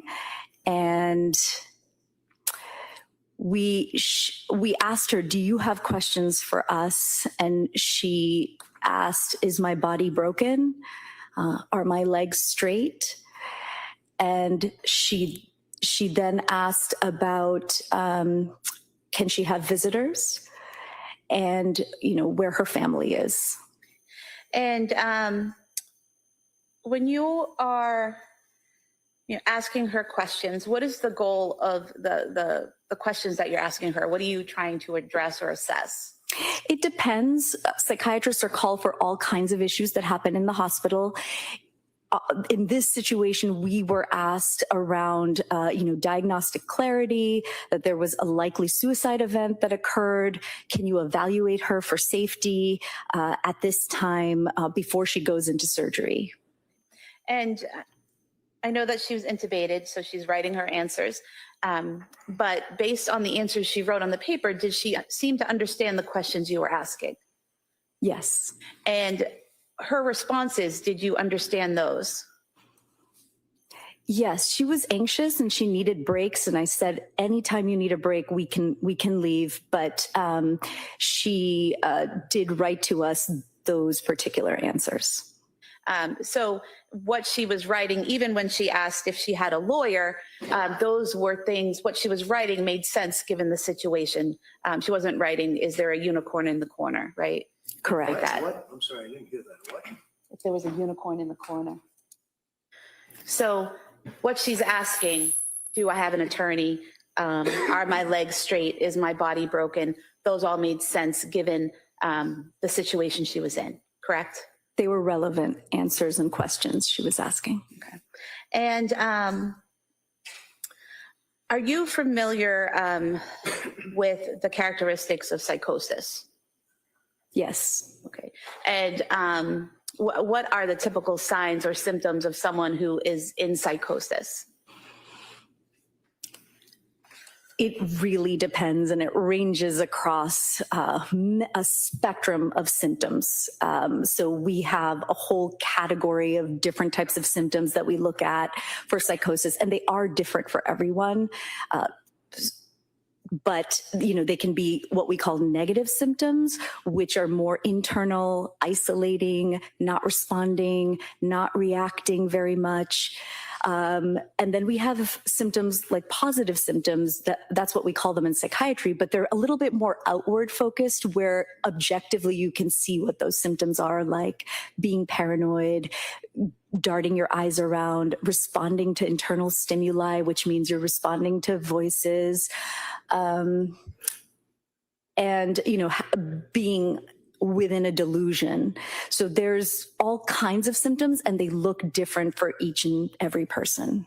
In your conversation with Ms. Clancy, did you notice any internal or external signs of psychosis?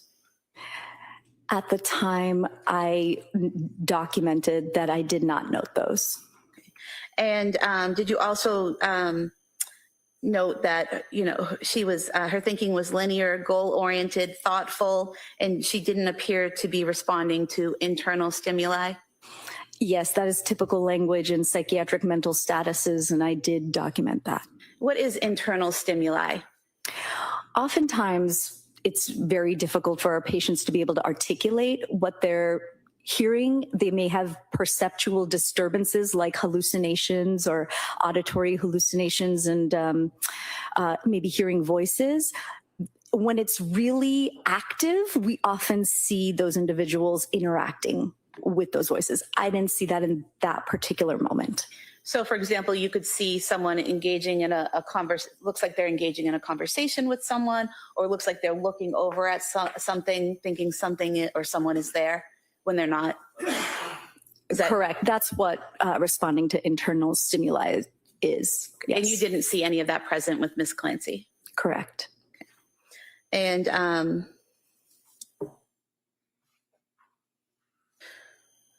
would it be fair that some of the obvious signs of psychosis would be someone whose thoughts are disorganized, that their thinking isn't linear, that they're not making sense, things like word salad where they're just throwing in words, making sentences that don't make sense?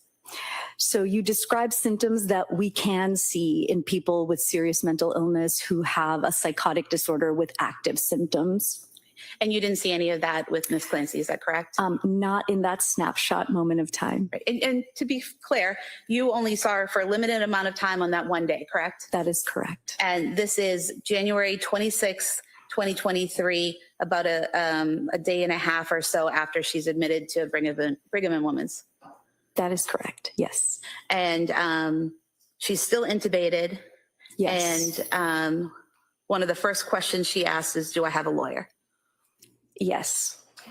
And did you have any, based on your training experience, did you have any thoughts about her awareness or thoughtfulness about the questions she asked or the answers she gave? I don't know what that means, objection. Okay, if you could rephrase that. Did you have any assessment professionally of the responses and awareness that she had? Yes, at that time, I was trying to assess, is she confused or oriented? Is she completely disorganized? Is she so anxious that she won't be able to sleep? I was assessing suicidality mostly. I was being called into the room for that. And so there were a lot of things that I was assessing all at the same time before the surgical intervention that was going to happen. And did I answer your question? Yes. Okay. All right. And so in doing that, in evaluating all of those things, did you have any concerns at that point in time that she couldn't make a decision to have the surgery, or that there was some cause for concern there in her behavior?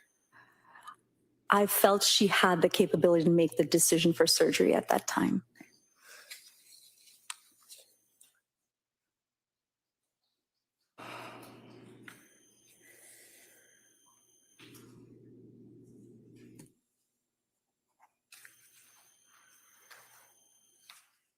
I have no further questions. Thank you. Thank you. Mr.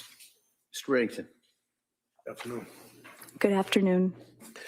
So just a couple of questions. When counsel was asking you about psychosis, apparently you've dealt with people, some of your patients, while you're working in the hospital that in fact were florid. They had psychosis and symptoms of psychosis. Yes. So you've dealt with people, is it a fair amount of people that would actually hear voices?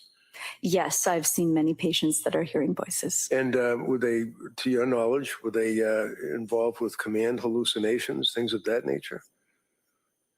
My patients in the past? Yeah. Yes. Yeah. A fair large amount of people that you've treated over the years that have suffered from command hallucinations, hearing voices, delusions, things of that nature, right? In my career, yes. Yeah. And do you know whether or not there had been any indication from Lindsay as to, well, in the hospital, having any delusions or psychosis symptoms of that nature, if you know? So I saw her, she had only been in the hospital for a day and a half. Right. And I hadn't heard about any psychotic delusions And that's from anybody. what you saw, though. I mean, as far as you, like, how often would you see her? I see. I saw her one time. Once. Okay. How long were you evaluating her? Probably because she was intubated, it was just asking how long. about 20 to 30 minutes. 20 minutes, 30 minutes? And a psychosis, is a psychosis, to your knowledge, something that has to continue, or does it stop? It absolutely depends on the patient. It depends on their age, how many episodes of psychosis they have had. It depends on the type of psychosis we're seeing. For some people, they can have moments of clarity, absolutely. And for some, it can be more continuous. It really depends on the patient and their illness. Okay. So basically, you're saying that it would be case specific? Yes. All right. And in the 20 minutes or so that you had when you're dealing with Lindsay, were you aware of her prior medical and psychiatric history? When we get consulted on a case, we... I'm sorry, I didn't mean to interrupt you. I'm asking, were you aware of her medical and psychiatric history? I was aware of the portion that was in the medical record before I saw her. Okay, so that would deal with, as far as postpartum psychosis?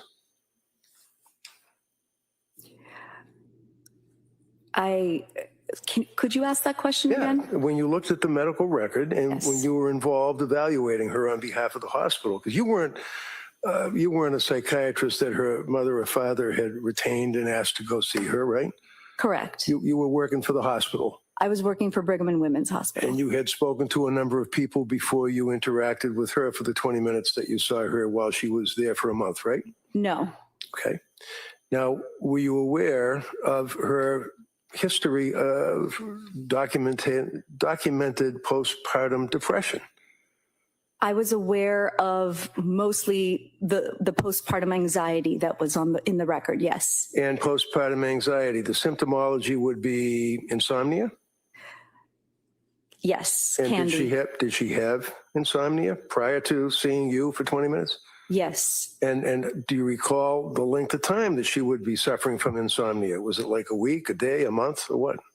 I don't recall the timing exactly. Do you recall that at one point that she was on medication and actually went for 48 hours without sleep? I don't recall that exactly from the record, that number. Do you recall, in addition to the insomnia, that she was concerned as asking you if, in fact, her brain was broken? She asked me, is my body broken? Okay. Did you see in the records that she was concerned about the effect of the drugs and whether or not her brain was broken, quote unquote? I did not see that language in the records. How about acting on... About the suicidal ideation, yes. How many times did she express to people that she would tell people that she had been concentrating on committing suicide? If you know. I don't recall the number of times. So in any event, you know that she was insomnia. You know that there was a significant period of time that she was suffering from insomnia. You knew that she was expressing suicidal ideation. How about homicidal ideation? Did she express that? Not from my review of the records. Okay. Would that be indicative of a person that could be in psychosis expressing concerns about homicidal ideation? Objection. No. Overruled. Allow it. Sorry, I don't know that question. Could you repeat that question? Sure. Is that one of the factors that one would be concerned about as a psychiatrist if a person was expressing homicidal ideation? I would be concerned about that as a psychiatrist. And in fact, in this case, you knew at least about the suicidal ideation that she had been expressing, right? Yes. But you didn't know about any homicidal ideation she was expressing, right? From the records or prior from... to coming to see you for 20 minutes? I knew that there was an event that had occurred and that... 3 children died. That's the event you're referring to, right? Yes. Okay. Right. Next question. Now, as far as the period of time that she was involved with, by the way, what's hypomania? Hypomania is sort of the gradual increase towards mania, the symptoms that we see in somebody who might have bipolar disorder. And with bipolar disorder, we see mixed depression and we see mania and we see symptoms that kind of gradually increase to mania. And we call that period hypomania. Did she exhibit, to your knowledge from the medical records, any periods of hypomania? Excessive cleaning, exercise, or activities, being awake at night, things of that nature? At that moment, on January 26th, I don't remember reading about that. Okay. Do you have any memory of reading about it at all, other than that moment? As a treating physician, a doctor, psychiatrist? I don't remember. So what is your purpose at the hospital? I mean, you're not treating the person for any illness that they have as far as their mental condition, right? You're not treating them. We are. Oh, you are? Yes. So you're concerned about, obviously, their symptomology, if any, that they present at the time that you're looking at them and talking to them, or in this case, she couldn't talk, but she couldn't talk and she was going into surgery, and we had recommended suicidal precautions. We had recommended trauma-informed care so that she was getting the care that she needed. She was going to go into surgery. And then after that, we were going to continue to follow her and assess her and make sure that we were evaluating her appropriately and making recommendations to the surgical team for the care that she needed. You all set? Objection. So when you're dealing with this person that's going into surgery, did you know what type of surgery she was going in for? At the time, we knew that she was going into surgery for her spine. Did you know what happened with her spine? I knew that she had injuries to her spine. Did you know that there was a transection injury, that her spine was basically exploded in T5, T6? Other thoracic vertebrae fractured, including the cervical vertebrae up by her throat? You knew all that? We were reading about it. It was all actively happening at that time. Was she in pain? Yeah, yes, I'm sure she was. Was she on medication? Yeah, she was on a few medications related to pain and blood pressure. So she's brought into the hospital. You knew from reviewing her records as a psychiatrist that in fact she coded the day before, right? I don't recall her coding the day before I saw her. I do recall from the records that she had a coding event after, I think on the 27th or 28th. Okay, so you were not involved with her when she coded. Did you know that she had any events of that nature right after she was brought from the South Shore Hospital? I don't know what you're referring to. You know what a code is, right? Yes. Did she almost die before you saw her? I think it was after. Okay. How about perfusion, blood in the body and tubes being inserted into her chest? Did you know that from looking at the records? I think that happened after, but I don't recall because I don't have the records on me. Okay. So did you know that she had massive transfusions? Not at the... On this jury that it was after she saw you that she coded, had transfusions, had double tubes put into her both sides of her lungs. It's your testimony that it was after she saw you? You don't know, do you? My understanding is the surgery happened after I saw her. Oh, the surgery did. I'm asking you about the massive transfusions. I'm asking you about the tubes being inserted so that the 300 milligrams or whatever it is of blood can be perfused or taken out of her chest cavity. I'm asking about whether or not you knew that she had coded. I'm not asking about the surgery. Obviously, that took place after you saw her, right? Objection asked and answered. No, overruled. Because that's why you were talking to her, right? To see if she could make an informed consent to a surgery, I guess. No, I was called for the suicidal ideation. Okay, I'm sorry. I thought you said that you wanted to talk to her about the surgery as well. No. The suicidal ideation continues to this day, does it not? Objection. Sustained. Did the suicidal ideation that you were concerned about continue the time that she was in Brigham and Women's Hospital for a month? I saw her one time. Right, I know that, 20 minutes, right? Yes. So you know nothing about suicidal ideation after you saw her intubated and then laying in the bed, and then you talked to her as you've discussed with the jury, right? That's correct. That's it. That's correct. How about the cops? How many cops were there? I don't recall. There were some, right? There were armed men in that room, were there not? I don't recall. I think they were outside the room, if I remember correctly, from 3 years ago. Okay, I know it's been a while. Do you recall armed police officers being outside the room? I think I don't recall. Do you have any memory of any police officers being outside the room where she was laying in that bed?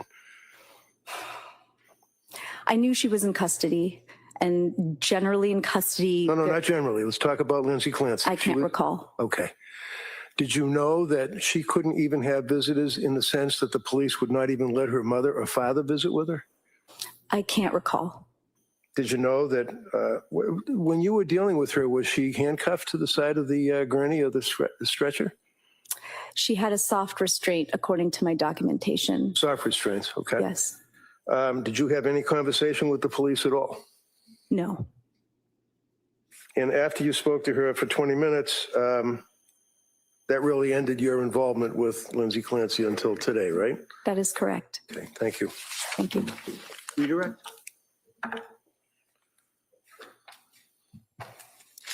Doctor, when you were being asked about these records that you reviewed, what records did you review? I reviewed the records in EPIC, which is our medical record at Brigham and Women's Hospital. And so you didn't do a deep dive into Miss Clancy's entire psychiatric history prior to coming to Brigham and Women's, correct? I did, as you do, as is protocol for a consult, you look at the records and you make sure you have an understanding of what's been happening with the patient. But did you have access at that time to all the records for all the treatment providers Ms. Clancy had seen regarding her mental health for the last 6 months? You know, I don't even know. I had some of the records. I don't know if I had all of the records. Okay. And so you reviewed what you had, correct? Correct. And then you met with the patient, correct? Correct. And in meeting with her, where she's had these events happen. She's had the tubes in her chest. She's about to go into surgery. One of the first things on her mind is, do I have a lawyer? Correct? That move to strike that. First of all, it wasn't part of cross. Secondly, this is the fourth time the council has tried to accentuate that. Well, I'll allow that question. Go ahead. Well, that was one of her first thoughts was, do I have a lawyer? Correct? She wasn't able, she was exhausted. She was intubated. She could barely talk. She was writing and she was getting ready for surgery. And so those were the few questions that came up. Right. She's exhausted. She's anxious. She's in pain. She's about to go in for surgery. And she wants to know, do I have a lawyer? Sustained. So given the condition she was in at that time, the defense counsel asked you about the pain she was in. Defense counsel asked you about the surgery she was about to go into. Those are the issues that she was focused on. Yes. And your conversation with her, am I broken? Are my legs straight? Yes. Do I have a lawyer? Yes. Thank you. She wasn't focused on much while she was exhausted, in pain, anxious and concerned about the future surgery that she was imminent, was she?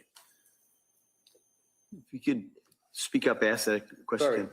She wasn't focused on much of anything while she was exhausted, in pain, unable to talk, and anticipating imminent surgery, right? That's correct. Thank you. That's all I have. Anything, Kamal? No. All right, thank you, Doctor. Thank you. Thank you.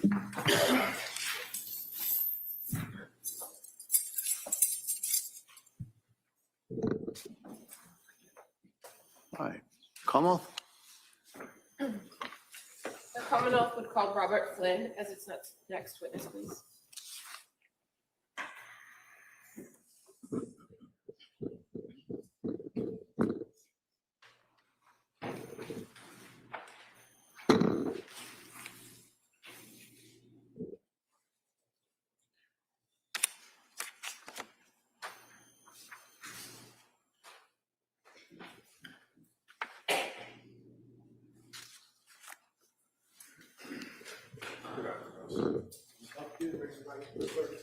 Afternoon, do you solemnly swear that the testimony in the evidence you should give to the court?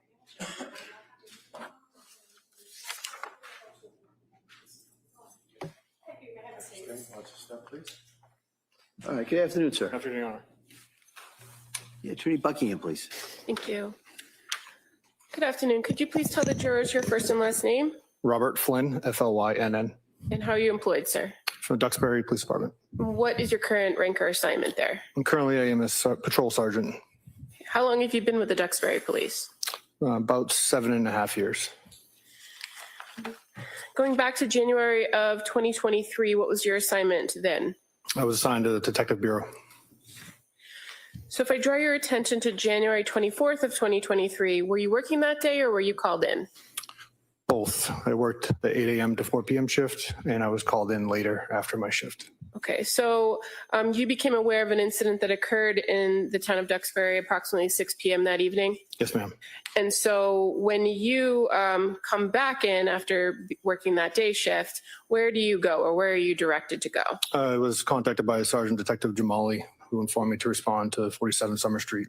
And so while you're en route to that location, are you monitoring the radio? Yes, ma'am. And are you monitoring communications with other Duxbury officers? Yes, ma'am. I had a department-issued vehicle that I took home, and I responded to it in that vehicle. And I had scan on, which is getting all surrounding agencies, including fire, Pembroke, Kingston, Marshfield. And while you were en route and had that radio on, could you hear officers screaming and it being chaotic? Yes, ma'am. When you arrived at 47 Summer Street, were there already other first responders there? Yes, ma'am. And is it fair to say that when you actually arrived at that location, you were made aware that the children that were on scene had already been transported? No. Okay, so what did you know when you arrived? What did you I know? knew that there was an incident involving children. I learned that when I initially responded and spoke to Sergeant Homestead. He was the one that informed me that it appeared that a mother had killed her 3 kids. Okay, but when you got there on the scene, were the children still in the house?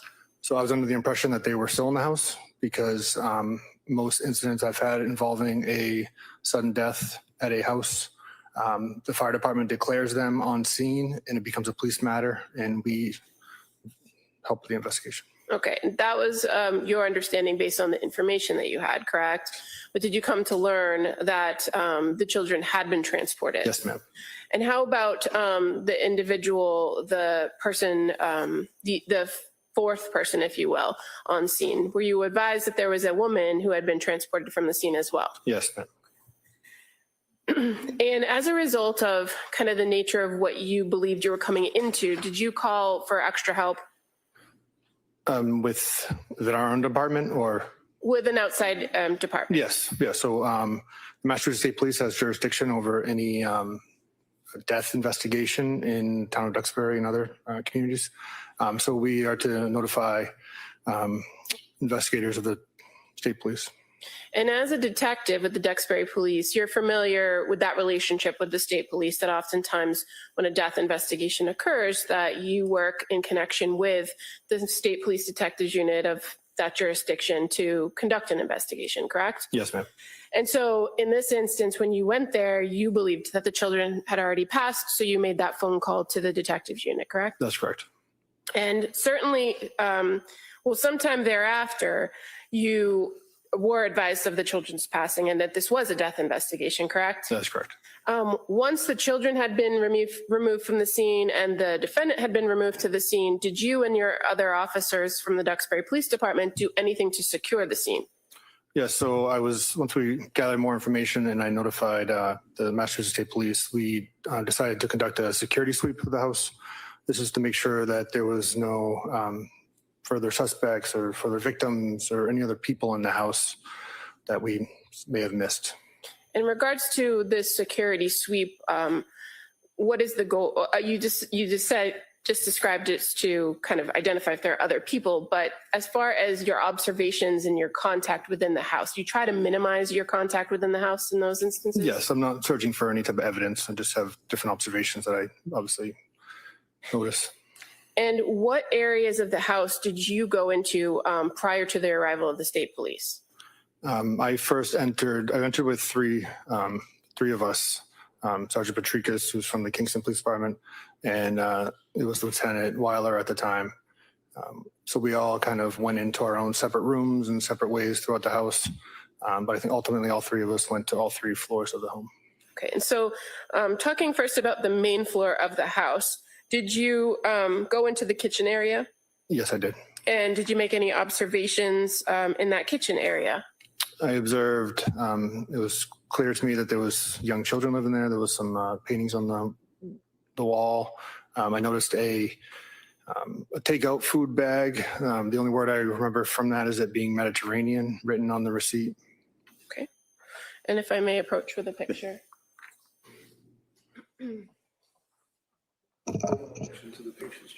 Showing you the pictures just accurately depict the kitchen area that you observed. Yes, ma'am. I'll move to a That may be admitted.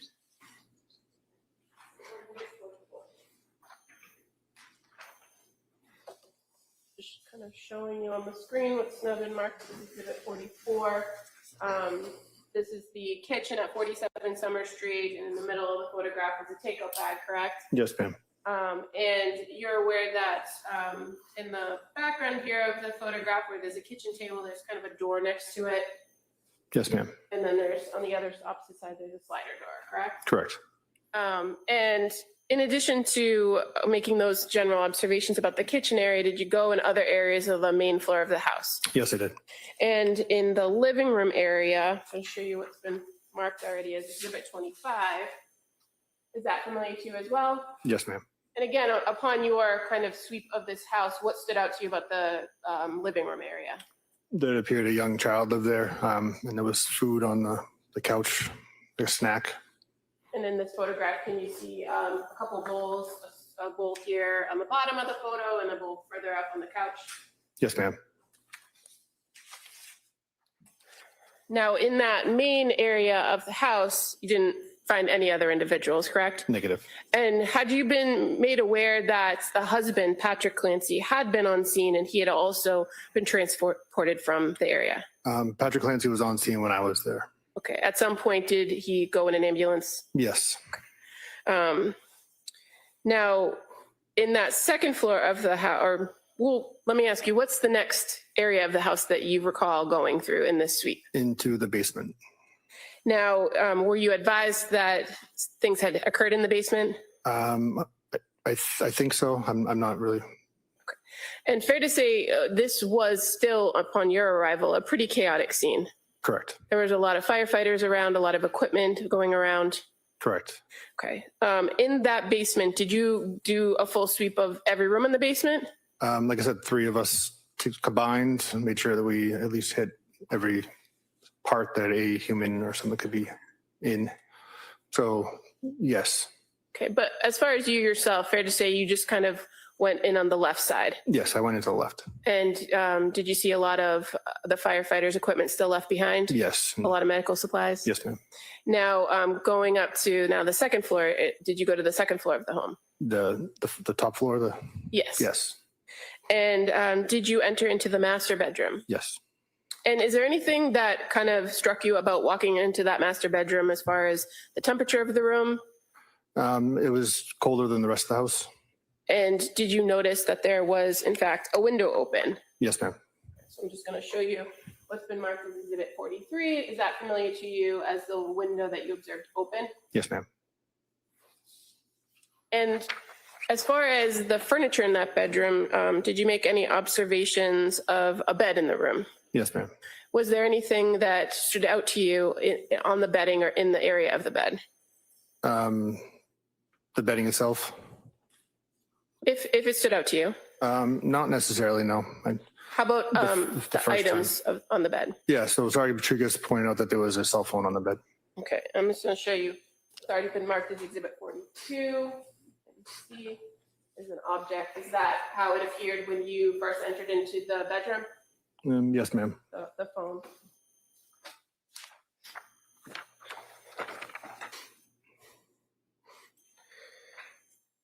At some point, were you able to go out to the backyard of the home?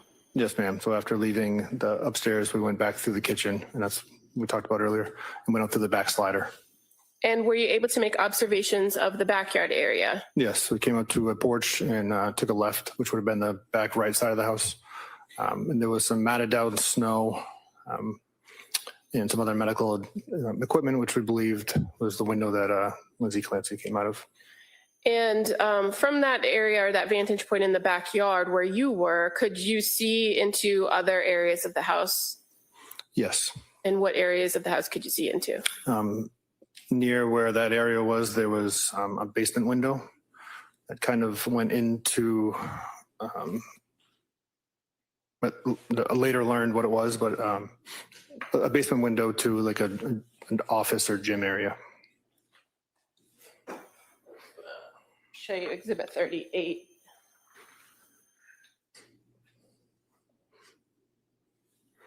Is that familiar as the backyard view? Yes, ma'am. And fair to say there's an area here of the photo that I'm pointing to with my pen, which is kind of on my right. That is a window well. Is that the window you could see into? Correct. And then again, in this photograph, do you see the open window that you observed when you went into the bedroom? Yes, ma'am. As far as that open window, when you were in the backyard, did you see any screens or anything around the property that would give you any indication of how that window was open or the condition of the window? No, to me, it appeared that the screen was just pushed up.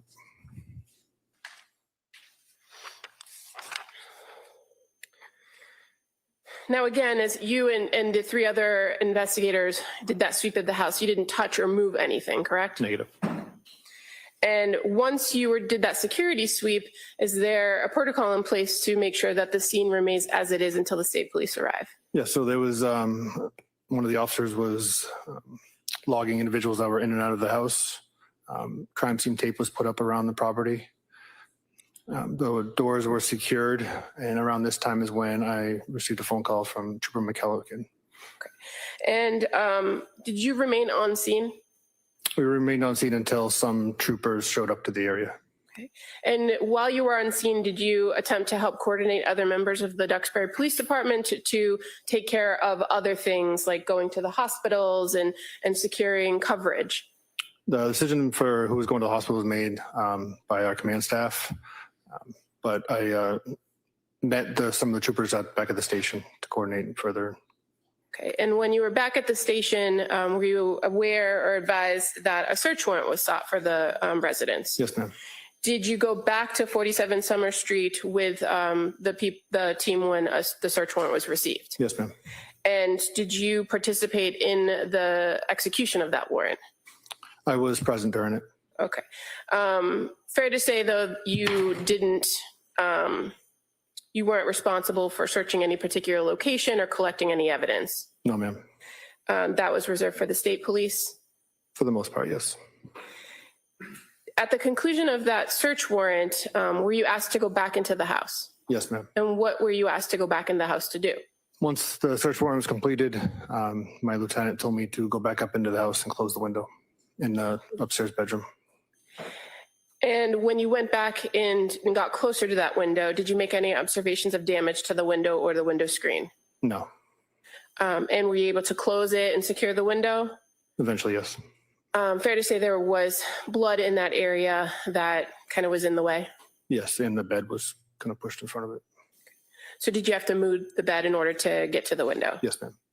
As far as anything removed from the home, did you go back into the basement at somebody's direction? No, ma'am. At some point, had you helped to remove some medical equipment that the fire department had left behind? That was during the search warrant. Okay. And is that the only items that you yourself removed from the home? Correct. As part of the follow-up investigation, did you work with Trooper McGilligan and some of the other troopers from the State Police Detective Unit to conduct follow-up interviews and gather more information? Yes, ma'am. Is it fair to say that the state police were the primary investigators and they took over pretty much everything from that point on? That's correct.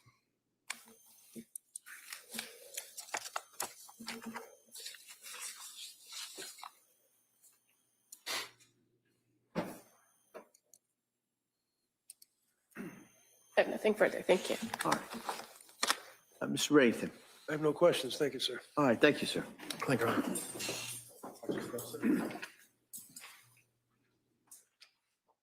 Commonwealth calls Mark Farioli.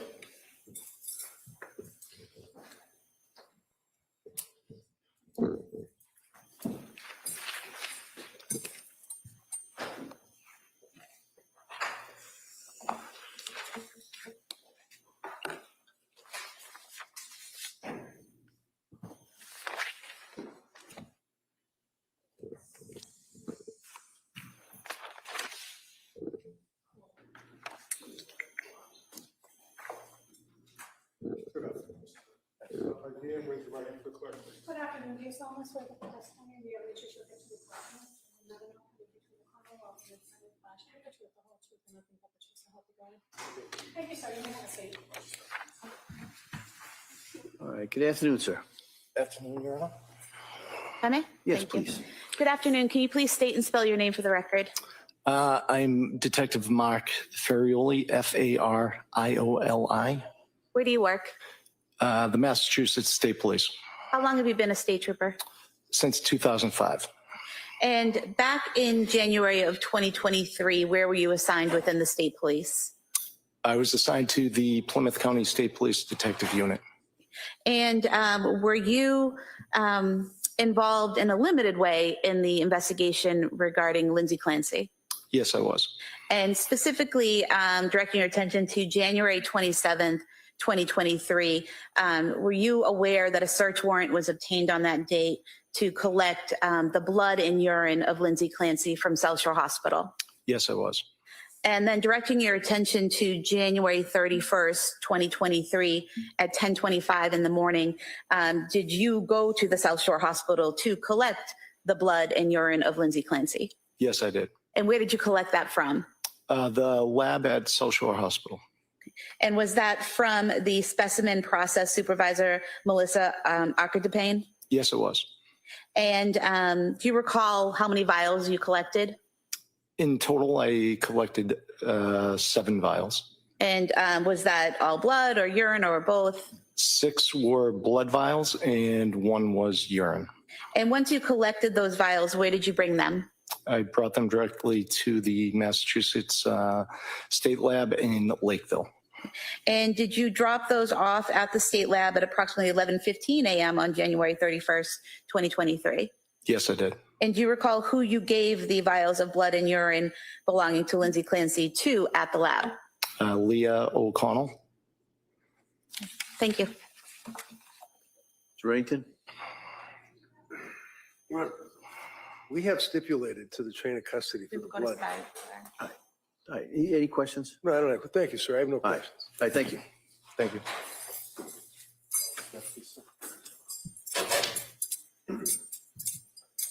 Leah O'Connell.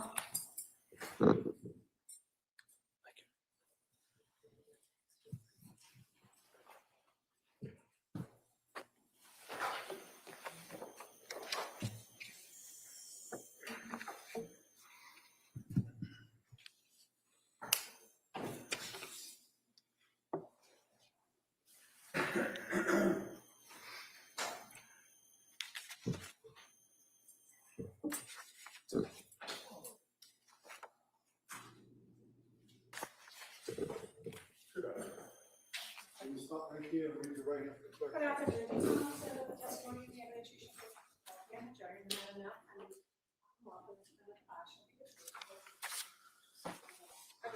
Thank you. You may take a seat, miss. Watch your step, please. Hi, good afternoon. Good afternoon, sir. Hi. Counsel? Thank you. Good afternoon. Can you please state and spell your name for the record? My name is Leah O'Connell, LEAHOCONNELL. Where do you work? Currently, I'm employed with the Massachusetts State Police as a trooper. Back in January of 2023, were you also employed with the state police? I was at the crime lab. And what were your responsibilities at the crime lab at that time? So I was a forensic evidence technician, so we would receive evidence submitted to the lab for testing.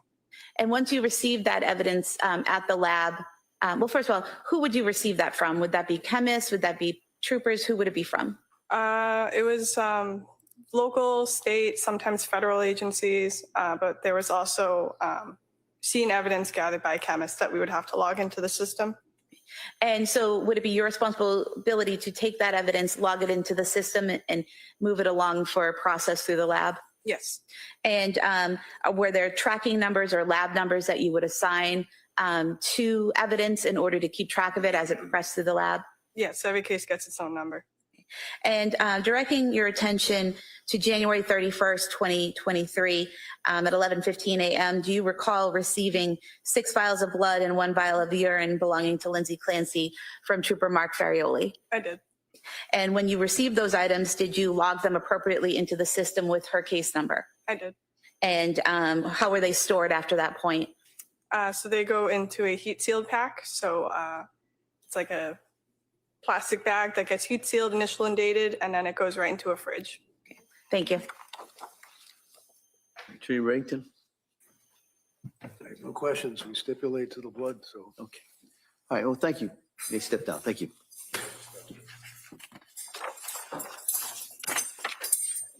Commonwealth calls John Santos.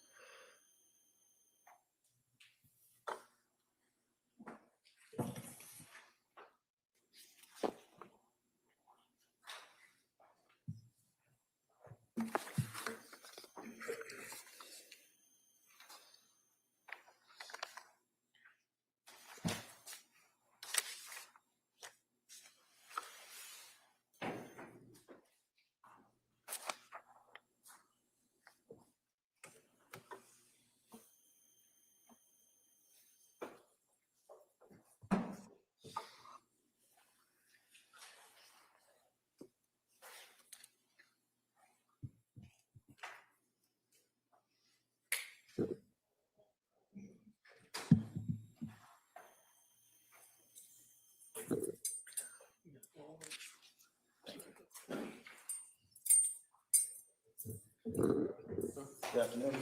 Raise your right hand for the clerk, please. Good afternoon. Do you solemnly swear that the testimony of the evidence you shall give to the court and the jury in the matter not having between the Commonwealth and the defendant fashion and the truth and whole truth? I do. Thank you, sir. You may have a seat. Watch your step, please. All right, good afternoon, sir. Good afternoon, Your Honor. Attorney Sprague, please. Thank you. Good afternoon. Can you please state and spell your name for the record?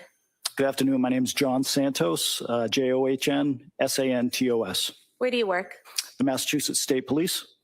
And what department are you currently in? I'm assigned to the Division of Investigative Services. And back in January of 2023, what was your assignment?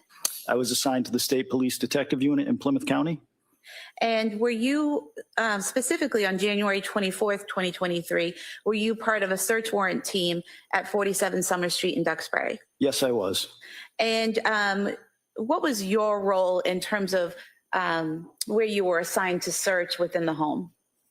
I searched multiple locations to include the basement, the kitchen area, and then the master bedroom on the second floor. Okay. And specifically directing your attention to the kitchen area, did you search a cabinet in the kitchen above and to the right of the stove? Yes, I did.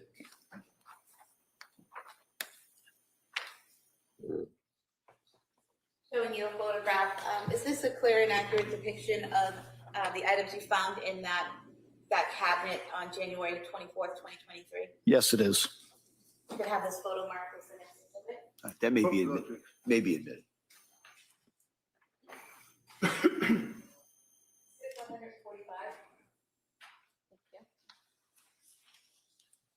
Showing you exhibit 145 on the screen here. Focusing your attention on the top shelf, there were several notebooks and books that were seized. Is that correct? Yes. Were those taken out of the cabinet and cataloged by the state police? Yes, they were.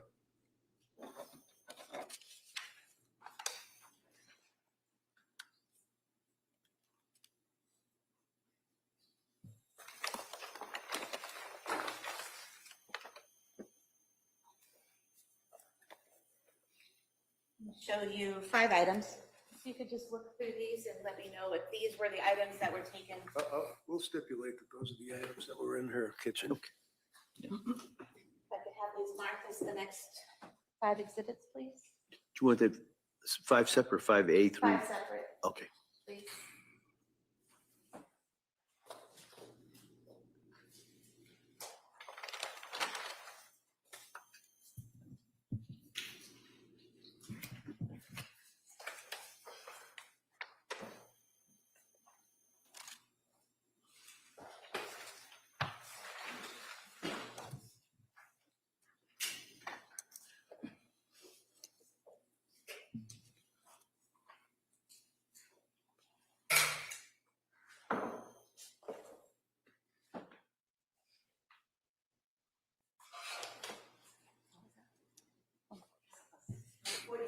Exhibits 146 through 150. All right, thank you.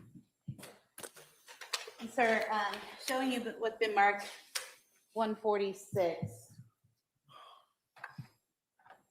So does it appear to be discharge paperwork from McLean Hospital for Lindsay Clancy? Yes.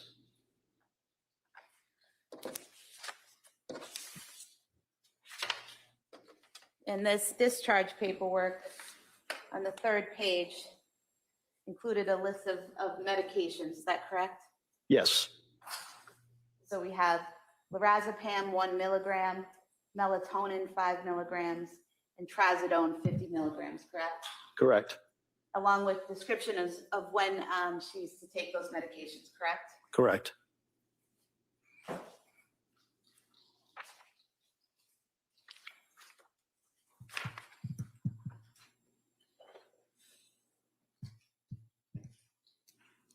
There's also instructions on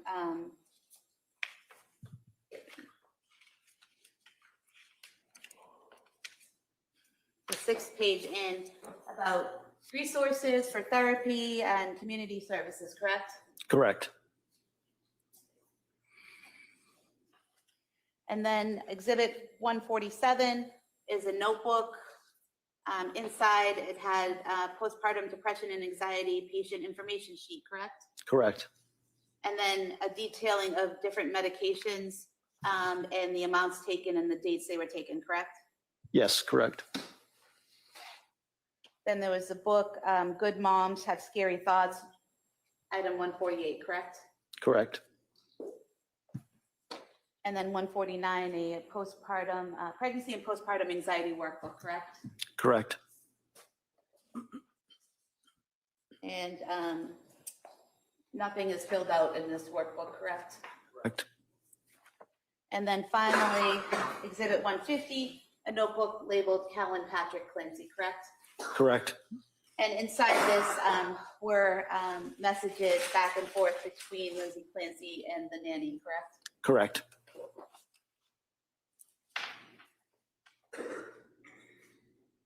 Now, you mentioned that you searched several rooms in the home, correct? Yes, correct. How do you divide that up? How is it decided who's going to search where when you're doing a search like this in a home? It's somewhat fluid. We try not to send too many people in one room at a time because we end up tripping over each other to a certain extent. So usually it's kind of as we go along because we don't have an idea of what the layout of the house is before we get there. So it's difficult to plan that. So the supervisors who are overseeing the search will direct different troopers or investigators to search different rooms. And so you said you searched the kitchen area, correct? Yes. Were you present when prescription medication was found in the kitchen, or had you already moved on? I don't recall the medication being found while I was there. And when you search a room, are you the only one searching, or are there other team members searching different parts of the room, kind of a divide and conquer? Exactly. That's how it is. We divide and search different sections of the room. And you said you went to the basement area. Do you remember what side of the basement you searched? I was in the office portion of the basement. And had anyone already been in that room, or were you the first to go in, or did you know? I believe somebody had already been in that room when I made my way down there. I don't recall who was in there, but I don't think I was the first person to make my way in that room. And you didn't collect anything in that room, correct? I did collect some items okay. in the office, yes. What items did you collect in the office? There was, I believe, 2 laptop computers and a external hard drive. And so you collected those items from the office. And when you do a search warrant, is there one trooper assigned to keep track of everything that's found, where it's found, who found it? Yes, there is. Okay. And so do you recall who that person was in this case? I don't recall, no. But when you do find something, is it you bring it to that person and they kind of log it and then you move on and keep looking for other things? Normally the evidence officer would come down, we assign them and label them the evidence officer for each search warrant. They would come down to the area where the item was being recovered from. And we'd also have crime scene services photo the item in place as well before it was collected. So the evidence officer would come to us. Okay, so for example, with the laptops, photos would be taken of them in the office and then they would be logged and then they'd be taken out of the office. Exactly. And is that what happened with the books and the notebooks that we discussed earlier? Yes. And you said that you then went up at some point to the main bedroom, the master bedroom? Yes. And what did you do inside the master bedroom? I assisted with searching the master bedroom. I don't believe I recovered anything within there. Do you recall ever looking in the nightstand drawer or anywhere near the nightstand by the open window? I don't believe I did, no. Okay. And is there any reason why you wouldn't have gone into that drawer or looked in that drawer? Somebody else was probably already searching that area, would be my guess. What area did you search in the bedroom? I believe there was a closet. When you walk into the bedroom, I believe there was like a closet area to the left. I was in that area. And then I made my way at some point to the left side of the bed as well. And did you find anything in the bedroom of note? No. Now, when you're doing a search warrant, right when an investigation happens, how do you know what to look for? Well, it depends on what you're investigating. This case specifically, we knew the facts what we knew at that time. So, I mean, when I noticed those notebooks in the cabinet, certainly I thought that information was pertinent to this investigation based on what we knew. But every investigation is a little bit different. The facts are different. So, yeah. I mean, clearly you want to look for items that relate to the suspect, victims, or any associates of them, and it might relate to the incident that's being investigated. When the search was being done in the home at 47 Summer Street that night, did officers already know that Miss Clancy had crushed up pills and taken them with lemonade? No. Okay. Had you learned from Patrick Clancy, the husband, that Miss Clancy had been prescribed some medication? I did, yes. Okay. And were you aware at some point that medication was found in the kitchen? Yes. Okay. I have nothing further. Thank you. Thank you. Mr. Reddington, who found the medication in the kitchen? I don't recall, sir. It certainly wasn't somebody randomly off the street. It was a cop, right? Yeah, a police officer, an State investigator, police. sir. Yes. And- Well, we had some local officers there with us as well. Yeah. So it was law enforcement that found the pill bottles in the kitchen, right? I believe so. And seized them. Is that correct? Correct. And documented that they had seized them in the kitchen, feeling someone, whoever it was, that it was relevant material to this investigation, right? Correct. And the books that we've just gone through, someone felt that a notebook captioned Patrick Clancy would be relevant material to this investigation, right? Correct. Right? Yes. Along with the pregnancy and postpartum anxiety workbook, right? Correct. Along with the good moms have scary thoughts, right? Yes. Along with the documents pertinent to the McLean Hospital where she had been discharged from, right? Yes.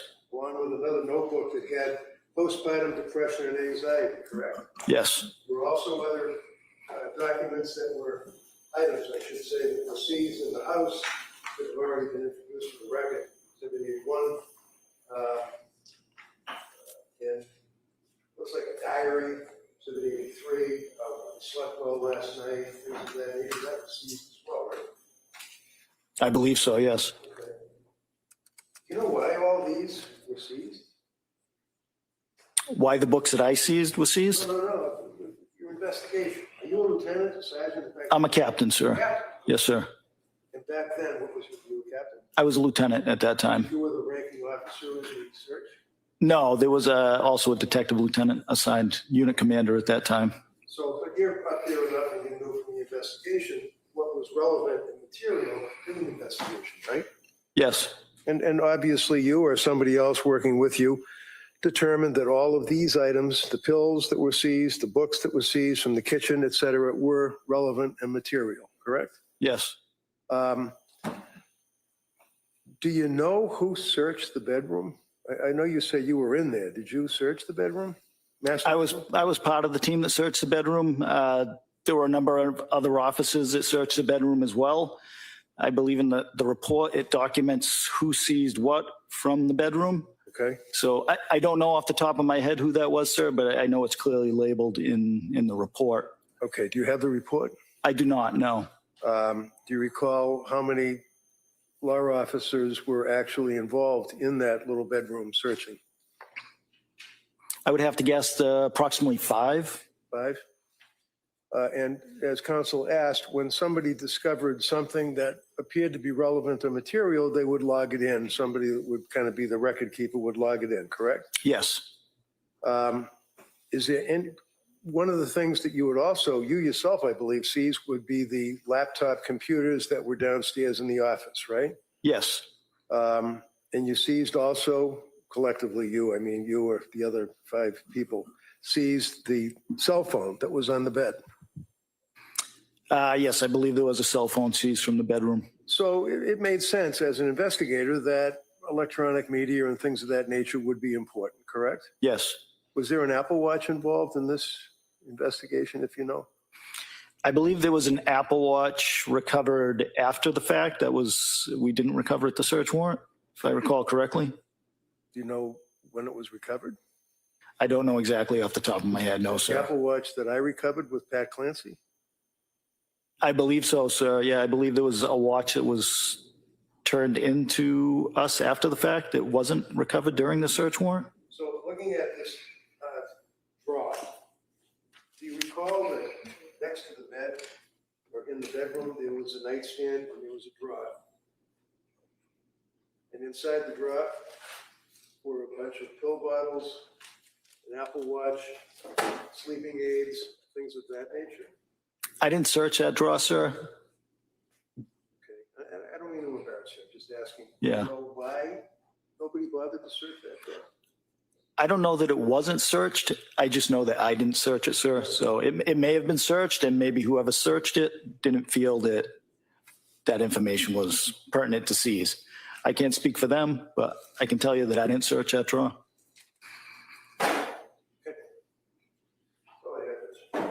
Redirect. No, Your Honor. All right, thank you, sir. Thank you, Your Honor.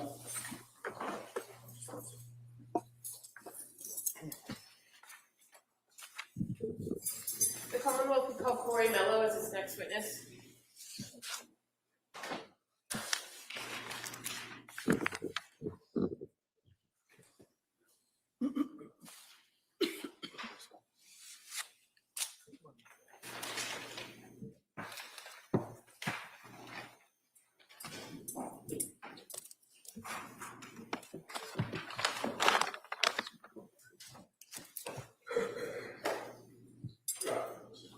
Stop right there, raise your right hand to the clerk, please.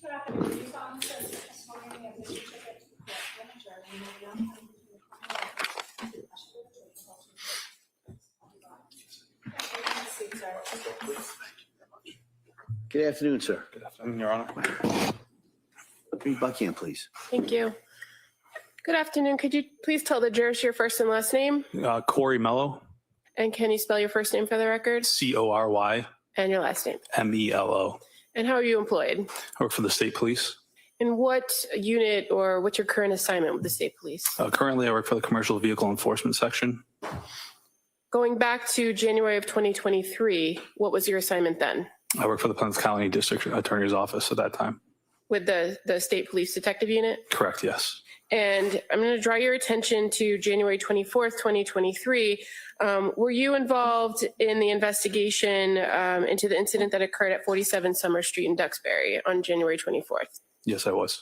And fair to say that when state police got involved in that investigation, a large group of the state police detective unit went out to Duxbury to work that investigation. Correct. Were you the case officer in that case? I was not the case officer.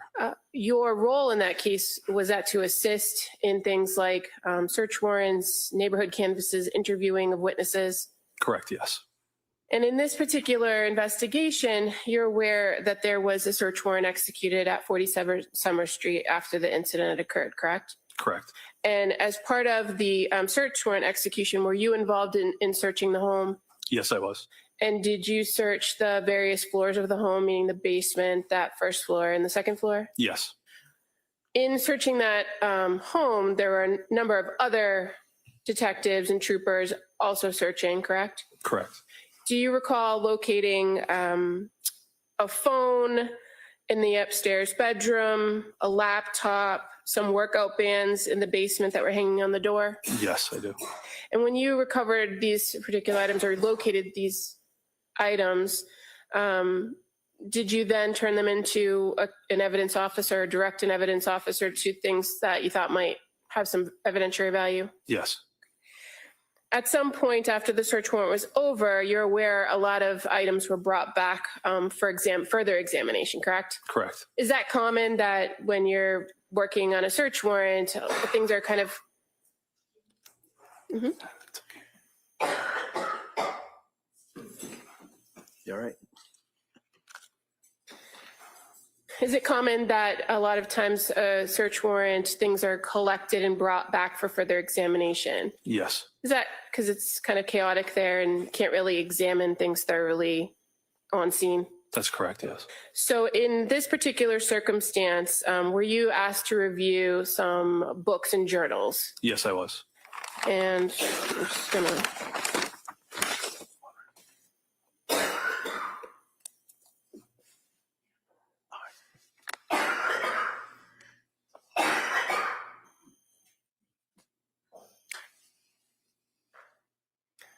If I may approach the witness. Sure.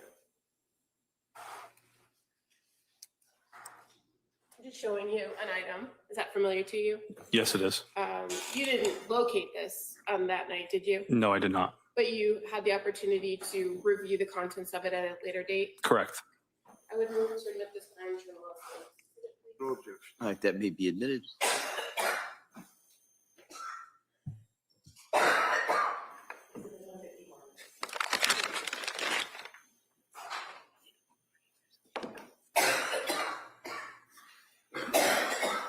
Counsel, can I see you sidebar just for a second?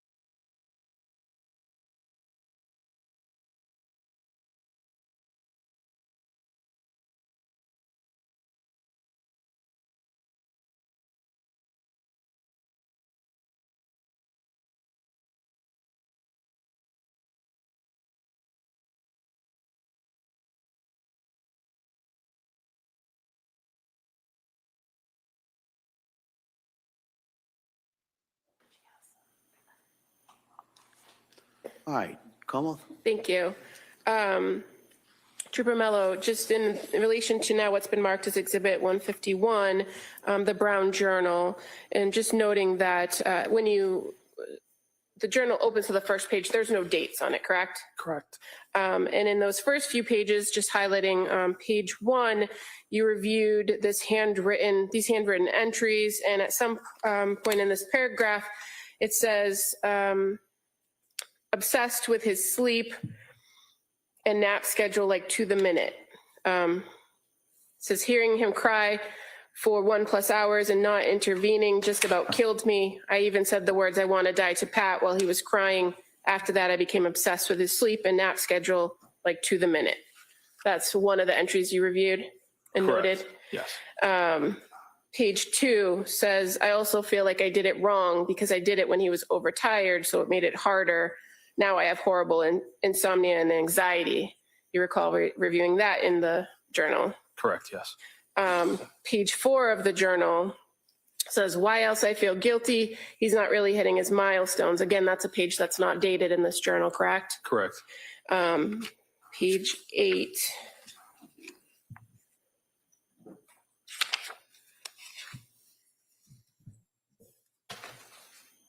I'm completely overwhelmed trying to take care of the 3 kids. I feel like I'm drowning every day. Again, another page that's not dated. Correct. At some point, there are some dated pages in this journal, fair to say, right? Yes. And there's one on November 18th. And November 18th, that page reads, it's like I'm so desperate to get a mental break from taking care of everyone that my mind is trying to make something physically wrong with me. You recall reviewing that in the journal? Yes. Now, in addition to the Brown Journal, when you were back at the office, you also had the occasion to review some of the other journals collected, right? Correct. This journal I'm holding up, exhibit number 147, is that familiar to you? Yes. And again, this is a journal that has handwritten notes in it, very similar to the handwriting in the Brown Journal you reviewed. Yes. And fair to say, the entries in this notebook only span a few pages and only go from October 13th as the first entry and the last one being January 18th, correct? Correct. Okay. And this third journal that you reviewed after the search warrant, exhibit number 50, the yellow journal with Callan Clancy's name on it. You recall that? Yes, I do. And you are aware Callan Clancy was one of the children? Yes. Okay. And in this instance, did you see similar handwriting from the other 2 journals that you reviewed? Yes, I believe there was 2 separate. Okay. At some point in this, these entries, you began to notice there were other handwriting. Correct. At the time you were looking at this, did you know who the other handwriting was? At the time, no. Who it belonged to? Okay. And fair to say, reviewing the contents of it, it's a pretty detailed list of a schedule for the baby. Correct.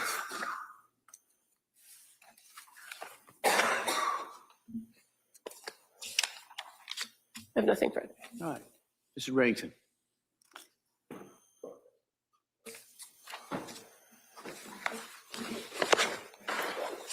So one of the things that the district attorney did was read to you certain entries from what is referred to in your report as the Tree of Life Artisan Journal, correct? Correct. And when you refer in the report to the Tree of Life Artisan Journal, is that this here? What do you call the Tree of Life? Is there a diagram or a picture of the tree on it? Should have a tree on it, yes. But in any event, you would recall that that particular diary or notebook set forth on a number of pages her feelings dealing with her children. Is that fair? It's fair to say, yes, sir. And you wrote in your report on page 19 of 63, counsel asked you first about her stating that she had horrible PTSD from sleep training Callan, hearing him cry for 1 hour plus and not intervening just about killed me. I even said the words, "I want to die" to Pat while he was crying. He would be the baby, right? Correct. And this is her saying that not being able to go to her child because they were trying to do sleep training. She indicated that it was just about killing her, correct? That's what was stated, yes. And after that, I, meaning Lindsay, became obsessed with his sleep and nap schedule. Like to the minute, I would tell Laney, and you know who Laney is, right? Yes. Who's Laney? The other child. The what? I'm sorry again. What's this? Laney. Laney. Laney. Laney. Laney. Don't recall this time. Do you recall that she had a young lady, or they had a young lady that was in their home helping with the baby while she was I supposed don't to? recall this time. Okay. That she would tell Laney to put him down at 10:36. I would also drive him around for car naps for hours every day, feeling guilty for doing this to my baby. Do you recall making that notation? Yes. I also feel guilty we did it too young, parenthesis, 1 week shy of 4 months, end parenthesis, right? Correct. You also noted in your report that I also, quote, I also feel like I did it wrong because I did it when he was overtired, so I made it harder. I now have horrible insomnia and anxiety, which is causing depression. I have no appetite. I don't know what's wrong with me. I want help. I want to be well. You saw that in there, didn't you? Yes. And then she went on and said, I think the anxiety started after sleep training. Doctor said it was okay to let him cry. I need to get a good night's sleep and take care of him, rocking him to sleep every nap in bed in the middle of the night. She noted that, right?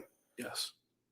Noting further in separate occasion, he's still a very happy baby despite his sleep training. Why I feel guilty is not really hitting his milestones, not rolling over, although he almost is, exclamation point. And he's babbling, which is a new milestone. She wrote that, right? Correct. She wrote, I have crazy brain fog. I feel like I can't make a plan. I can't carry it out. Like I just live moment to moment, waiting for the next nap time. I'm terrified of Cal getting overtired now because I feel I can't help him. She wrote that, right? Correct. She then wrote, I'm really worried about going back to work and not being able to function with the brain fog. I feel like I should start with a 4-hour shift and see how I do. I can't tell if I am withdrawing from Ativan and Benadryl, or is this my new baseline? I feel completely disconnected with my baby. I feel like I'm going through the motions every day. She wrote that, right? Correct. And there were a number of other entries that you put in your police report about that. One of which was that I feel horribly guilty about my marriage. I want to connect with Pat again. I know he needs it. I need it. I'm terrified because I'm terrified of the relationship. She needs to get birth control first. She made reference to her inability to have conjugal relations with her husband, right? I believe so. She indicated further on into her travels, I am completely overwhelmed trying to take care of the kids. I'm drowning every day. I feel guilty that I'm spending my family's money and not making any. I feel like I spend way too much. She wrote that, right? Correct.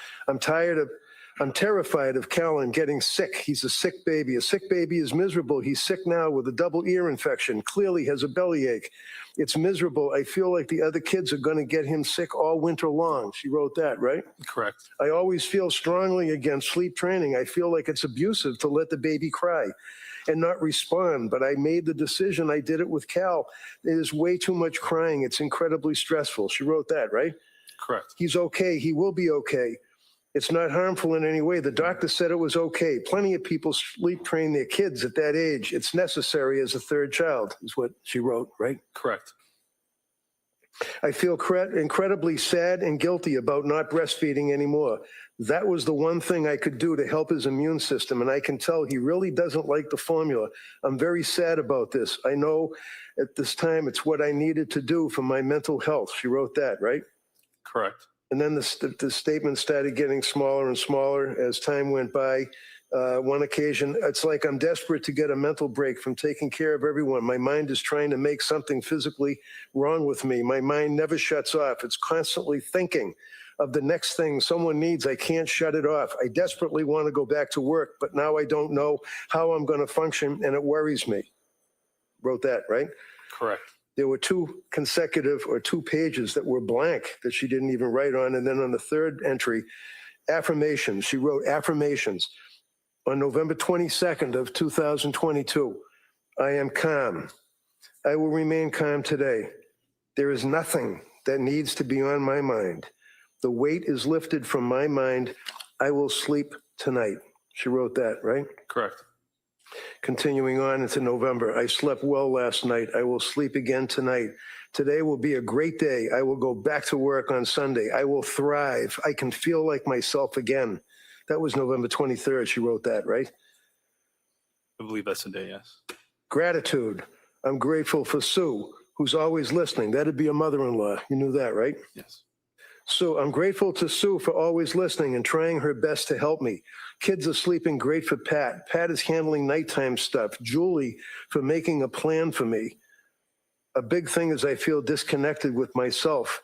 Time, reality. I think going back to work will help with that. She wrote that, right? Correct. And then there are numbers of pages, 22 of 63, 24, 25, 26, 27, 28, all reproducing what council asked you about and what I just went through that were from those journals, right?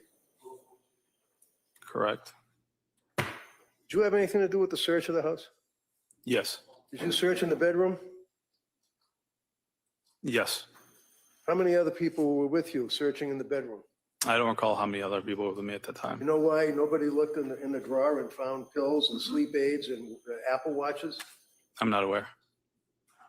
Did you see the drawer? I don't recall. What? I don't recall. Okay. That's all I have, Judge. Redirect.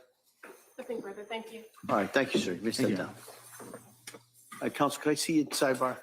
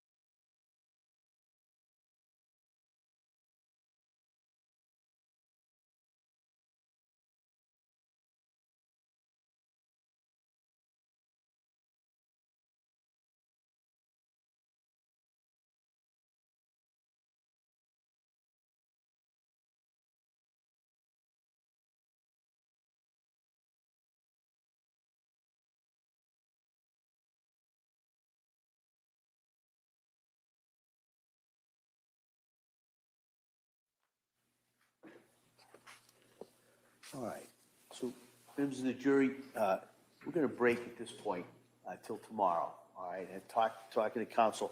My expectation is we'd have a similar schedule tomorrow. The hope would be we'll go in the morning and should go into the afternoon, but just to give you that's the best estimate that we have, all right? And so I'm going to excuse you till tomorrow. Remember, I'm going to ask you those questions. Don't listen to anything. Don't talk about this. Don't take any road trips or do any research on this. Put this out of your head as best you can till tomorrow morning. Hopefully the rain is stopped and we'll see everybody tomorrow. Thank you so much for all your work here today. Thank you. Order. All right. Sure. Please close your notebooks, place them on your chairs. Follow me.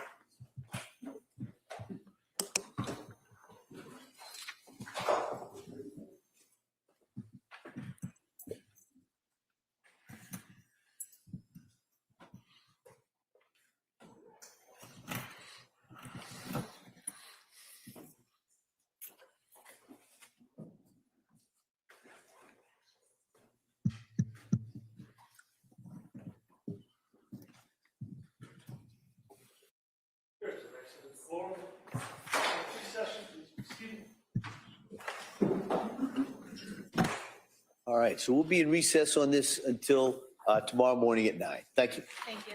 Thank you.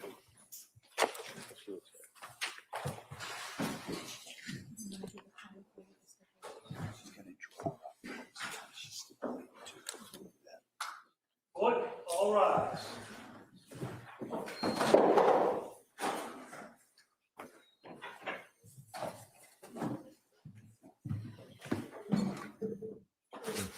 All righty then.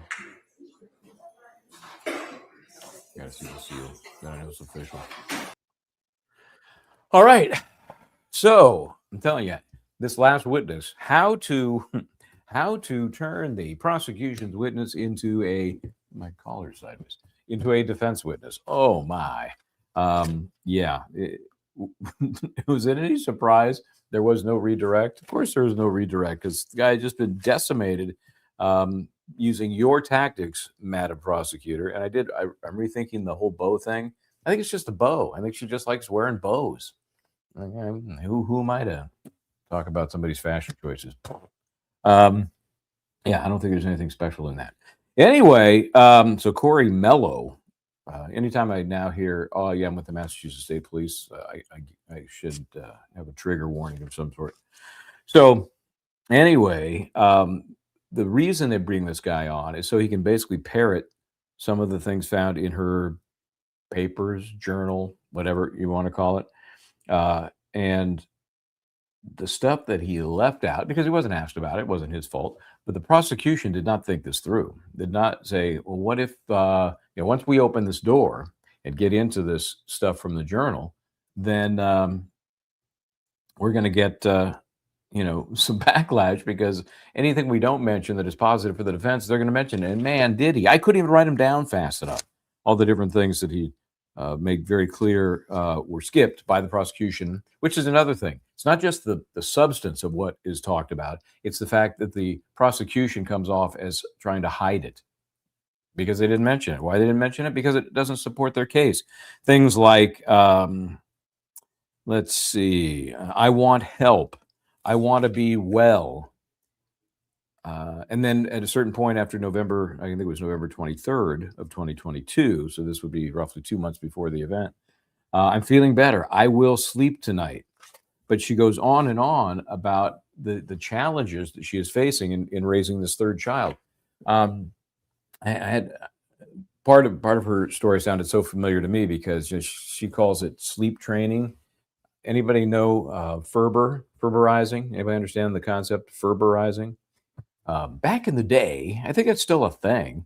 I finally, with my son, because he was at, I don't know, 6 months, give or take. It's my best recollection. He would just, he wouldn't go very long at night without crying. And then, somebody goes and handles him. And, it gets to be a lot, that sleep deprivation that you don't really ever get sleep. You get just like very close to sleeping and then bam, you're up. I did a little research. I said, this got to be fixed.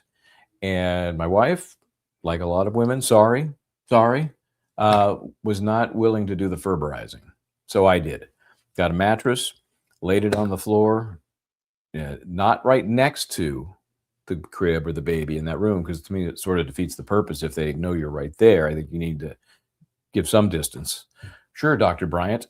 So I was in another room, but easily could hear and far enough away that hopefully wouldn't wake up the rest of the house. One night, it's all it took. One night of just, okay, I'm not going in there. I'm not doing it. I'm not going in there. And after, I don't know, hour of, some pretty healthy lung exercises, screaming, and that's hard. Yeah, as a parent, that is brutal to hear that. But if you can make it through, obviously you're monitoring to make sure it's not something, more serious than just, I need a mommy or daddy, preferably a mommy. Then it works. So look it up. Ferber, I think, was the doctor that came up with the whole concept. So Ferberizing is sort of the verb. So when I'm hearing those entries, I'm like, yeah, I get it. I was there. Now, what I think is interesting is, what about the first two kids? Were they so different that this was a bigger deal, a bigger problem, a bigger challenge?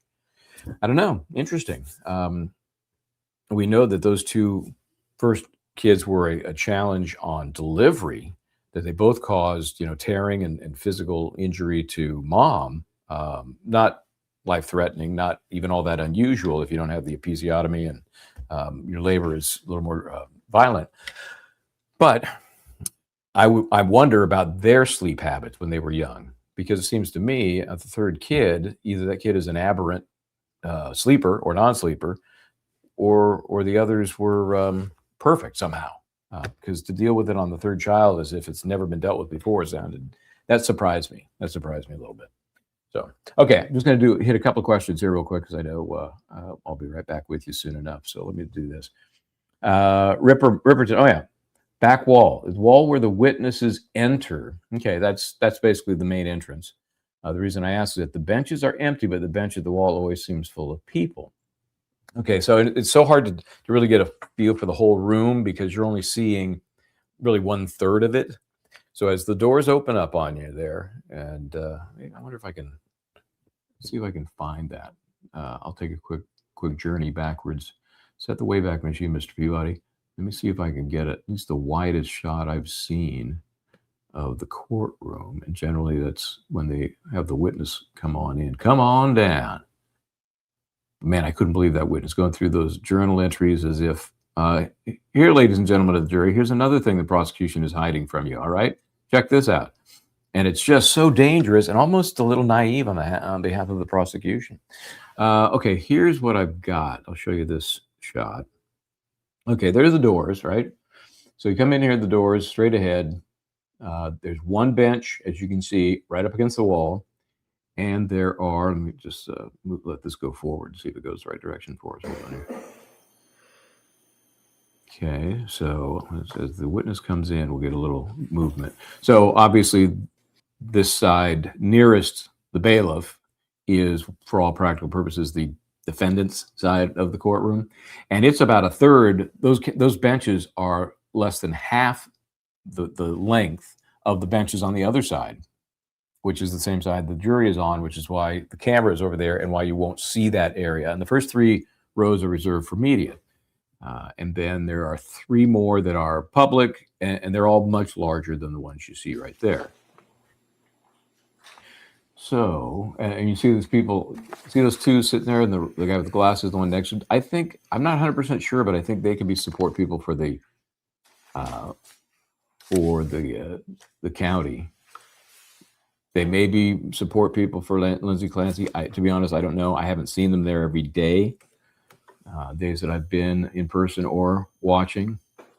Okay, so there you pull out. So you see in the very front edge of the 3 longer pews, they call them, that are directly across from the 3 shorter ones. Okay, so envision those shorter ones about 50% longer. That's what's on this side of that you don't get to see.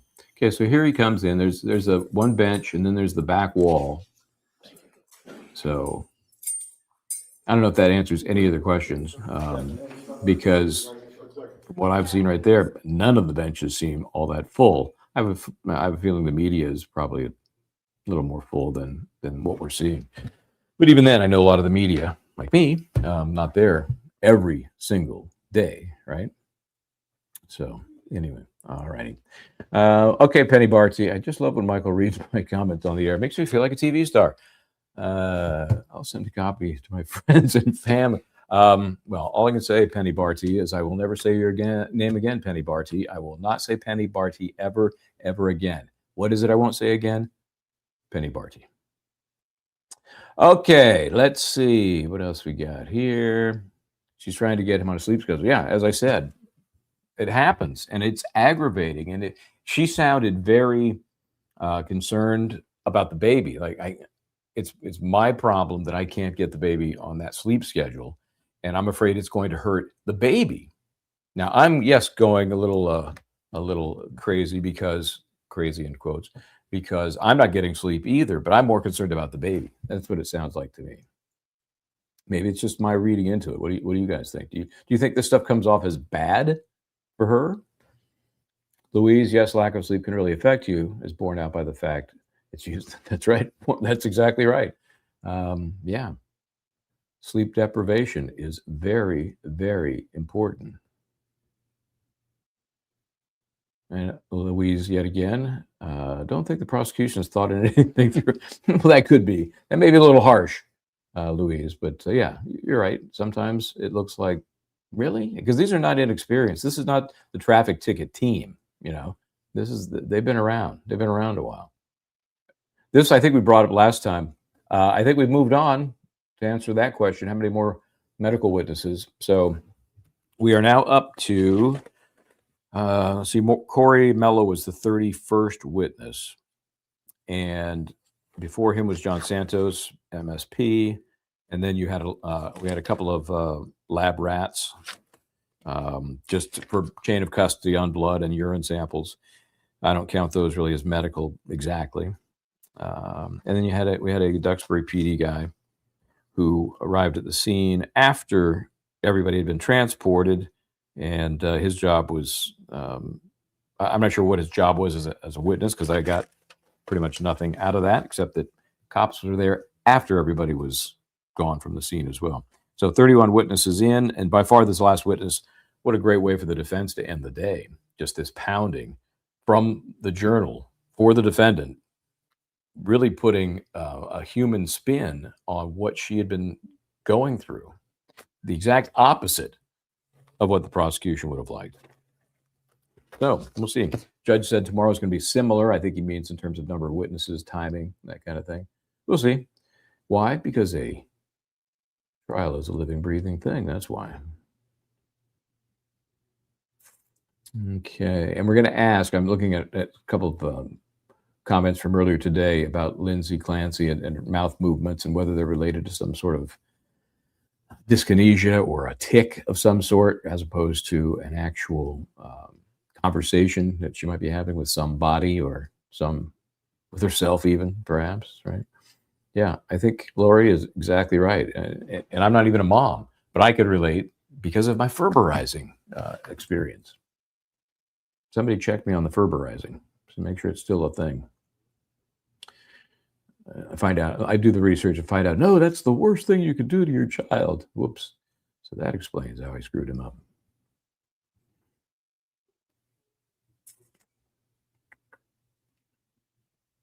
Yeah, I mean, this is very common. Okay, I'm going to try it. Tata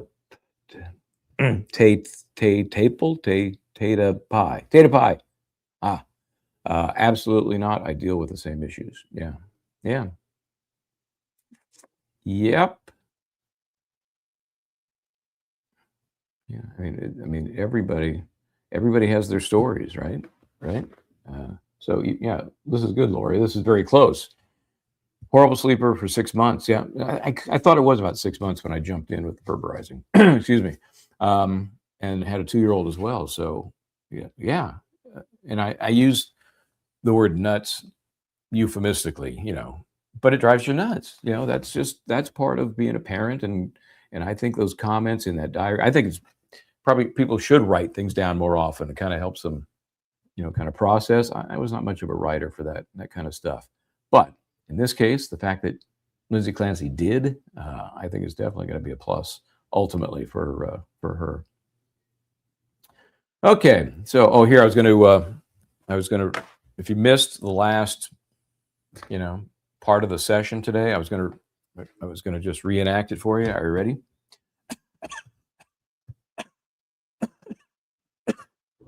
Who's coughing in the courtroom? I thought, well, maybe it must be one of the attorneys or the defendant. Otherwise, they kick their asses out of there. What is happening? I hope it wasn't Karen Goldberg.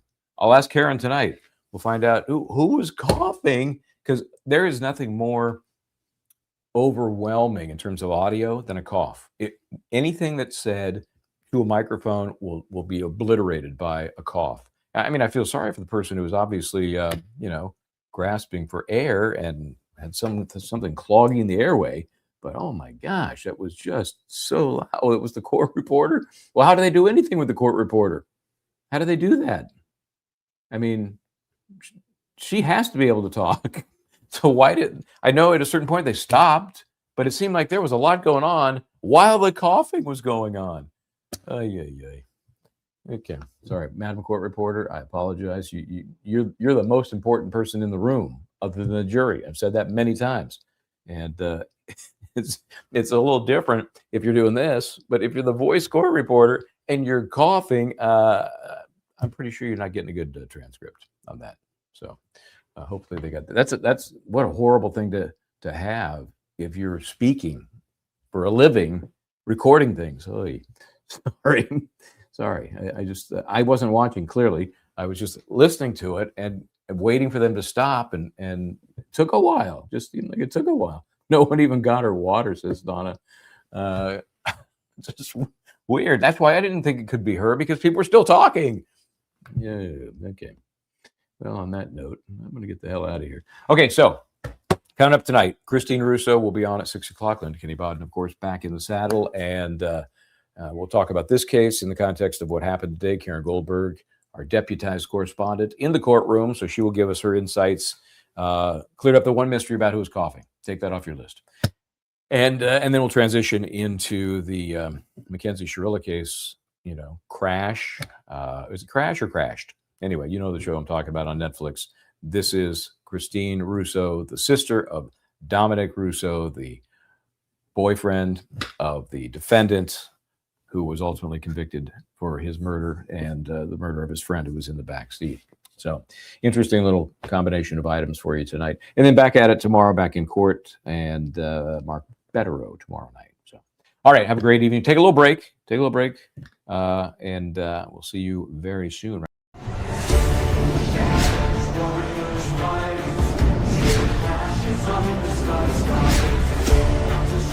It's